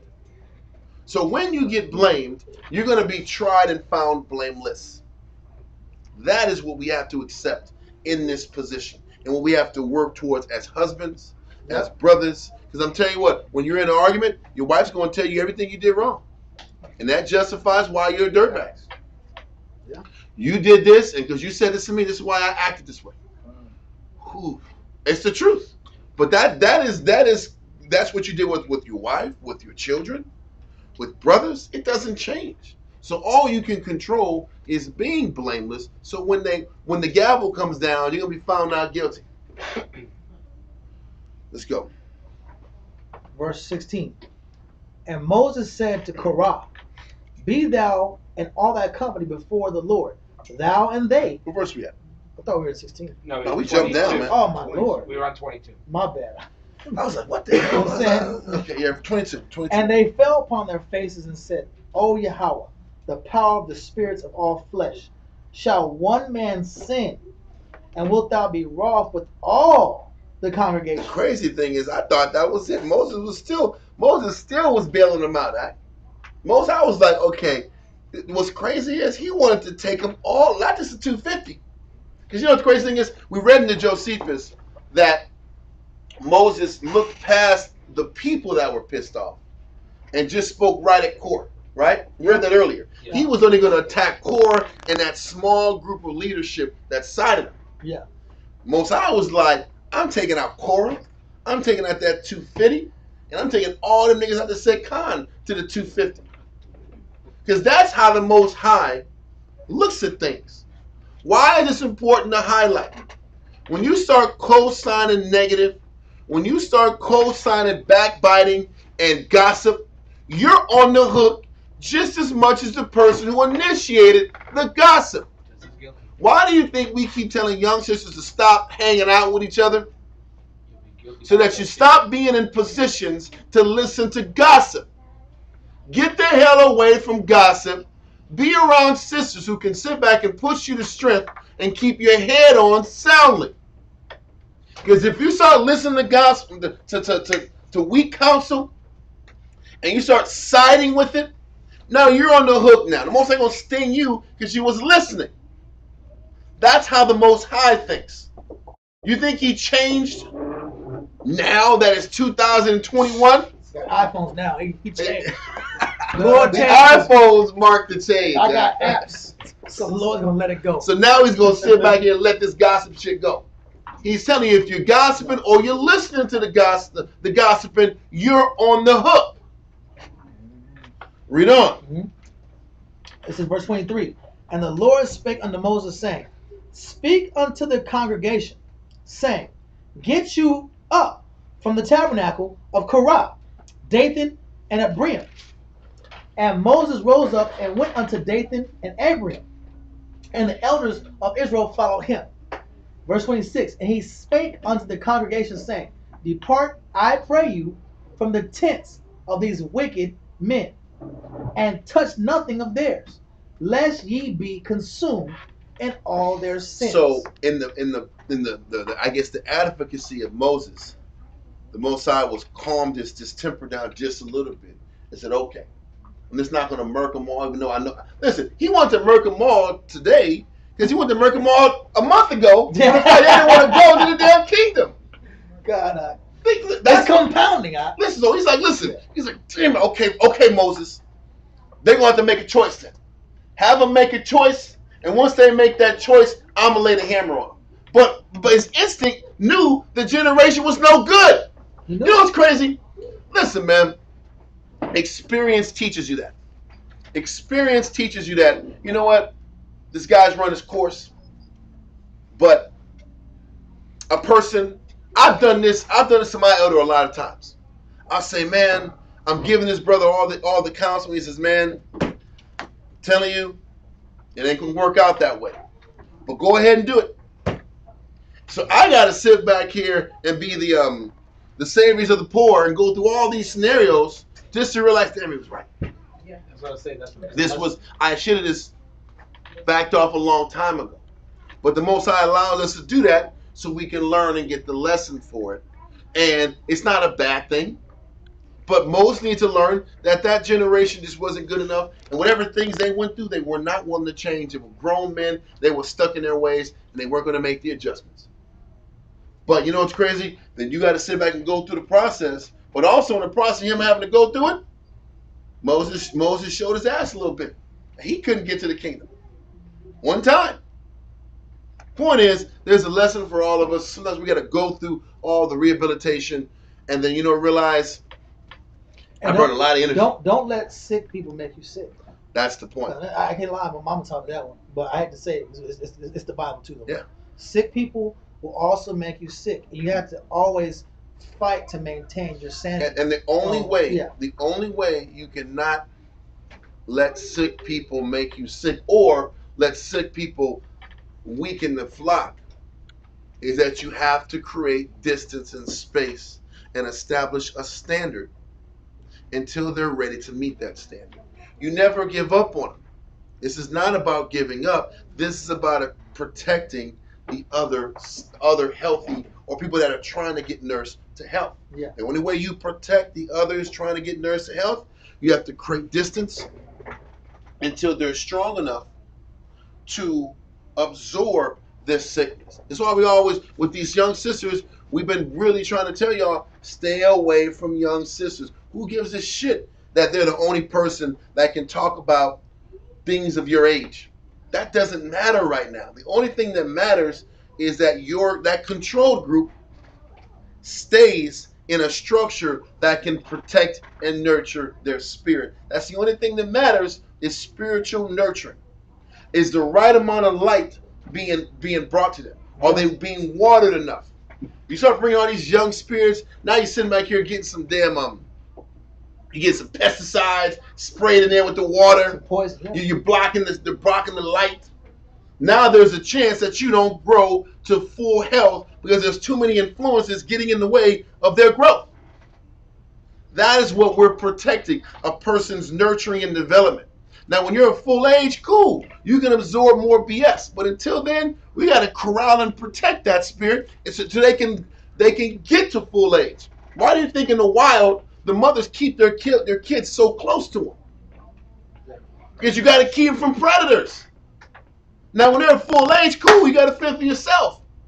That's why ostriches are hated in the animal kingdom. Yeah. That's what the Most High said. When a woman is referred to as an ostrich, that's a bad thing. Because the ostrich will have an egg and walk off with their little 2 legs and stuff. Just get out of there. So whatever scavenger comes, they're going to have it. Or put their head in the sand. Huh? Yeah. Their mind's somewhere else. When there's all kinds of things going on that can influence my household, my mind was in another world. Exactly. On whatever I want to do. So protecting the young should be everybody's main focus. This is why with those bad meanings that say no young sisters can't be hanging out and drinking alcohol. That's a double whammy. You're negative as hell, and you're drinking liquor. Girl, you're right, girl. Like, we shouldn't do this. Oh no! Then it's 5 months that you got to sit back here and fix from one day of stupidity. Am I right or wrong? Right. This is the truth. It's the same thing with young men. Anyway. We're going to never finish this class enough. I just want you to know that. Let's keep going now. But it's a lot of good it has to be. Honestly, for those of y'all studying the Bible, numbers like 12, 13, to like the 20s is gold. It gives you a pure glimpse of our people. And when they don't get what they want, what's the real side of Israel like? When they don't get, when hope is deferred, when their goals, when they don't get what they want out of life, how Israel really acts. Yeah. Anyway. And it shows low level rebellion and high level skillful, got well. Skillful rebellion. Yeah. Listen, there's different. Rebellion is rebellion. Rebellion with quality communication. Let me express how I'm negative in this. He has ill arts that. Or is, I want fish. Give me fish now. Because that's what you read. You read these. I want my fish. I want my seafood. Ooh, them fish fries was showing up good. I'm showing up mad. I ain't got all this damn manna and no meat. And then you got high-level niggerisms, which I'm trying to sit back and attack the credibility of Moses. BS is BS. There's a lot of cats, because they act like a little smart. They think because I'm smart, I'm not negative. Yeah. I went to school. Now I can sit back and quality articulate how much of a selfish SOB I am. Versus say, yeah, I'm from the hood, son. I'm low level. Low level is low level. Negative is negative. The Most High is equal opportunity and smashing BS. Anyway, I never forget that fish fry and leek side. Leeks and fish fry. I like the fish looking at me while I eat it. Ooh, and salt, put some flavor on it, put some flavor. Golly, you had grown men crying in tents because they didn't have no fish fry. It was the truth. They were weeping in bitterness because they didn't have no meats. So that's what the Bible told me. Let's keep going. So gat they up from the tabernacle of Korah, Dathan, and Abiram on every side. And Dathan and Abiram came out and stood in the door of their tents, and their wives, and their sons, and their little children. So they brought all their family out, ride or die. Reuben and Levi. Okay? And Moses said, hereby ye shall know that the Lord hath sent me to do all these works, for I have not done them in my own mind. First of all, what this also shows you in verse 27 is, as a husband, be very careful about your decisions. Because your decisions affect your wife, your older sons, and your little children. Your entire family is affected by your decision making. This is why the scripture says that when a father marries off his daughter, he's committing a weighty matter. Because she's going to have to go down with the ship. What did the woman do? What did Korah's wife do to deserve getting murdered? What did Abiram's and Dathan's wife do? What do little kids do? What did little babies do? Nothing. But the daddy's decision has significant weight on the overall existence of the people. And that's just the truth. It's unfortunate, but it's true. Read on. It says, verse 29. If these men die the common death of all men, or if they be visited after the visitation of all men, then the Lord hath not sent That means if they just die of old age or they just die of some regular measure, he says, in the Most High didn't send me and it was all me. It was all my hustle and my ill arts. Read on. But if the Lord make a new thing. Meaning a new way to die. Did you ever see that TV show, like 1,000 Ways to Die? He says, whatever many deaths you've seen on television, it's going to be a new way a cat dies. Okay, read on. And the earth opened her mouth and swallowed them up. You know, he didn't even leave it up to interpretation. He said if it's a new way a person dies, say for instance, the earth opens up and it closes up. He sat back here and made sure there was no doubt how the Most High was going to murk these cats. He was clear. Because if it was of a strange way, they might say, oh, I've seen that before up in Egypt. You know, and just sit back here talking trash. Read on, can't saying butts, man. It's lions all the time eating people up. Yeah, all every day. There's lions out every day. They're hungry. Like anybody else hungry. Right? Give me where them leaks at. Yeah. Where that fish at. That's the same energy. Yeah. Keep going. With all that appertain unto them. Mm-hmm. And they go down quick into the pit. He said how fast they do it too. Bro. It wasn't Bro. saying gradual. Nah, bro. Then ye shall understand. You ever see those movies where the land, the floor is shaking, and like, and they hold on to it. They're like, help me. Nah, it's gonna open up quick and you're gonna swallow up. Yeah. It's gonna be like, it's taking forever. Yeah, that's what I've seen in the show. You know what I mean? It takes forever to open. There's a little split. Then there's a group of people over here, and a group of people over there. Anyway, I watch too much movies and stuff. Yeah. It's the anticipation. Okay. And with teamwork, we can get him back up. Here, man. Here. Get my arm. That's all the 90s movies. That's all the 90s movies. Left hanger. Here, man. Grab right here, man. Keep going. It says, with all that appertain unto them, and they go down quick into the pit. Then ye shall understand that these men have provoked the Lord. And it wasn't me in charge of it. Read on. And it came to pass, as he had made an end of speaking. As soon as he finished the words. Read on. All these words, that the ground clave asunder, that was under them. That was when they know keeping it real was wrong. At that point, they knew it was over. Keeping it real goes wrong. They was trying to keep it real. Korah was trying to keep it real, son. So I'm going for mine. I I'm got going, money. I'm going all the I'm way. a broker. He put all his chips in. Yeah. He put all the chips in. I'm a broker a good deal. I'm gonna get a lot of profit back. We're gonna be wealthy as hell. Brother. Snake eyes, exactly. I don't know who said it, but that was a prophetess statement right there. There we go. Read on. And the earth opened her mouth and swallowed them up and their houses and all the men that appertained unto Korah and all their goods. They and all that appertained to them went down alive into the pit. And the earth enclosed upon them, and they perished among the congregation. You know, first of all, the Most High, what it also showing is that He don't want your money. He don't want your wealth. Anything associated with you, I want wiped completely out. That's a scary sentiment. But keep going. And all Israel that were round about them fled at the cry of them. It had to sound bad. Hell yeah. You hear like the earth moving in here. Ah! That's painful to even listen to. I know. It's trauma. It's some more trauma. What it's showing you is Israel's rebellion spawned more trauma. Read on.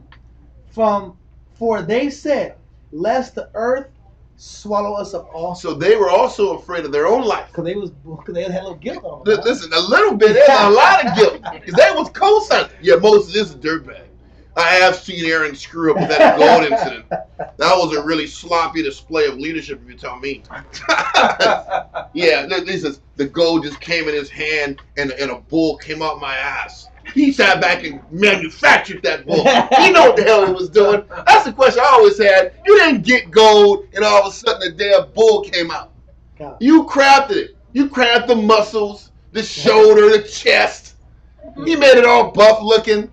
He know he did that. They was in the barbershop talking crazy about Aaron. Oh my goodness! Let's keep. No, it was a flea market. Yeah, it was a flea market. It wasn't the barbershop. They weren't cutting their hair like that. But the funny thing is, they said that the tabernacles were shaped and put together like a flea market, like a store. Yeah. They were at the flea market talking shit out. At the flea. The swap meet. At the swap meet. The swap meet. It was. It told you that the tabernacles were set up like open markets and stores. They was buying and selling there. Mm-hmm. In their tents. Anyway. Bro. And there came out a fire from the Lord and consumed the 250 men that offered incense. So the family of Korah got swallowed up. But then it said that everybody else that was gainsaying fire from heaven came and blew these guys out. Wow. Because don't forget, the Reubenites said, I'm not going to go up here and bring those incense. They knew it. They knew the game. Like, but they still were talking crap. Because it shows you the effect that negative communication does to people. Like, it puts them in a jacked up spirit, and it exposes weakness out of them, and they got to pay the piper for that too. Oh. But Korah's family is when it got swallowed up. Then it said the 250 folks that was opposite and co-signed, they got consumed with fire. I got to post this real quick. New Testament, 1 Corinthians 15:33. This is the precept what you said. 1 Corinthians 15:33 says, "Be not deceived. Evil communications corrupt good manners. Awake to righteousness and sin not. For some have not the knowledge of the Most High. I speak this to your shame." You know, it shows a lot of people weren't considering how the Most High looked at their actions. They weren't going off of, how's the Most High look at me talking crazy? How's the Most High look at me being this angry? Yep. How's the Most High look at me being this anti-rebellious and challenging to deal with? Mm-hmm. A lot of us go through situations and we just don't take consciousness. How's the Most High feel about my reaction? Yeah. I'll go back to the point. It says, "And the Lord spake unto Moses, saying, Speak unto Eleazar the son of Aaron the priest, that he take up the censers out of the burning, and scatter thou the fire yonder, for they are hallowed. Mm-hmm.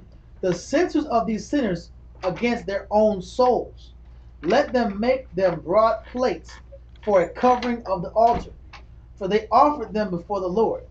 Therefore they are hallowed, and they shall be a sign unto the children of Israel." So what he's saying is all those censers that got that were left, that of those 250 people, he said, gather those censers and make broad plates for a covering of the altar.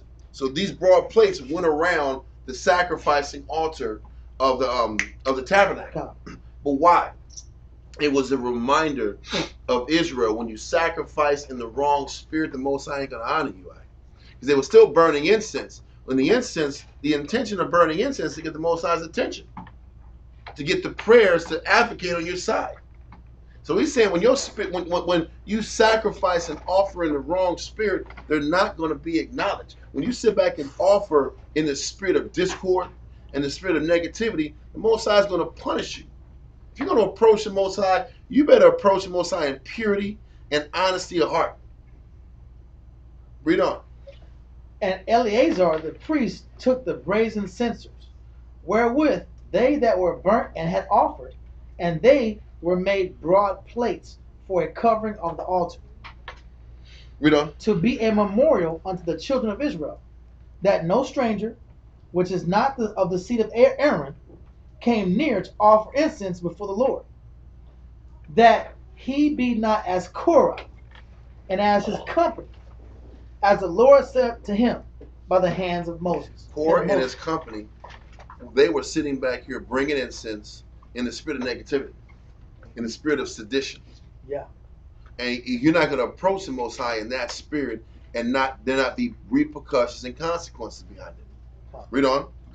But on the morrow, all the congregation of the children of Israel murmured against Moses and against Aaron, saying, Ye have killed the people of the Lord. That is insanity. It is insanity. And the truth is, there's more in a Josephus. You guys should read it, but there's not going to be time for us to go into this. But they still couldn't. They said in Josephus that, man, Moses killed great men. They killed great men of the Lord. And this is why the Most High said they all had to die. He wanted to make it swift. He didn't want to give them that 40 years. But to sit back and see all this and realize that they still felt that Moses and his ill arts manipulated this situation. They're still saying Moses was this ill controller of spirits because of why? Because their life was crap. It still goes back to this. Their life is crap. They're in the wilderness, and they're never going to get to their kingdom. So whatever Moses does is not going to be good. So he manipulated this. I have to fear Moses because the power is with him, but it's a negative power because I haven't gotten what I want. So he's got to be a negative power. So we judge the Most High based off, does he give me what I want or not? Yes. And we judge our leadership based upon if my life is easy or happy or not. It's the truth. It's flipping sad, man. I want to see.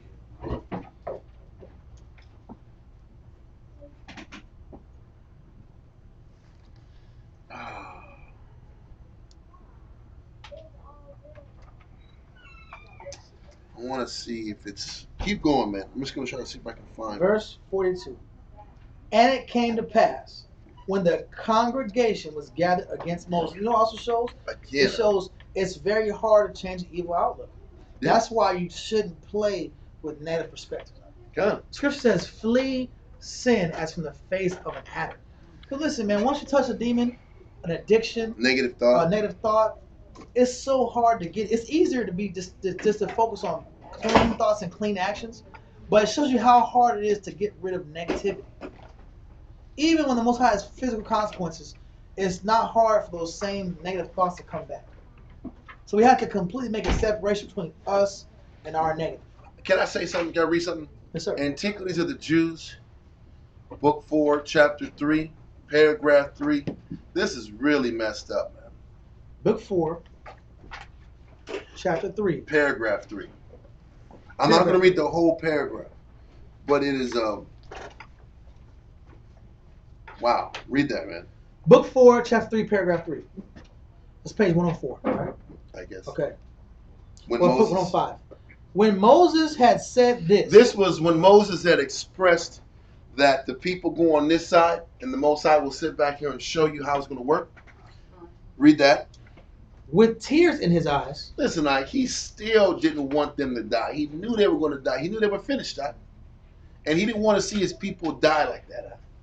But so even with this decree, he knew they were going to die, and he was crying because of that, because he didn't want his people to fall like that. In spite of all the negativity that Korah did, he still had that love in his heart. He almost had a fatherly love for them. Yes, they were like, even though this guy was out to get him. Huh. Read on. The ground was moved on a sudden, and the agitation that set it in motion was like that which the wind produces in waves of the sea. The people were affrighted, and the ground that was about their tents sunk down at the great noise, with a terrible sound, and carried whatsoever was dear to the seditious unto itself. Whoso entirely perished, that there was not the least appearance that any man had ever been seen there. Wow. But then they'd never been. Yeah, exactly. The earth that had opened itself about them, closing again and becoming entire as it was before, insomuch that such as saw it afterward did not perceive that any such accident had happened to it. Thus did these men perish and become a demonstration of the power of the Most High. And truly, anyone would lament them, not only on account of this calamity that befell them, which yet deserves our commiseration, but also because their kindred were pleased with their sufferings, for they forgot the relation they bear to them. Okay, let that go. Okay. Go jump to paragraph 4 now. Paragraph 4. And now Moses called. No. Paragraph. I'm sorry. Chapter 4, paragraph 1. That was my fault. Chapter, so it's book 4, chapter 4, paragraph 1. Chapter 4, paragraph 1. However, this sedition was so far from ceasing upon this destruction. So the thought was that once the destruction happened, the sedition will be over. The negativity towards Moses and Aaron would stop. Read on. That it grew much stronger and became more intolerable. Sheesh, man. Read on. And the occasion of its growing worse was of that nature, as made it likely the calamity would never cease. It's like the beef never stopped. Doc. Read on. But last for a long time. For the men, believing already that nothing is done without the providence of the Most High, would have it that these things came thus to pass, not without the Most High's favor to Moses. They therefore laid the blame upon him, that the Most High was so angry, and that this happened not so much because of the wickedness of those that were punished, as because Moses procured the punishment. Damn.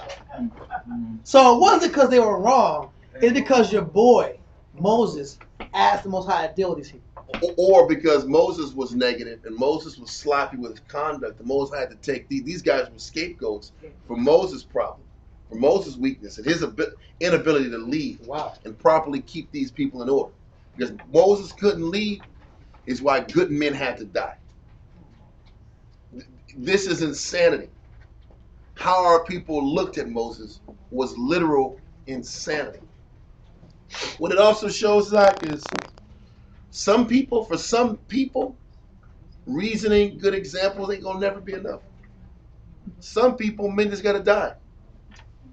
And those are facts. There was nothing good that Moses could have did that would have changed their thinking. Nothing. Nothing at all. It didn't. Those are 2/3 Israelites. That nothing that they can't see the good in nothing. Everything is an angle. Everything is you're trying to attack me. You're trying to break me. It's horrible. This is truly sadness in its greatest form. That's why when you read earlier, it said that Josephus said, "Man, listen, man, what happened to the Jews didn't even happen with the Greeks and the barbarians, bro. It didn't even happen with them. This ain't never." So he's saying from the time of Israel and Egypt to the present day when Josephus was in the 70s and 80s AD, nothing this crazy had happened and befell anybody, any camp, any army on earth. That's what he's saying. He's an historian. He wasn't just an Israelite historian. He was a historian of Babylonian times, Greeks, barbarians. He loved history. This is the worst. Damn, man. So Moses messed up, and Moses' sloppiness and negativity forced the Most High's hand to kill good men. You know, damn. And that these men have been destroyed without any sin of theirs, only because they were zealous about the divine worship. It's our people, right? We know what Israel does? We turn people into Tupac. Yeah. Tupac talked about BITCH, talked about killing brothers, and then he also talked about when they got a baby and the black men didn't come together. Yeah. The people choose to see the best about Pac. You know why? Because listen, you know what they said? They made Korah a martyr because Korah said, listen, y'all should have a choice in what happens. You should have free will. It said suffrage or suffrage. Votability. He says you should have the ability to have a say in how your life is going to go. That was the angle that hooked all the people. Hey guys, this. Where do you think the white? You have an opinion, and that was why Korah was a martyr. Your life matters. Your life matters. Your decision matters, and whether it's the fact that Moses was the head. Okay, yeah, Moses is the priest, but don't change the fact that we should have say in our situation. How come we can't have say? And that's going back to them, our land of milk and honey. It's about independence. Yeah. And that was why they were allowed to continue to talk, and that's why they were so angry. That mutiny was so there because they wanted freedom of speech. And that's the thing. This is how the white man gets to manipulate our people because he read our books. Yeah. He knows how we are. He knows. He gets everybody by the word freedom. You're free. Are you really free? Those Baghdad cats, those Iraqis, they're not free. Them cats in Iran, they're not free. You're free. And you're taking advantage of the freedoms that the people in America, with their blood, sweat, and tears, gave you. Freedoms. Freedom. People love freedom. They love, yes, I can do what I want. Braveheart. I have a choice.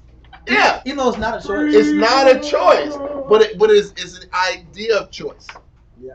There's options, but options that I control, that I manipulate. So it's not really freedom. Yeah. It's the illusion of freedom, and people will rather just the deceiver is. I'd rather live with the delusion that I'm free than submit to the most. It's like the Matrix. He's like, I know this steak isn't real. I know that there's electronic processes saying that this is very moist and it's tasty. And he says, I want to be an actor, man. That's what I want. He says, ignorance is bliss. And like, everything was great. He said, I don't want to do nothing. I don't nothing. He said, I don't remember nothing. Nothing. I don't remember nothing. That's hilarious. Yeah. Because it's better to choose the fantasy than to deal with the harsh realities of life. Because that's what our people would rather do.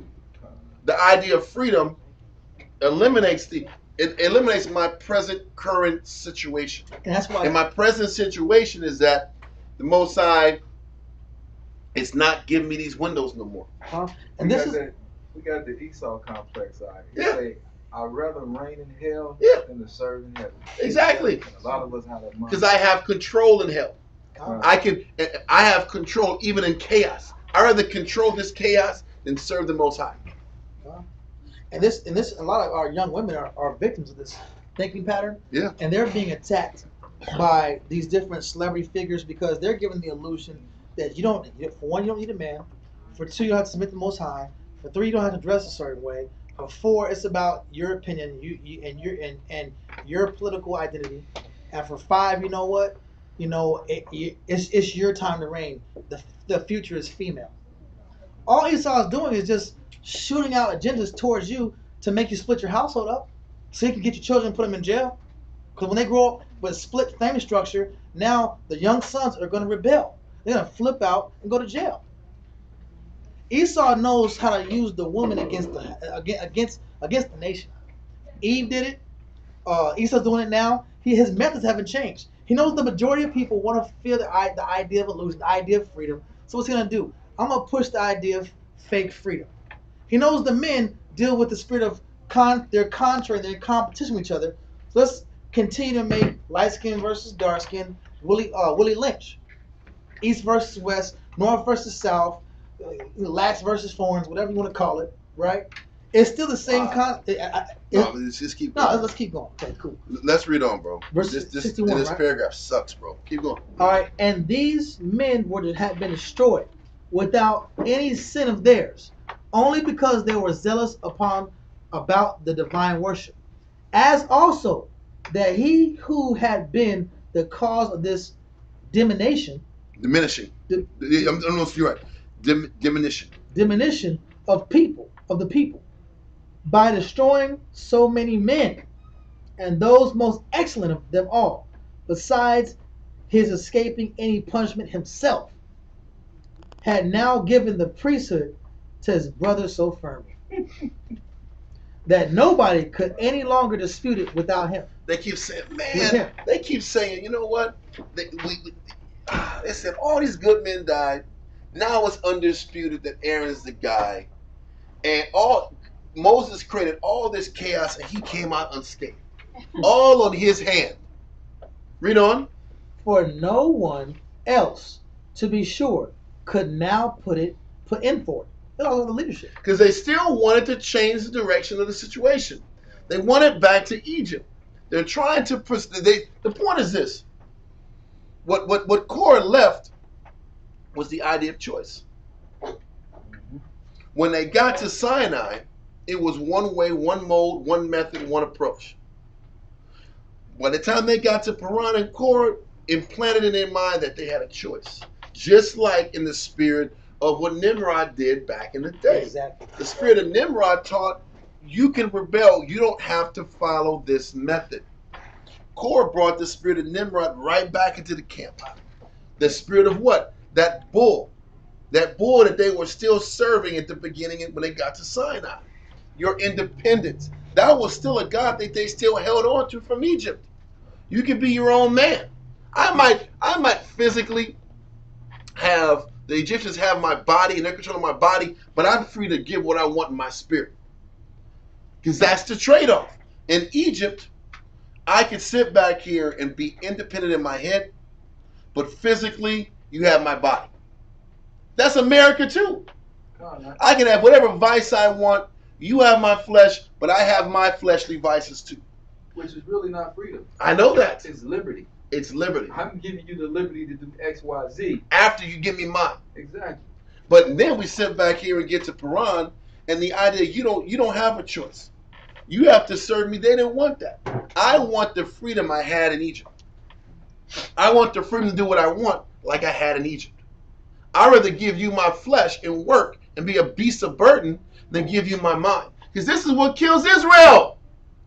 I'd rather be a beast of burden than give my mind to servitude. Give my mind to looking at things in a positive light. We don't like studying. We don't like exercising our thinking. We don't like corralling our thoughts and controlling our impulses. That's what the Most High wants from you. You got to sit back and fight your battle and choose to see the positive in your leadership. Choose to find the positive, the power, and the good in Moses and Aaron. Find the positive in your situation and your circumstances. Yeah. Now forget that. I'd rather go back to my vomit and let my mind wander how it goes, but be a servant in the world making bricks and treasure cities. I'll take that. Because submitting your mind is harder. And that's why people don't want to serve the Most High. And this is why you don't read these perspectives in the Bible. Because the scripture is going to give you the perspective of embracing the right way.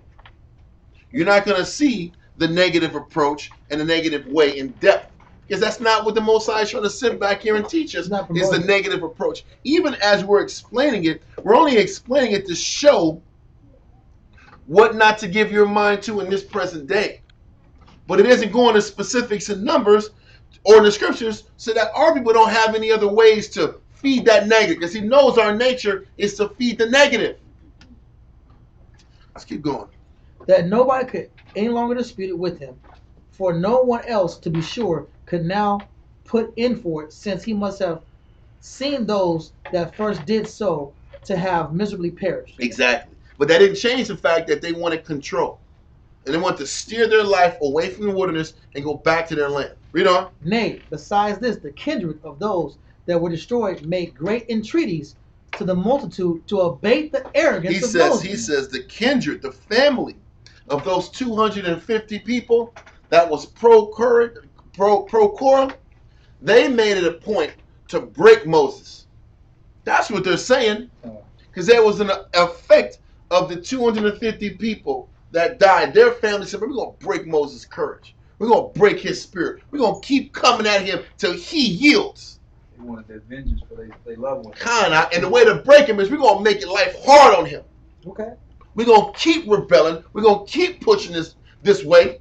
You know, all them niggas had them in loving memory of shirts out. They walking with Korah shirts. You remember it's a Korah. We had a choice. You know how niggas in spray paint shirts out. You know niggas was doing that the damn time. Walking all bold with spray paint shirts of their favorite Kendrick that got killed in the 250. You know that's how niggas roll, right? Yeah, I'm gonna make it uncomfortable for Moses. I'm gonna wear my rest in peace Amaram shirt. Rest in peace Reuben. The 250 shirt. That's what I'm saying. The 250 shirt. R.I.P. 250. You know, angels wings on the side. Right? Get out of here, right? Low level ass Israel, right? Golly, right? R.I.P. Damn, Israel's a trip, right? Don't forget Korah. Never forget the 250. It's like 9/11. Never forget David and Korah. God, it was a mantra. That's what they lived their life off of at that point. I'm going to live now. Listen, they had nothing else to live for. True. It was 40 years in the wilderness. That was it. So I'm going to make this life miserable on Moses. We're going to aggravate him and break his courage. It was a lose-lose situation for Moses. It was. It was. It would have been better to say, man, Father, let's take him out, man. And we'll just start from scratch. That was the easiest play. They made, I never saw this part earlier, but they made it a point to make his life a living hell and agitate him and abate his arrogance. Damn, bro. Come on, I keep going now. In loving memory of Dathan and Korah. It was like this too, like this. You know, they had two things back to back. Oh man. Oh, they were in that squad mission like this. I want like this. I want to bet it for y'all. That's what I'm saying. Them jailhouse pictures, right? I'm sorry. Keep going. It says, great entreaties to the multitude to abate the arrogance of Moses, because it would be safest for them to do so. So instead of sitting back here and just verbally going anti, they're just going to do things to aggravate them. Because speaking up ain't going to work. I don't got the control to speak up, but I can aggravate them. I can piss them off. So that was the whole point. I'm going to be I'm going to be contrary because I'm not happy. That's what we do anyway. I'm not happy, so I'm going to make your life a living hell. Yep. Israel does it all the time. They do it in marriages. They do it in camps. They do it everywhere. I'm going to make your life a living hell because I'm going to break your arrogance. Your perceived arrogance. You want all it was. I'm going to break your confidence in the Most High, because Moses' arrogance was really his confidence in pleasing the Heavenly Father. So I'm going to sit back and bust my tail to make you as uncomfortable as you can, or weaken your confidence in pleasing the Heavenly Father every damn day until I die, because I don't got nothing else to live for. This is why if you ever go to jail, you don't want to go to no Supermax act. When these guys got life, triple life, they ain't got nothing to lose, man. They have nothing to lose. So if they feel like choosing you to pick on you, guess what? You chose it. So you got to fight every damn day until he's dead. And then you're going to get a life sentence for killing him. You in a super trick bag. He's going to become that guy. That's the point. This is what Moses having to deal with. I got to deal with guys here. You know, it was, what was that dude's name? Bojangles or Jangalang. I remember that guy on the line. Oh, yeah. So all right, y'all watching the same thing watching online? That's crazy. No. Just Child of Thunder. I'm not going into the story. We're not going to go into the story. That's not totally inappropriate. Point is, the point of the concept is that when you got a guy that's going to break your spirit, they have nothing else to live for, brother. Every day they're going to agitate you into a mistake. They're going to try to bait you into a mistake every day. That is the penalty for not eradicating these guys, like the Most High told him. Most High told him to eradicate, just get rid of them. Moses was being too soft on him. So Moses sitting back here and getting so vexed that he hits the rock, that was premeditated by the people. What this line is saying is that they sat back here and egged him on to a mistake. Yeah. When in actuality, he should have just let the Most High take him out, and he would have went to the damn kingdom. He was soft on crime. He was soft on crime, man. And there's consequences for being soft on crime, man. Keep going. He wanted to see this. Damn, man. This is insane. Now Moses, paragraph 2. Now Moses, upon his hearing for a good while that the people were tumultuous, man, he was, read on. Was afraid that they would attempt some other innovation. That's what I'm saying. Listen, you can't help but be a little paranoid. Yeah. They're gunning for you, all right? They're looking for a way to aggravate you, attack you, expose a flaw. Read on. And that some great and sad calamity will be the consequence. He knew it. That was foreshadowing. This right here, kids, is foreshadowing. Because the consequence was he didn't make it. Read on. He called the multitude to a congregation and patiently heard what apology they had to make for themselves, without opposing them. And this lest he should embitter the multitude. So he just listened and didn't check. Because sometimes you're in a situation, if you're checking correct, you're a bad guy anyway. So let him get it all out. Read on. He only desired the heads of the tribes to bring their rods. Now hold this. Now listen, we're going to let this go. We're going to go back to this. Because now this one talking about when the Aaron's rods butted. When Aaron's rod butted and the other guy's rods didn't butt. Let's go back to Numbers chapter 16. I think it was 43. Was it? No. Yeah, it was 41. 41. Number 16 and 41. Number 16 and verse no, 41. I think it's Taiwan. Okay, 31. Taiwan. Sorry. Numbers chapter 16 and verse 41. But on the morrow, all the congregation of the children of Israel murmured against Moses and against Aaron, saying, Ye have killed the people of the Most High. Mm-hmm. And it came to pass, when the congregation was gathered against Moses and against Aaron, that they looked toward the tabernacle of the congregation, and behold, the cloud covered it, and the glory of the Most High appeared. And Moses and Aaron came before the tabernacle of the congregation.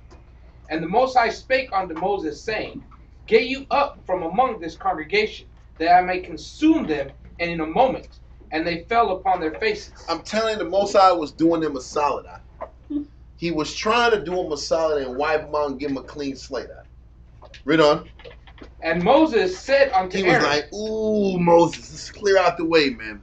Let me talk to him real quick. Let me deal with him real quick, guy. Read on. And Moses said unto Aaron, Take a censer, and put fire therein from off the altar, and put on incense, and go quickly unto the congregation, and make atonement for them. For there is wrath gone out from the Most High. Oh, yeah. The plague is begun. He's like, listen, Aaron, you better get off your butt and burn some incense. Most High is pissed. Damn, read on. Verse 47. And Aaron took as Moses commanded, and ran into the midst of the congregation. And behold, the plague was begun among the people. And he put on incense, and made an atonement for the people. And he stood between the dead and the living. Wow. And the plague was stayed. Listen, people started dying. And he got in the way of death. That's the only way he's going to be some final destination stuff. All right. The Most High sent some death angels, and then Aaron sat back here and sent prayers up, burned incense, and the Most High listened to that. Read on. And they that died in the plague were 14,000. That was quick. And 700. That was quick. Yeah. That was quick. They were dropping. He took out 14,700 people. Besides them. Damn, man. Besides that 250. Read on. Besides them that died about the matter of Korah. God damn, man. Anyway, keep going on. And Aaron returned unto Moses unto the door of the tabernacle of the congregation, and the plague was stayed. And the Most High spake unto Moses, saying, Speak unto the children of Israel, and take of every one of them a rod according to the house of their fathers, of all their princes according to the house of their fathers, 12 rods. What it's showing you is, even with the 14,000 dying, they still wanted control. That didn't solve it all. Right? There was still dissension there, and people were still out to get them. So now he says, all the 12 tribes, the 12 princes of each tribe, get a rod from your fathers, from your family lineage. Read on. 12 rods. Write thou every man's name upon his rod. And So thou, it can't be said that this was my rod and they took it from me. So everybody signed their rod, so everybody would know whoever's rod blossomed or budded, that was who the Most High was with, once and for all. Read on. And thou shalt write Aaron's name upon the rod of Levi. For one rod shall be for the head of the house of their fathers. What is also showing is Israel has to constantly prove that they're locked into the Most High. This is a constant process to build and earn people's trust. Read on. And thou shalt lay them up in the tabernacle of the congregation before the testimony, where I will meet with you. And it shall come to pass that the man's rod, whom I shall choose, shall blossom, and I will make to cease from me the murmuring of the children of Israel, whereby they murmur against you. And Moses spake unto the children of Israel, and every one of their princes gave him a rod apiece, for each prince one according to their fathers' houses, even 12 rods, and the rod of Aaron was among their rods. And Moses laid up the rods before the Most High in the tabernacle of witness. And it came to pass that on the morrow Moses went into the tabernacle of the witness, and behold, the rod of Aaron for the house of Levi was budded, and brought forth buds, and bloomed blossoms, and yielded almonds. And Moses brought out of the rods before the before the Most High unto all the children of Israel, and they looked, and took every man his rod. And the Most High said unto Moses, Bring Aaron's rod against before the testimony, to be kept for a token against the rebels, and thou shalt take away their murmurings from me, that they die not. And Moses did so, and the Most High commanded him, so did he.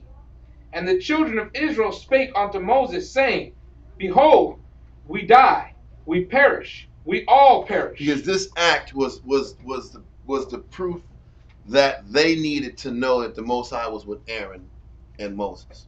Okay, in the Josephus it says, it's explaining how the almonds came out of Aaron's rod. I'm gonna read it real quick. This is Antiquities of the Jews, book 4, chapter 4, paragraph 2. It's in the middle. It says, On the next day he brought out the rods, which were known from one another by those who brought them, they having distinctly noted them, as had the multitude also. As to the rest, in the same form Moses had received them, in that they saw them still. So all 11 of those rods were the same except for Aaron's. But they also saw buds and branches grown out of Aaron's rod with ripe fruits upon them. They were almonds. And the rod had been cut out of that tree. So that rod or staff was cut out of an almond tree. So the Most High brought that tree to life.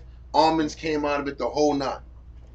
It said the people were so amazed at this strange sight that though Moses and Aaron were before under some degree of hatred, they now laid that hatred aside and began to admire the judgment of the Most High concerning them. Because we love signs. That's what I was going to say. They love new fancy signs. That means God's real. If it's not a new space age, because they used to seeing death. They saw fire from heaven a couple weeks ago. But seeing new signs and new amazements, they're all astounded. So that hereafter They applauded what the Most High had decreed. Oh, now you good. Yeah, now God's real. Or like he says, we die, we perish. They all die. Now they go back and accept their verdict. Okay? Then it says, and thus the Most High ordained him priest 3 several times, and he retained that honor without further disturbance. And hereby this sedition of the Hebrews, which had been a great one, and had lasted a great while, was at last composed. Okay, this too. It also shows, do we learn from the judgments the Most High puts in our life? Nope. The Most High rains fire in our life too. It might be spiritual fire, car accidents, crazy situations we can't explain. Why were these certain things not going my way? The Most High makes judgments in our life. Do we take inventory and change direction and become more positive and more submissive and more malleable and workable? Do we use the judgments in our life as an opportunity to motivate us to change? Or are we waiting for another sign? That's something that's dangerous. It's dangerous for our spiritual health to keep waiting for signs. Now, this was the magic sign that they want. All they want to see was some almonds. The almonds made them happy. But for us, what do we have to see that, I agree now? That's a crazy thought. We're going to have to sit here and go on these scriptures for ourselves to convince ourselves. The Bible says, be convinced in your what? Our own minds. It's my job to convince me the correct spiritual approach, that my counsels are right, that my leadership is good, that my situation is good, that I have the right husband, that I have the right rib. The Most High put me in the right place. It's my job to find contentment. It's my job to force myself to find spiritual contentment. If I don't do that, then I'm just going to ask for more judgments and more situations. It's a never-ending cycle of judgment, consequence, and happiness, judgment, consequence, and unhappiness. Yep. Yeah, it's time to way roll, past it. Well, I'm gonna finish it up, but okay. Yeah. It's time to roll, right? Okay, for you. But I'll leave you. Okay, Tasapal, let me salute you. Let me salute Taiwan real quick. Then I'm gonna salute you in Tasapal. I didn't get a chance to salute you. You can have it. I got it.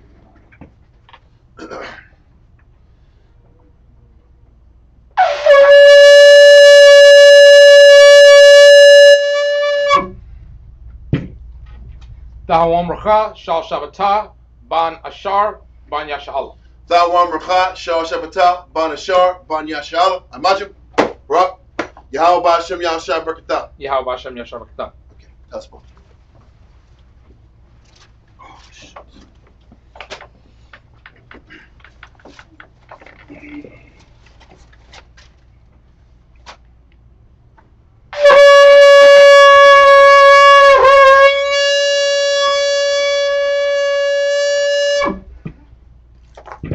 Tazapah, Shah Shabbatah, Rahaban, Ban Rahaban, Ban Yasha'Allah.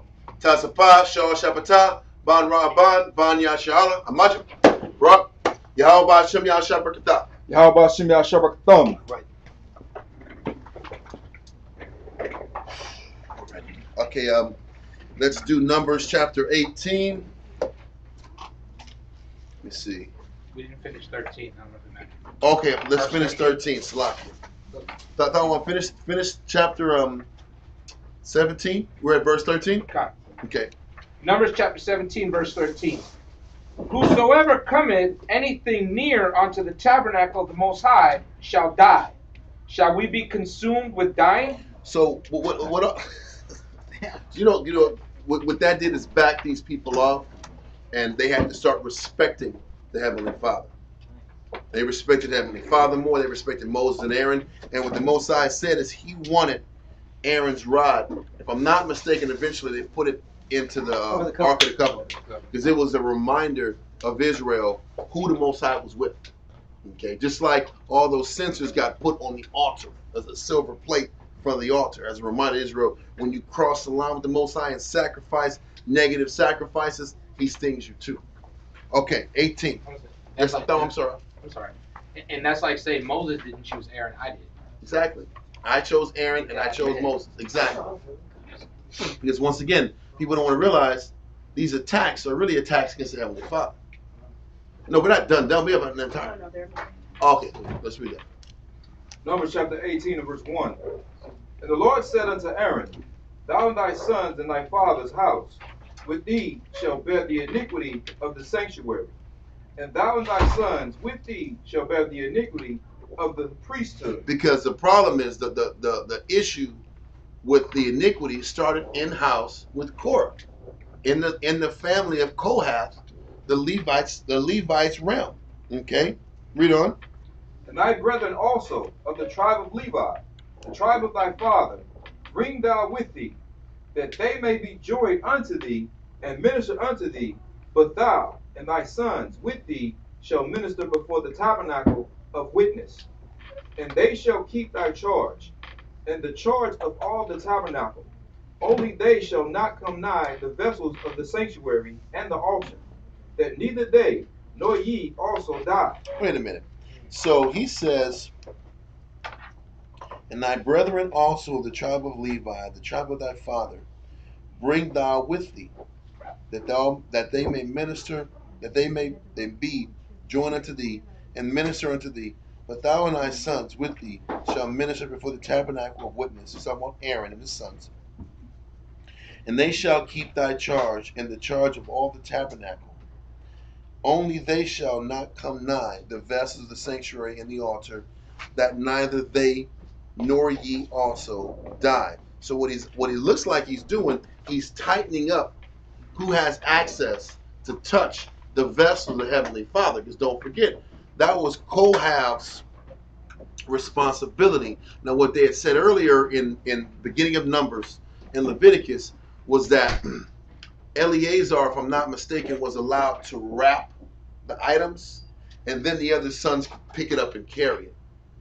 Now he's saying, obviously, because of this debacle, he's cutting down and shaving the amount of people that have access to these responsibilities. Because what did Korah do? Korah's head got blown up because he was one of the guys that was carrying the ark.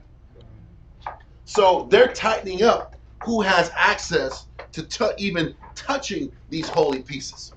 Okay, this is what's happening. Verse 4.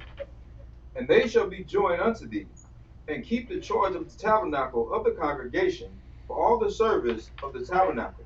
And the stranger shall not come nigh unto you. Mm-hmm. And ye shall keep the charge of the sanctuary and the charge of the altar, that there be no wrath any more among the children of Israel. And I, behold, and I have taken your brethren, the Levites, from among the children of Israel to you, that they are given as a gift of the Lord, to do the service of the tabernacle of the congregation. He's also reestablishing their mindset, reestablishing their mind back on their job and their service. Because don't forget, Korah wanted power and control outside of the realm of what he was allowed to give. Read on. Therefore, thou and thy sons with thee shall keep your priest's office for everything of the altar, and within the veils, and ye shall serve. I have given your priest's office unto you as a service of gift, and the stranger that cometh nigh shall be put to death. So Aaron and his sons had the entire responsibility of dealing with the things of the altar and of the veil.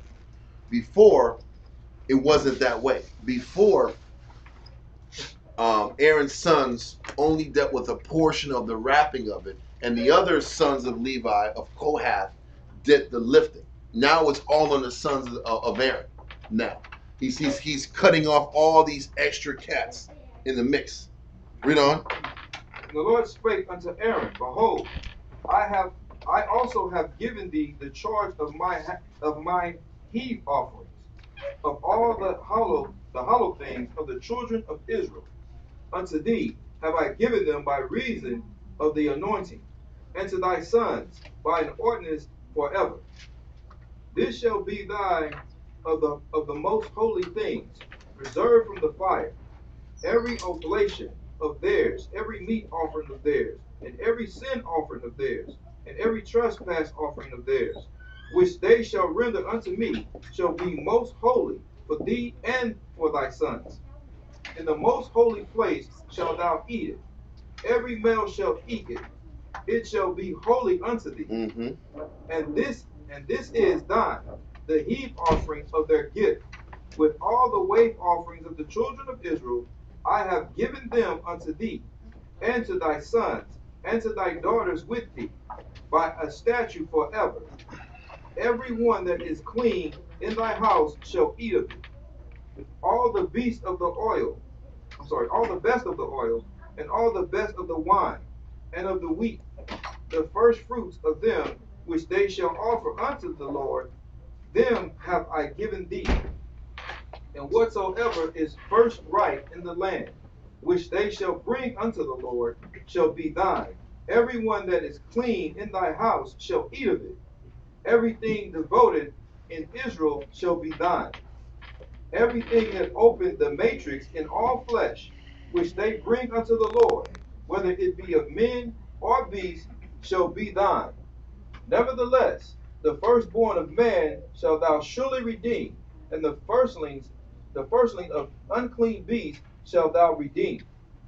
And those that are to be redeemed from a month old shalt thou redeem, according to thy estimation, for the money of 5 shekels, after the shekel of the sanctuary, which is 20 gerahs.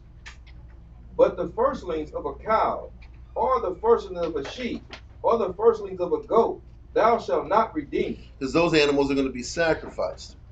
He's saying the firstborn of every man and the firstling of your unclean beast, you have to pay an endowment to the priest for all of the firstlings of your unclean animals and of your firstborn of mankind.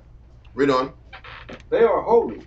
Thou shalt sprinkle their blood upon the altar, and shalt burn their fat from an offering made by fire, for a sweet savor unto the Lord.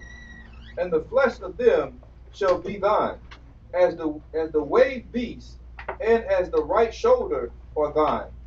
All the heave offerings of the holy things which the children of Israel offer unto the Lord have I given thee, and thy sons and thy daughters with thee, by a statute forever.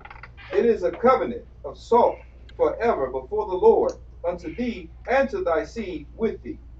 And the Lord spake unto Aaron, Thou shalt have no inheritance in their land, neither shalt thou have any part among them. I am thy part and thy inheritance among the children of Israel. And behold, I have given the children of Levi all the tenth in Israel for an inheritance, for their service which they serve, even the service of the tabernacle of the congregation. Neither must the children of Israel henceforth come nigh the tabernacle of the congregation, lest they bear sin and die. But the Levites shall do the service of the tabernacle of the congregation, and they shall bear their iniquity. It shall be a statute forever throughout your generations, that among the children of Israel they have no inheritance. But the tithes of the children of Israel, which they offer as a heave offering unto the Lord, I have given the Levites to inherit. Therefore I have said unto them, among the children of Israel they shall have no inheritance. And the Lord spake unto Moses, saying, Thus speak unto the Levites, and say unto them, When ye take of the children of Israel the tithes which I have given you from them for your inheritance, then ye shall offer up a heave offering of it for the Lord, even a 10th part of the tithes. And this your heave offering shall be reckoned unto you as though it were the corn of the threshing floor, and as the fullness of the winepress. So the tithing that was given was a tenth of the first of everything that we dealt with in our what do you call it, war? Our earnings. But back in those days, those earnings were based upon the animals that were needed to sustain their farms and their families. So they would give up their animals, their oils, and all the different things that the priests could eat. So that tenth went to the families to sustain them to eat, because they didn't have anywhere to sustain and make money or survive and feed their families. So Israel gave them a tenth of their resources so they can sustain themselves. Okay, but that was in animals and oxen and oil and all the things you need to cook and survive and eat. Read on. Verse 28. Thus ye also shall offer a heave offering unto the Lord of all your tithes, which ye receive of the children of Israel, and ye shall give thereof the Lord's heave offering to Aaron the priest. Out of all your gifts ye shall offer every heave offering of the Lord, of all the best thereof, even the hallowed part thereof, out of it. Therefore thou shalt say unto them, when ye have heaved the best thereof from it, then it shall be counted unto the Levites as the increase of the threshing floor, and as the increase of the winepress. Mm-hmm. And ye shall eat it in every place, ye and your households, for it is your reward for your service in the tabernacle of the congregation. And ye shall bear no sin by reason of it, when ye have heaved from it the best of it, neither shall ye pollute the holy things of the children of Israel, lest ye die. Come. Okay, what we're going to do is go to 1 Samuel chapter 11, verse 14 through 12 and 22. I like this verse that Samuel kind of had to Israel. 1 Samuel. Let's see. Oh, man, I messed up. 1 Samuel.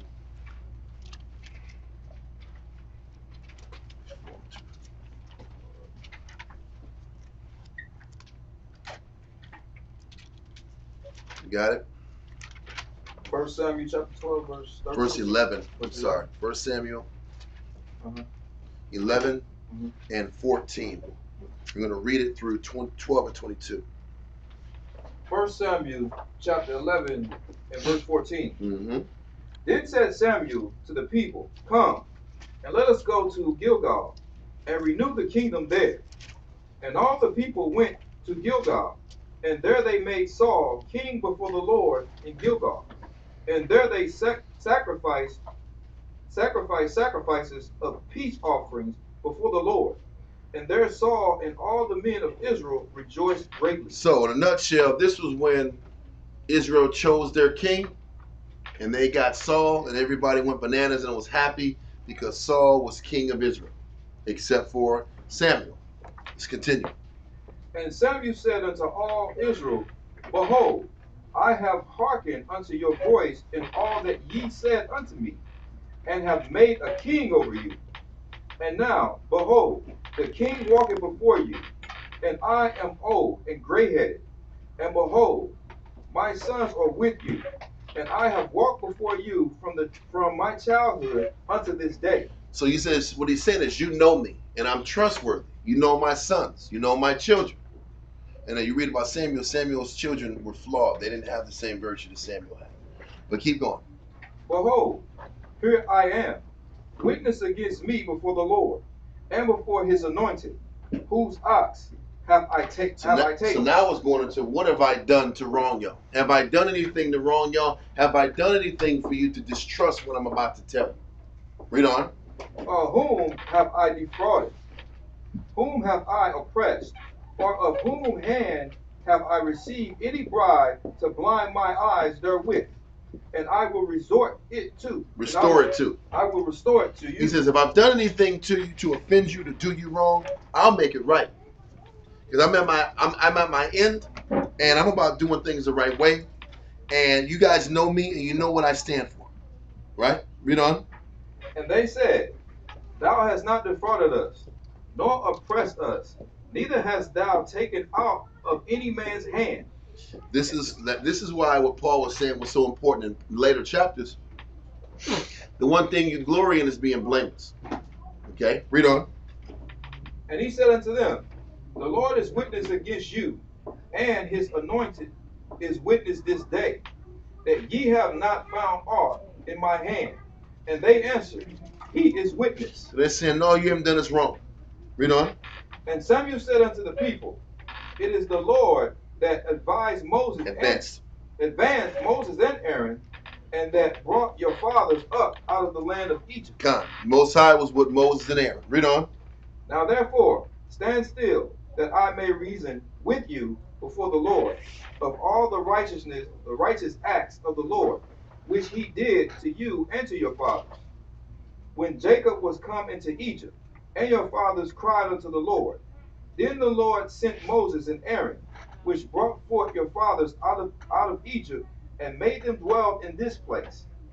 And when they forgot the Lord their power, he sold them into the hand of Sisera, captain of the host of Hazar, and into the hand of the Philistines, and into the hand of the king of Moab, and they fought against them.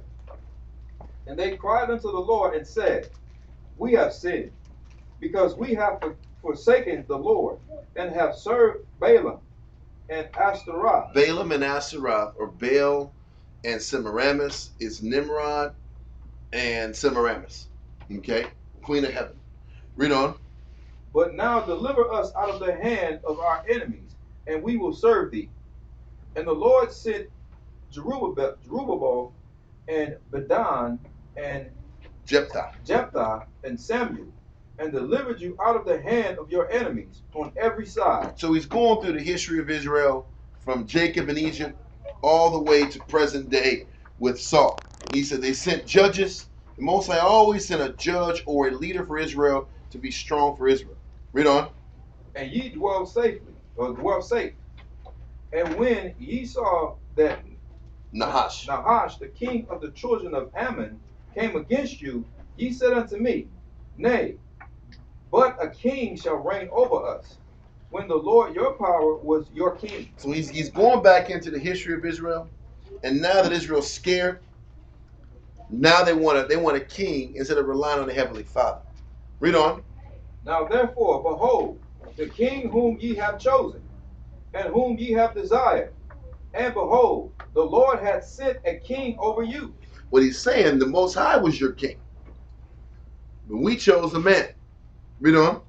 If ye will, fear the Lord, and serve him, and obey his voice, and not rebel against the commandment of the Lord, then shall both ye and also the king that reigned over you continue following the Lord your power. So the point is, the reality is, he says, if the king and the people or the nation still follows the Most High will be there for you. Read on. But if ye will not obey the voice of the Lord, but rebel against the commandment of the Lord, then shall the hand of the Lord be against you, as it was against your fathers. Okay. Now therefore, stand and see this great thing which the Lord will do before your eyes. It's still a choice. The Most High gives us the choice to do things the right way or wallow in our sins. Read on. Is it not wheat harvest today? I will call unto the Lord, and he shall send thunder and rain, that ye may perceive and see that your wickedness is great, which ye have done in the sight of the Lord, in asking you a king. So what he's saying now, he's setting them up and reminding them, listen, bro, if y'all don't change, you're going to get destroyed. But he knew they weren't going to change. He said that he knew what was in their heart, and he knew there was wickedness in their heart, and their intentions not to follow the Most High exclusively was based upon the negative in their heart. He said, I'm going to sit back here, pray to the Most High, and this is your gathering session. I'm going to sit back and send thunderstorms to destroy what the work of your hands. Because what's in your heart is negative. Read on. So Samuel called unto the Lord, and the Lord sent thunder and rain that day. And all the people greatly feared the Lord and Samuel. For that day. And that's the issue with Israel. They'll fear the Most High on one traumatic day, and then when every other day is okay, then they start doing themselves again. Read on. And all the people said unto Samuel, Pray for thy servants unto the Lord thy power, that we die not. For we have added to all our sins this evil, and to ask us a king. Israel only starts to realize they're negative when the Most High sends thunder and destruction their way. Then they want to talk about the Most High again. Read on. And Samuel said unto the people, Fear not, ye have done all this wickedness, yet turn not aside from following the Lord, but serve the Lord with all your heart, and turn ye not aside. For then should ye go after vain things which cannot profit nor deliver, for they are vain. Uh-huh.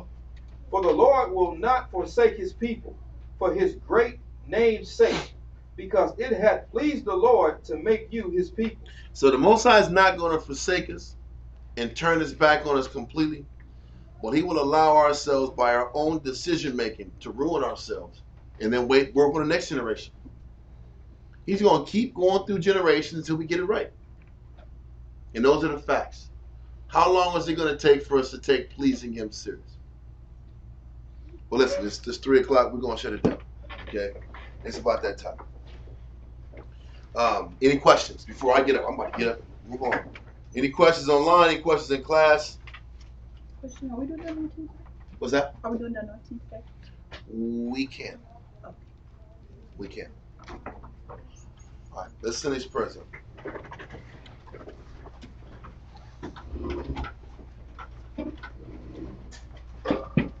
Imagine wa Ponya Yerushalayim.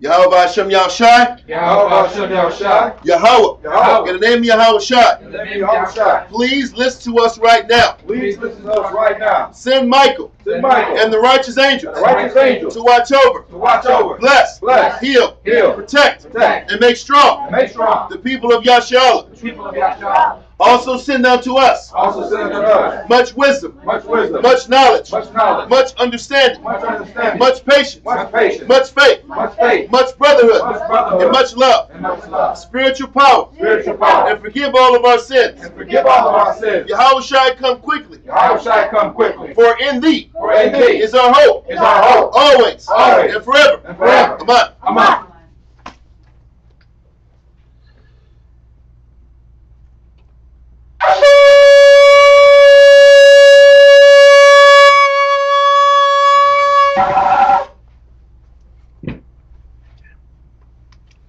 Baruch Yahweh Hashem Yahushai. Baruch Yahweh Hashem Yahushai. Ahawa Ahawa. Nathanawa. Nathanawa. Nathawara. Nathawara. Baruch Yahweh Hashem Yahushai. Baruch Yahweh Hashem Yahushai. Salakia. I got to go back and read the English version. I'm not used to doing that. Bless you, Yahweh, in the name of Yahweh Shai, that gives to us the law. Baruch Yahweh Hashem Yahushai. Baruch Yahweh Hashem Yahushai. Ahawa. Nathanawa. Awar. Lara'ah. Bless you, Yahweh, in the name of Yahweh Shai, that gives us the light to see. Baruch Yahweh Hashem Yahushai. Baruch Yahweh Hashem Yahushai. Ahawa. Nathanawa. Ha'ayam. Kwara. Ha'ayin. Bless you, Yahweh, in the name of Yahweh Shai, that gives us the ram's horn to call the people. Baruch Yahweh Hashem Yahushai. Baruch Yahweh Hashem Yahushai. Ahawa. Nathanawa. Sheman. Zayat. Lamashak. Yasha'al. Bless you, Yahweh, in the name of Yahweh Shai, that gives to us the olive oil to anoint Israel. Psalms 92.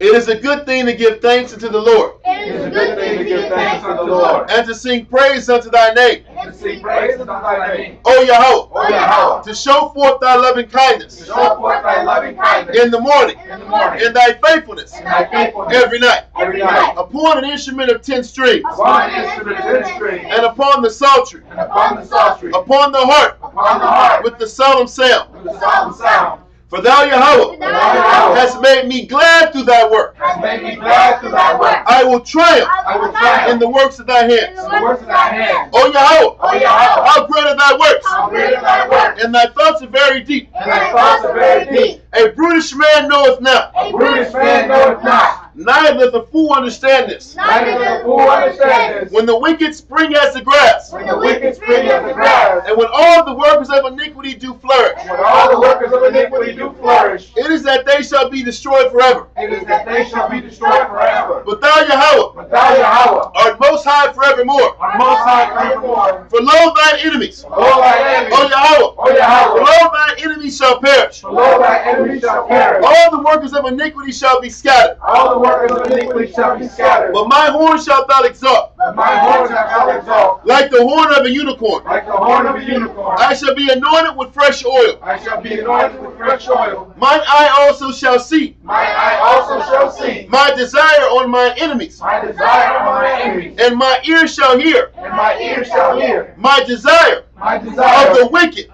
that rise up against me. that rise up against me. The righteous shall flourish like the palm tree. The righteous shall flourish like the palm tree. He shall grow like a cedar in Lebanon. He shall grow like a cedar in Lebanon. Those that be planted in the house of the Lord Those that be planted in the house of the Lord shall flourish in the courts of our power. shall flourish in the courts of our power. They shall still bring forth fruit in old age. They shall still bring forth fruit in old age. They shall be fat and flourishing, They shall be fat and flourishing, to show that the Lord is upright. to show that the Lord is upright. He is my rock, He is my and rock. there is no unrighteousness in him. There is no righteousness in him. By Hashem Yahushua. Hashem Yahushua.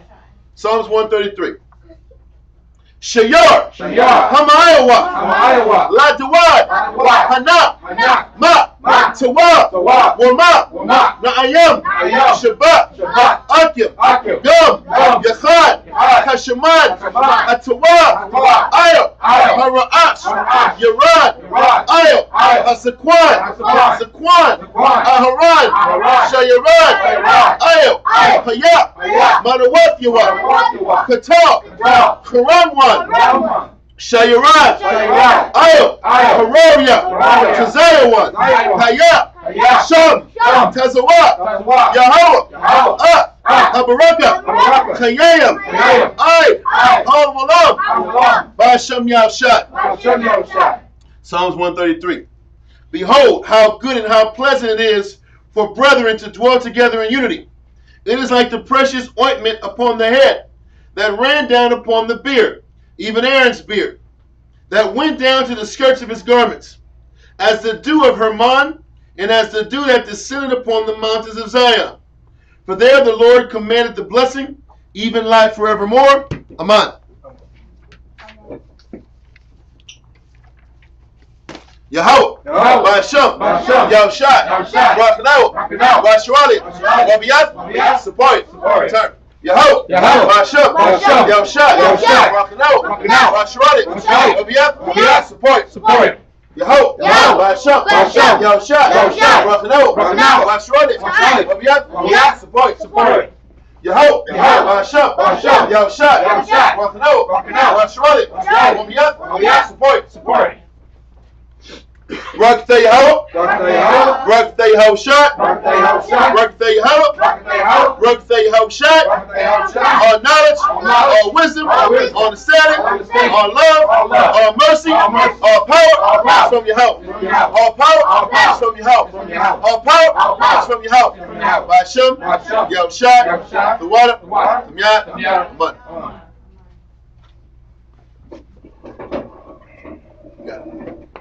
Slowing out in the heavenly order, Yahweh, Yahushua, Ukol Yashua, and Israel, Mother, Rock, Yahweh, Hashem, Yahushua, Bakatham. Kum Yashua, Kum Yashua, Kum Yashua, Kum Yashua, Kum Yashua, Kum Yashua. Tell your sisters.